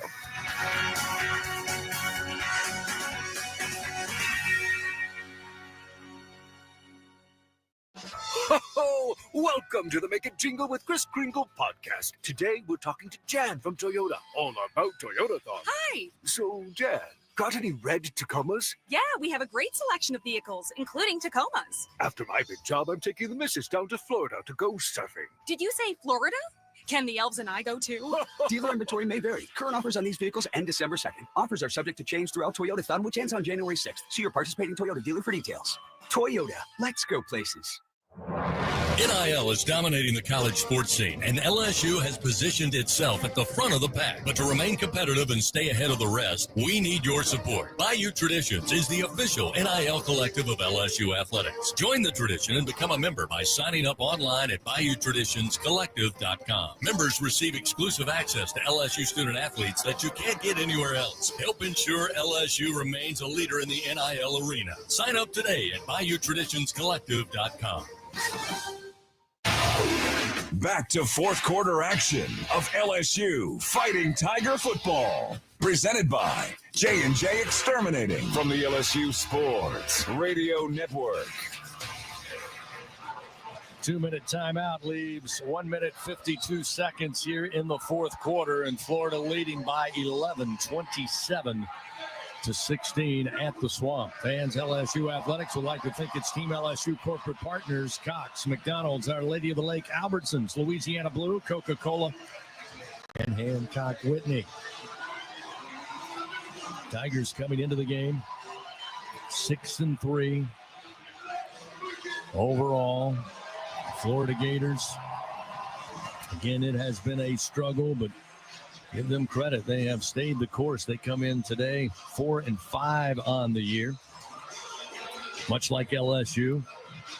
Not a very good performance for the Gators last week on the road in Austin. They were shellacked by the Longhorns, the same way LSU was knocked around by Alabama. But this Gator defense, although injury depleted throughout the season, they have come to play today and have limited the big play for LSU on offense, kept them out of the end zone all but one time. Everything else has been field goals. Yeah, it's a great point about the big play. LSU has had so many explosive plays on offense this year. Florida just has not allowed that today. First down and 10 at midfield for the Tigers. Nussmeier again, empty set. 5 wide, 3 to the left, 2 to the right. Nussmeier in the pocket with time. Now going to tuck and run and then just fall forward at like the 47-yard line. And the clock continues to roll. LSU still with 2 timeouts remaining. Both teams with 2 timeouts. LSU having to come back, line up. Taking a lot of time off this clock. We're down to 90 seconds remaining. Second down and 8. Nussmeier from the 47-yard line in the pocket. Drops it off. It's Durham. Durham far side, headed towards the numbers.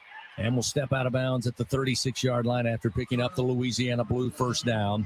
14-yard gain, stops the clock with 1:16. Searcy and Gums eventually get credited with forcing him out of bounds, even though that's exactly where Durham was heading. Williams checks back in at running back. Just 1:16 remains here. Eventually, if you're not going to take a shot at the end zone, I mean, it's an 11-point game. You kick the field goal, make it an 8-point, then try an onside kick. Snap back to Nussmeier and 1st and 10. Here's a shot towards the end zone, looking for Hilton, and it's out of his reach. He can't hold on in the back left corner of the end zone. He got separation that time on Dejon Johnson. But the throw led him a little too far, and then he'll set up 2nd down and 10. Stops the clock with 1:08 remaining in the game, and the Tigers down 11.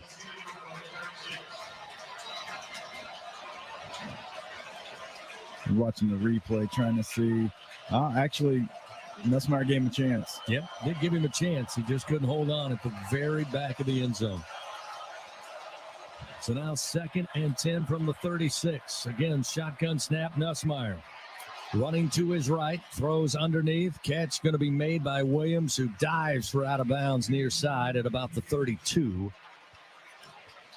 Pickup of 5 will stop the clock with 1:01. So we had the one shot to the end zone, didn't work. Now you get a little closer with the ball placed at the 32-yard line on 3rd and 6. Jacob, do you take your shot or do you want to move the chains here? I think you take your shot, and if you don't convert, you have to attempt a long field goal. They'll have Lacey wide to the left, Anderson in the slot to the left side, Daniels wide to the right. Nussmeier in trouble, going to be thrown down again. Back at the 38-yard line, Nussmeier slung down. Sapp. Tyreek Sapp again has caused disruption for this LSU offensive line most of the day.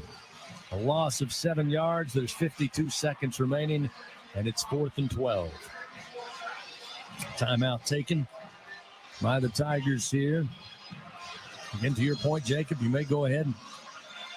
Again, that sack puts you right there on what could be just out of range for Ramos. I think the sack probably takes you out of field goal range. Beforehand, that probably been the plan. If you didn't get it on 3rd down, again, try to take a shot. If you don't get it, then you kick the field goal. Now I think you have to go for it. I think you're well out of range for what we're talking about, because it's just, that's not a gimme. That is not a guarantee, even though Ramos has made some good kicks tonight. Well, expect maybe a 3-4-man rush here. Florida's certainly thinking what Jacob's thinking. With 54 seconds and a 4th down try on 4th and 12 from the Gator 38-yard line. This could very well be the ball game. Tigers need a 1st down. They desperately need a touchdown. Here's the snap. Nussmeier in the pocket. Clean pocket. Throws downfield. Broken up at the 21-yard line. Looking for Mason Taylor. Bridges with solid blanketed coverage. Knocks the ball away. Turnover on downs. And with that, the Florida Gators are going to snap a 5-game losing streak to the LSU Fighting Tigers. Last victory for the Gators came in Joe Burrow's first year in 2018 as a starter for LSU. And in Garrett Nussmeier's first game against the Gators as a starter here in Gainesville. They are 47 seconds away from picking up the W. And it's going to be an interesting tape to watch, to kind of see where it went wrong. You had the ball, for that long, and you're only able to get 16 points. You finally run the football much better than you have. I mean, even with the sack yardage, you still offer more yards than you've had in the last couple of games.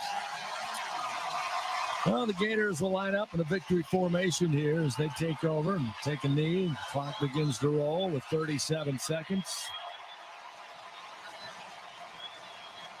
Without question, a big shot in the arm for much beleaguered head coach Billy Napier of the Florida Gators. Gets his first win over LSU, and it comes just a couple of weeks after he got a vote of confidence from the athletic director in the university. Didn't go so well in the first week in Austin, but it does here today on their home field. Another snap and another knee, and this one's done. Final seconds roll off the clock. Horn sounds, and this one's in the books. The Florida Gators defeat the number 21 LSU Fighting Tigers by a final of 27-16. With the win, Florida Gators Move to 3-4 in SEC play. They get to 500 overall at 5-5. For the Tigers, they fall to 6-4 now, to 500 in league play at 3-3. The final from the Swamp: Florida 27, LSU 16 on the LSU Sports Radio Network, powered by People's Health.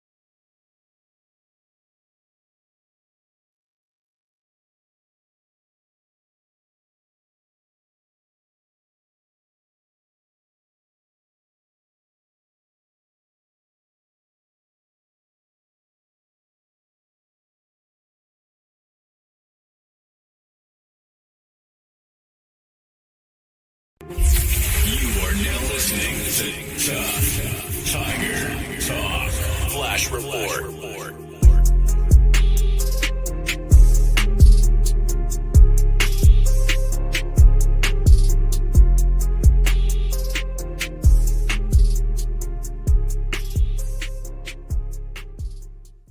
All right, shout out to the fan. Appreciate y'all being in the episode of Tough Tiger Talk recap stream. The Tigers go down 27-16. McElroy from ESPN said there would be an upset, and he wasn't lying.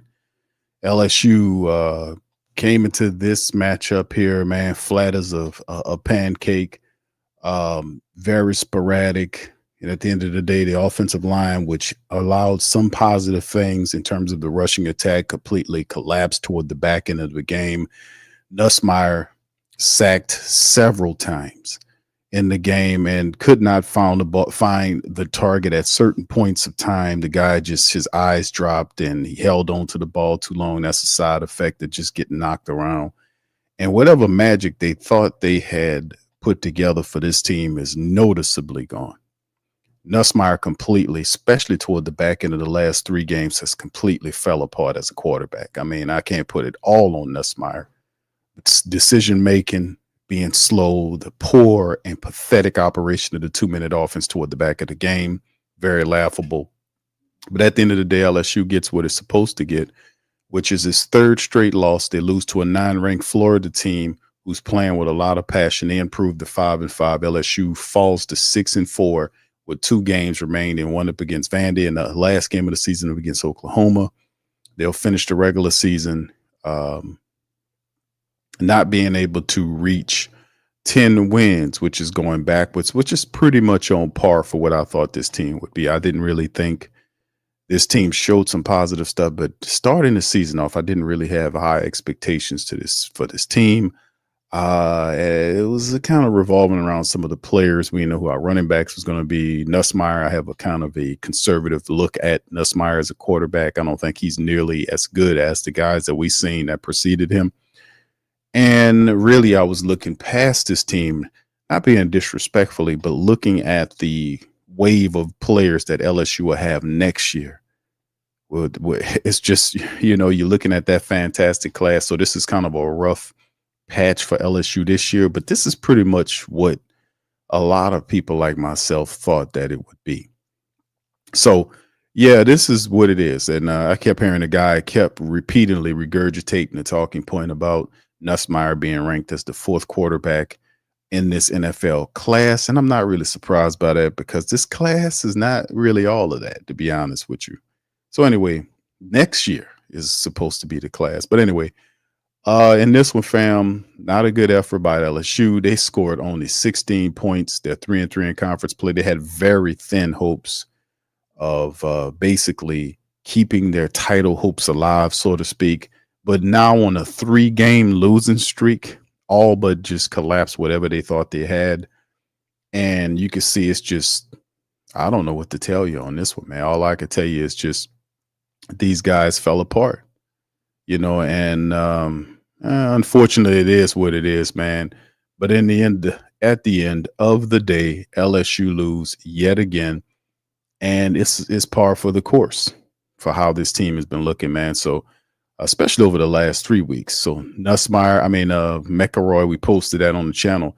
He picked them to lose. He picked LSU to beat them. And they had a quarterback with hamstring issues, and LSU just couldn't. He was able to beat them with the same damn guy. I don't know. Y'all make that make sense to me. The guy kept targeting the same wide receiver, and they act like they couldn't do a damn thing with that. So I don't know what you do with that. But anyway, let's hit some of the team stats to finish out the game on the Tough Tiger Talk recap stream. 25 first downs versus 13 by the Gators. Gators did what they were supposed to. You see, LSU was 13 of 24. The Gators were 3 of 9. That's crazy. Fourth down, LSU 2 for 4 is not nearly enough.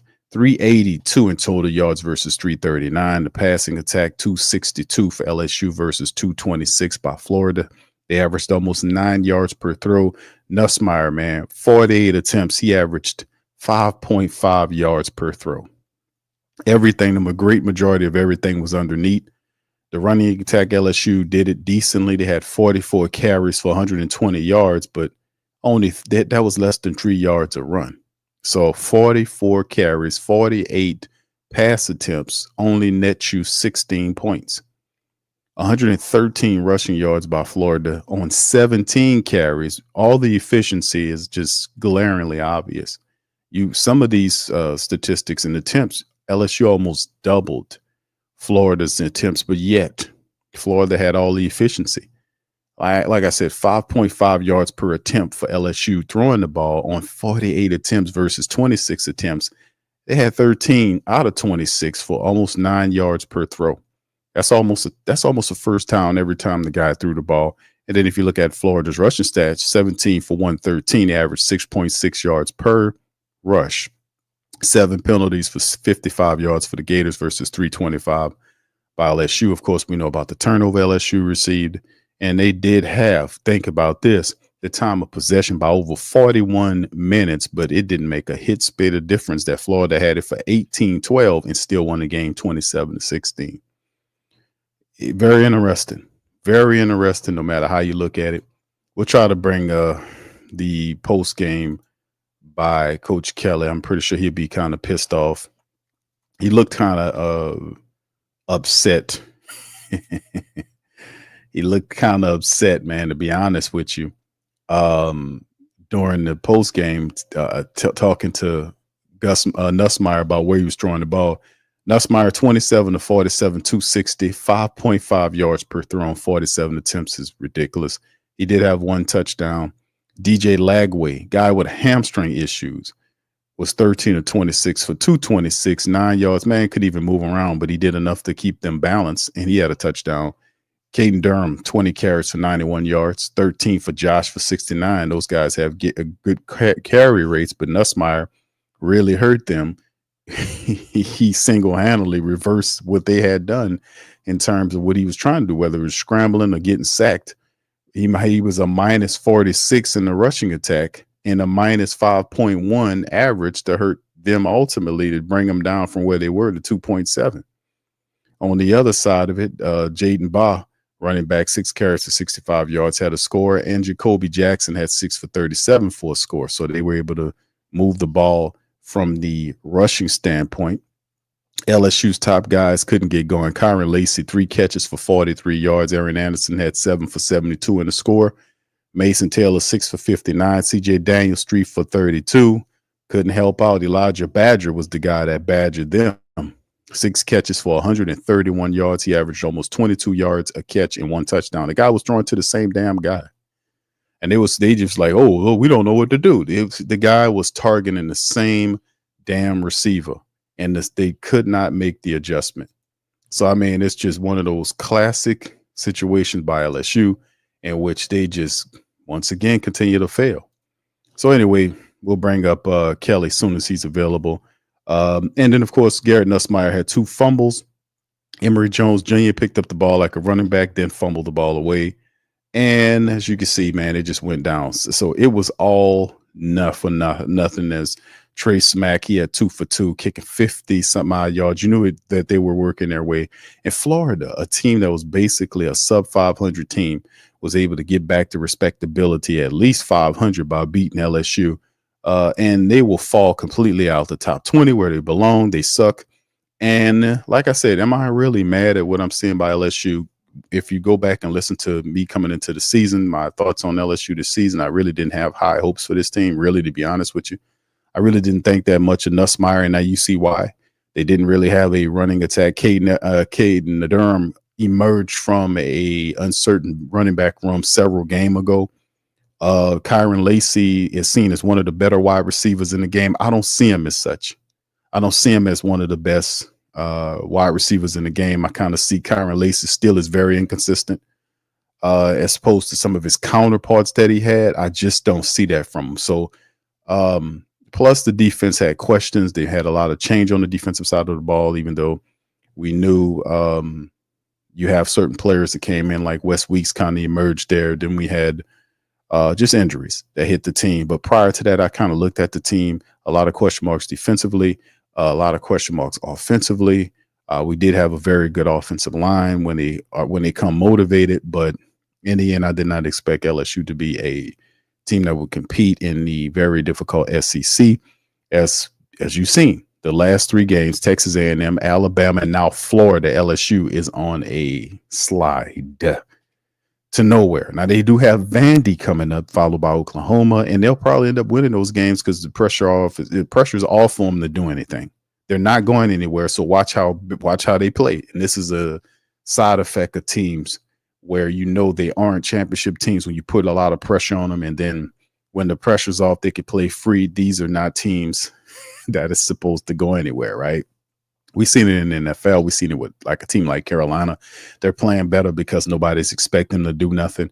They're bad, so they just want them to play, have fun, and there's not no heavy expectations on them. It's the same thing with this Tigers team. Like I said, my vantage point was me looking beyond this year into next year with this awesome draft. I mean, this awesome class that they're bringing in, this recruit class that they're bringing in, along with some of the pieces that'll be left from this year. With those pieces from next year, we're expecting some really superstar level football at LSU once again. That's what I was looking at, not to be disrespectful of this team, but I never really truly had high expectations for LSU. I know you guys probably didn't either. They showed a few things, but in the end, when the games that matter, the tough games against Texas A&M and then against Alabama in LSU, how would they react? They fell apart. They looked shitty in Texas A&M. They fell apart against Alabama. The guy ran over him. And now you got a guy who had a hamstring issue, who couldn't even move, still threw for 200+ yards and a touchdown. And then they operated a balanced running attack to be able to beat them. Plus, that Florida defense got after LSU. 6 sacks on Garrett Nussmeier. This great offensive line that we're supposed to have couldn't do shit later on in the game in Florida. That crowd got into it, and it was over with.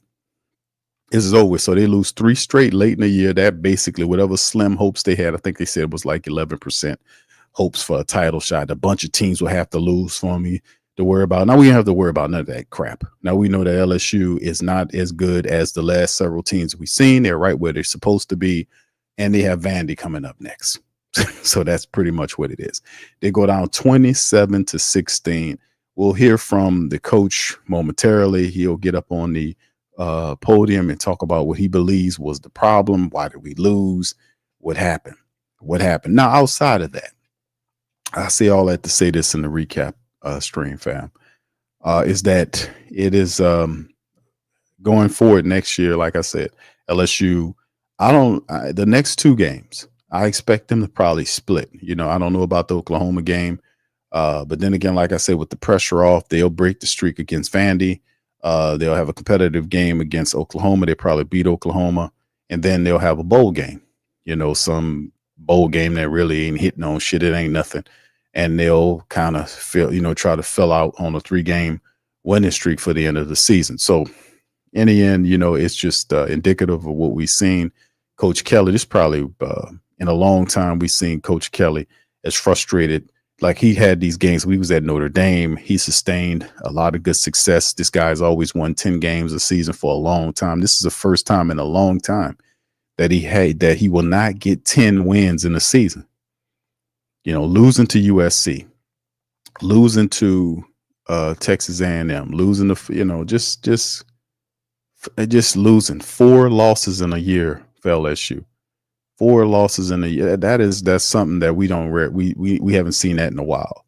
But losing to USC at the start of the season, losing to Alabama, losing to Oklahoma, and then losing to Florida, this is the worst one of them all because this wasn't no excuse. I mean, Alabama, we can get some of that. Texas A&M, we understand to a degree. But the Florida loss, that's a whole different affair, fam. When they lost to Florida and Florida just basically with their defensive line got in there and knocked them around, the guy would, like I said, I can't reinstate this enough. Is the fact that the guy had a quarterback back there who couldn't even scramble. He had a hamstring issue. He was a standing duck back there, and LSU couldn't even take advantage of that. They couldn't even rattle the guy. The guy couldn't even move back there. He couldn't take off and run. Could you imagine what this game would look like if that guy wasn't hurt? He would have towed their ass up back there. So it just shows you this is a different loss, almost to the exact effect that LSU is like, man, this is a very low loss. And he needs to rail on those guys. This one right here, he needs to rail on them like he did against the USC loss when he got there and he pounded the table and he was pissed off and upset losing to USC and opening the season once again with another loss. How much do you guys bet next year LSU won't be opening that goddamn season with a top bid? I bet you they'll open up with a cupcake next year. Better open up with a cupcake. But yeah, Blair, yeah, you're right. When Underwood comes here, man, Underwood is going to be awesome, man. Underwood, like this is a phenomenal quarterback. He'll be here. He'll bring some level of excitement. We can peace out Nussmeier and get on this goddamn bus and keep trucking. But like I said, man, at the end of the day, it's not him. It was just the team was a very incomplete team with a lot of incomplete things. The offensive line was probably the only thing you could talk about. The tight ends was solid. But outside of that, the defense had a lot of questions. Once again, we spent a lot of money on the coaching staff. Tons of money on the defensive coaching staff to get Baker here. Get Baker down here, and then they basically retooled the you had the linebackers coach, the defensive line coach, the secondary coach. All these guys cost a lot of money, and and then the offense just doesn't work. It's just a lot of stuff, man. It really is. But like I said, man, at the end of the day, it's simply this is what a lot of people anticipated, man. So I'm not very disappointed about this. It's pretty much what I really expected at the start of the season. All right, so big ups to the fam. Y'all got any questions, please feel free to throw them in the chat. We'll have Coach, we'll have the coach to chime in momentarily.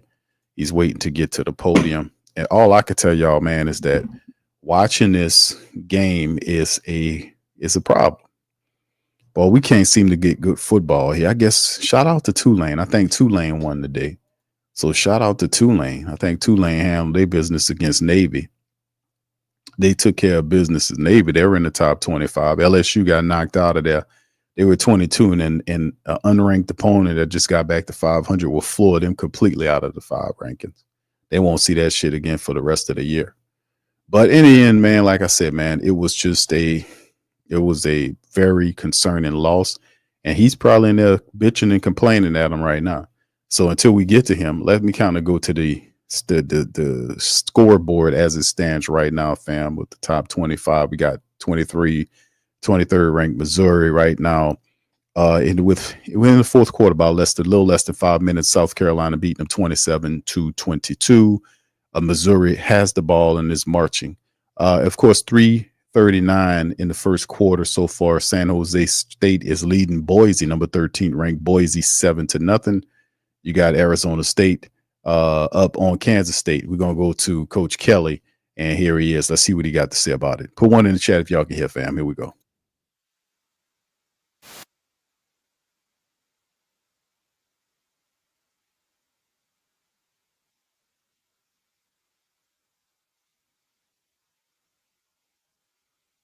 All right, fam, hold on. They got these idiots they got the sound mixed up, so we'll see what's going on here. They got the sound mixed up, so we'll see what they these people make so many mistakes with this. So let's see if they get it right. Here we go.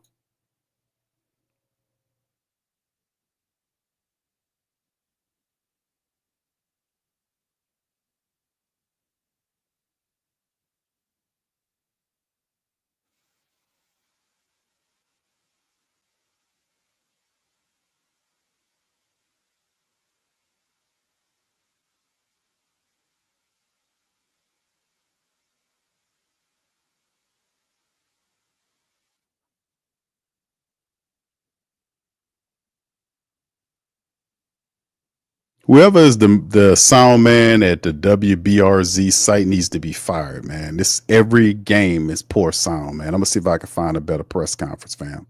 But until now, we'll kind of do it. But whoever the guy is, he needs to be fired, man. It's always bad sound over there. I don't know what's going on. Somebody grandma running the board. I don't know what's going on, fam. So hopefully they'll get it together. Let me see if I can find a better one right now.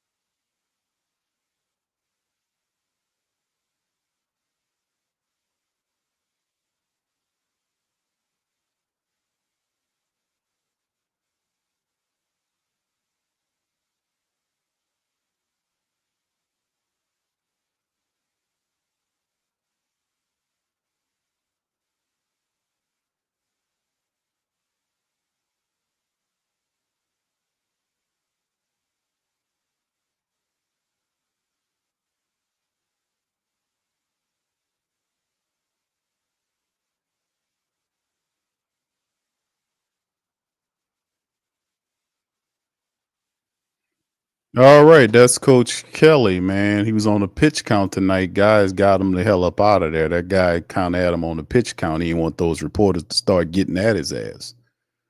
That guy was like, Drew, how many questions? What, like 5 or 6 questions? Usually we get like a good, good 7 or 8 or 9 questions from him. But yeah, man, when you start seeing stuff like that, man, Sharp, this is not good. Losing to Florida, man, this is supposed to be definitely a win. But them losing to a sub 500 Florida team that you would basically over the last several years, LSU's been dominating with a quarterback who can't scramble, who was basically a statue in the pocket. That just doesn't bode well. And for him to make mention of that, the fact that he wants to have the guys, what do you call them, a thumb pointer, guys that only take responsibility. I guess that's what he means by that.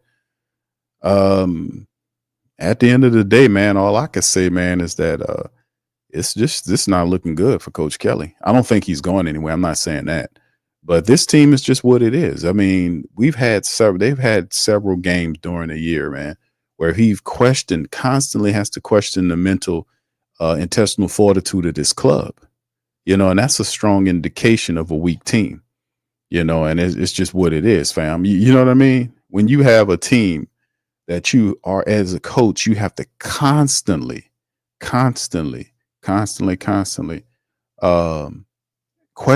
or check or try to get these guys to step the hell up and do something, man. Yeah, man, it might be time for, some of these guys to go early.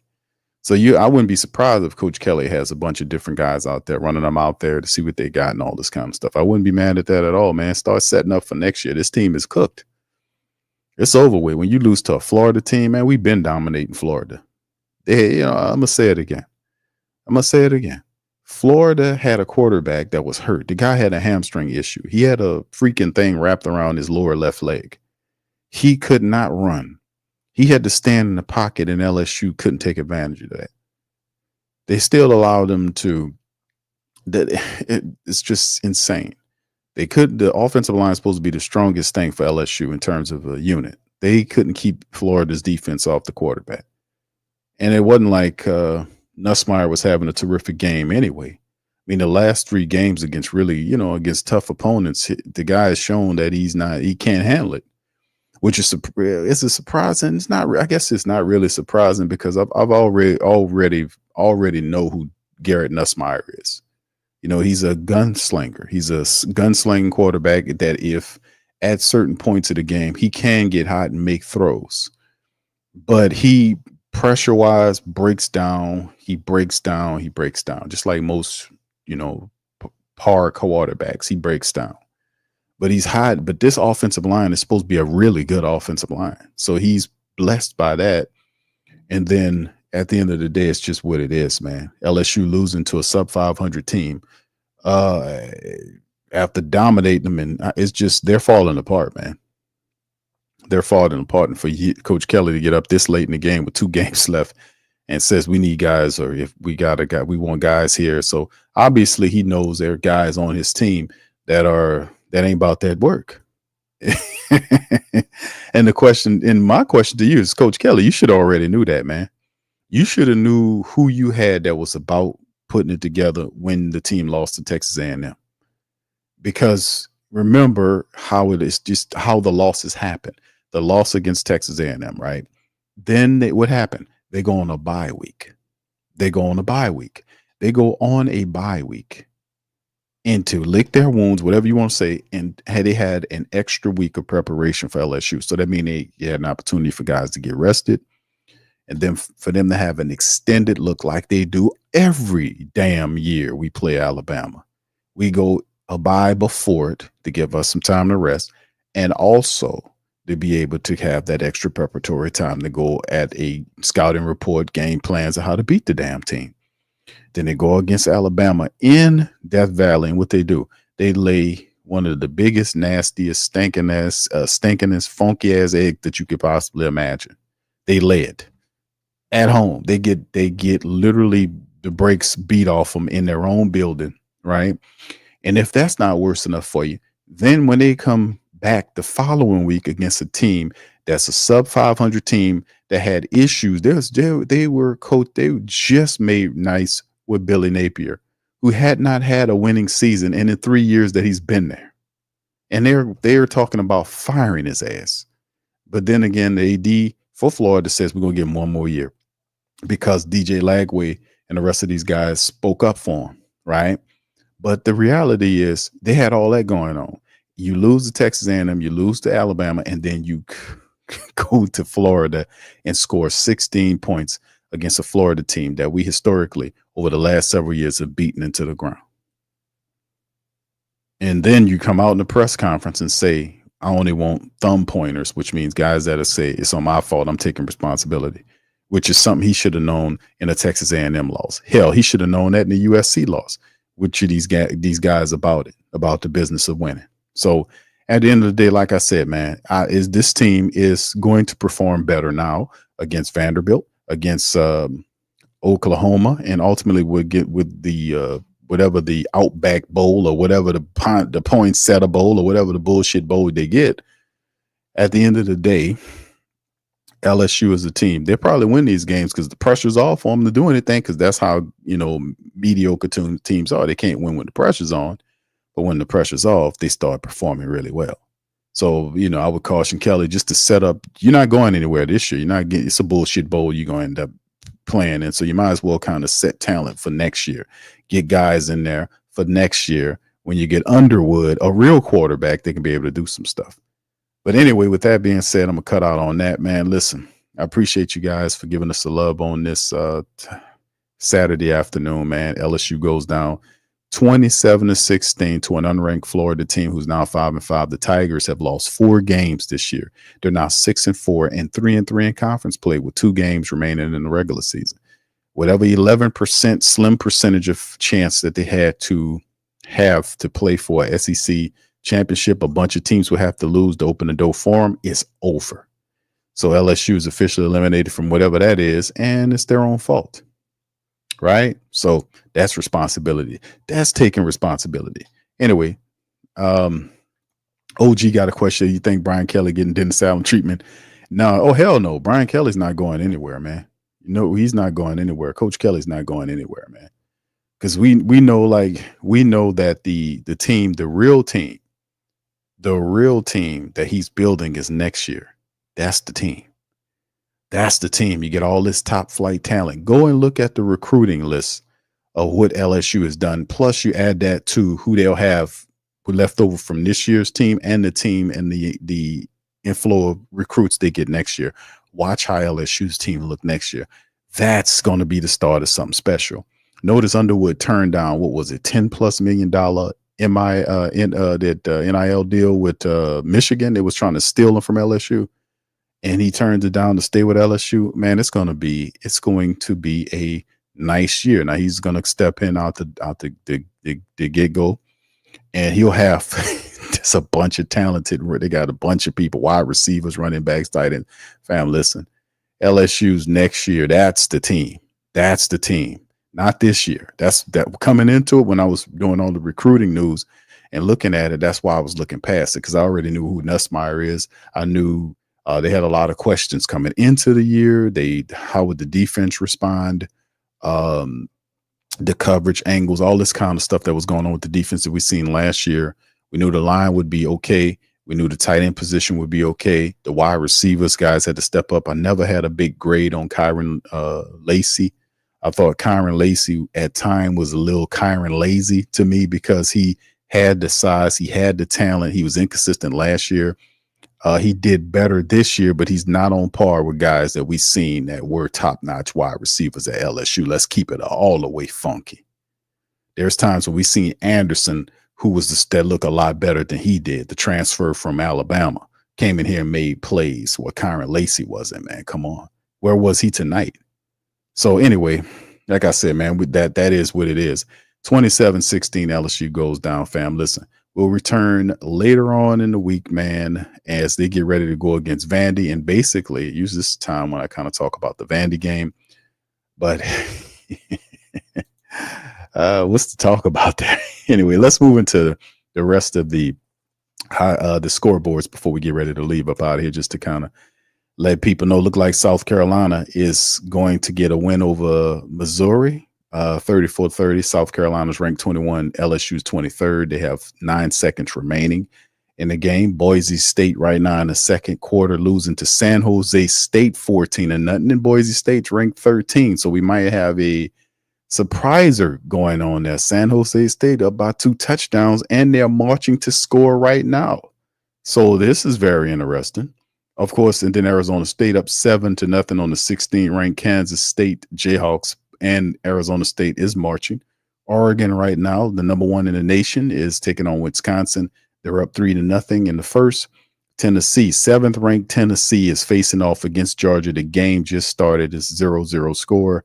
New Mexico State and 15th ranked Texas A&M will be kicking off momentarily. Washington and New Mexico will be later on this afternoon.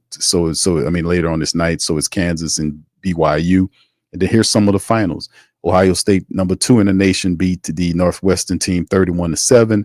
The 3rd ranked Texas Longhorns beat the Arkansas team 20-10. It was a little battle there. They came out to win. Penn State, number 4th in the nation, blow away Purdue 49-10. The 8th ranked Notre Dame squad took care of business against Virginia 35-14. Alabama all over Mercer 52-7. 38-28. The 14th ranked SMU team beats Boston College. The 17th ranked Deion Primetime Colorado team was able to take care of business against Utah 49-24 as Travis Hunter strikes that Heisman pose. He know what's coming. The upset alert here, just for Stanford, beat the 19th ranked Louisville team 38-35. Clemson, 20th ranked in the nation, beat Pittsburgh 24-20. And of course, we know our squad lost today. And Tulane, who's ranked 25th in the nation, beat a Navy squad 35-0. So shout out to Tulane. Tulane is about to get, they got one more game left, I want to say, for the season where they'll get 10. They're undefeated in the American. They're 9-2 on the season. They're 25th ranked in the nation, and they beat the Midshipmen today 35-0. Mensa, the quarterback, 10 for 14 for $138 and 2 touchdowns. Hughes, the fantastic running back, had 22 carries for 82 yards and 2 scores. And Fleming's, the wide receiver, caught a couple of passes for 56 yards. Shout out to Tulane. The real team, they're putting in some work and doing some stuff where LSU is not. Anyway, with that being said, family, that'll be the show for today, man. Hope we had a little bit better news for you guys than that. But unfortunately, our team goes down in a heap. 3 straight losses. They have now lost 3 games in a row. They're now 4 on the season, man. And then, of course, like I said, 2 games remaining against Vanderbilt. LSU comes back home for those final games. Vandy 6-4, LSU 6-4. Both teams are 3-3 in conference play. And the way they're playing, you never know. You expect them to beat Vanderbilt, but you never know the way this LSU team is playing, man. They might actually lose the game. You never know. You never know what the hell going on. But anyway, with that being said, we're going to get out on that, man. I appreciate y'all, man. Please feel free to hit the like button, hit the subscribe button for Tough Tiger Talk recap stream. And listen, man, we're going to holler at y'all on the next one. Keep your head up, man. It's a lot of football left. Not for our, good football. In terms of talking national football for LSU, of course, that's out the door, but we got a lot of future football, right? So it's always something to keep our heads up for, right? Anyway, we'll holler at you on the next one. Much love, peace, and go Tigers.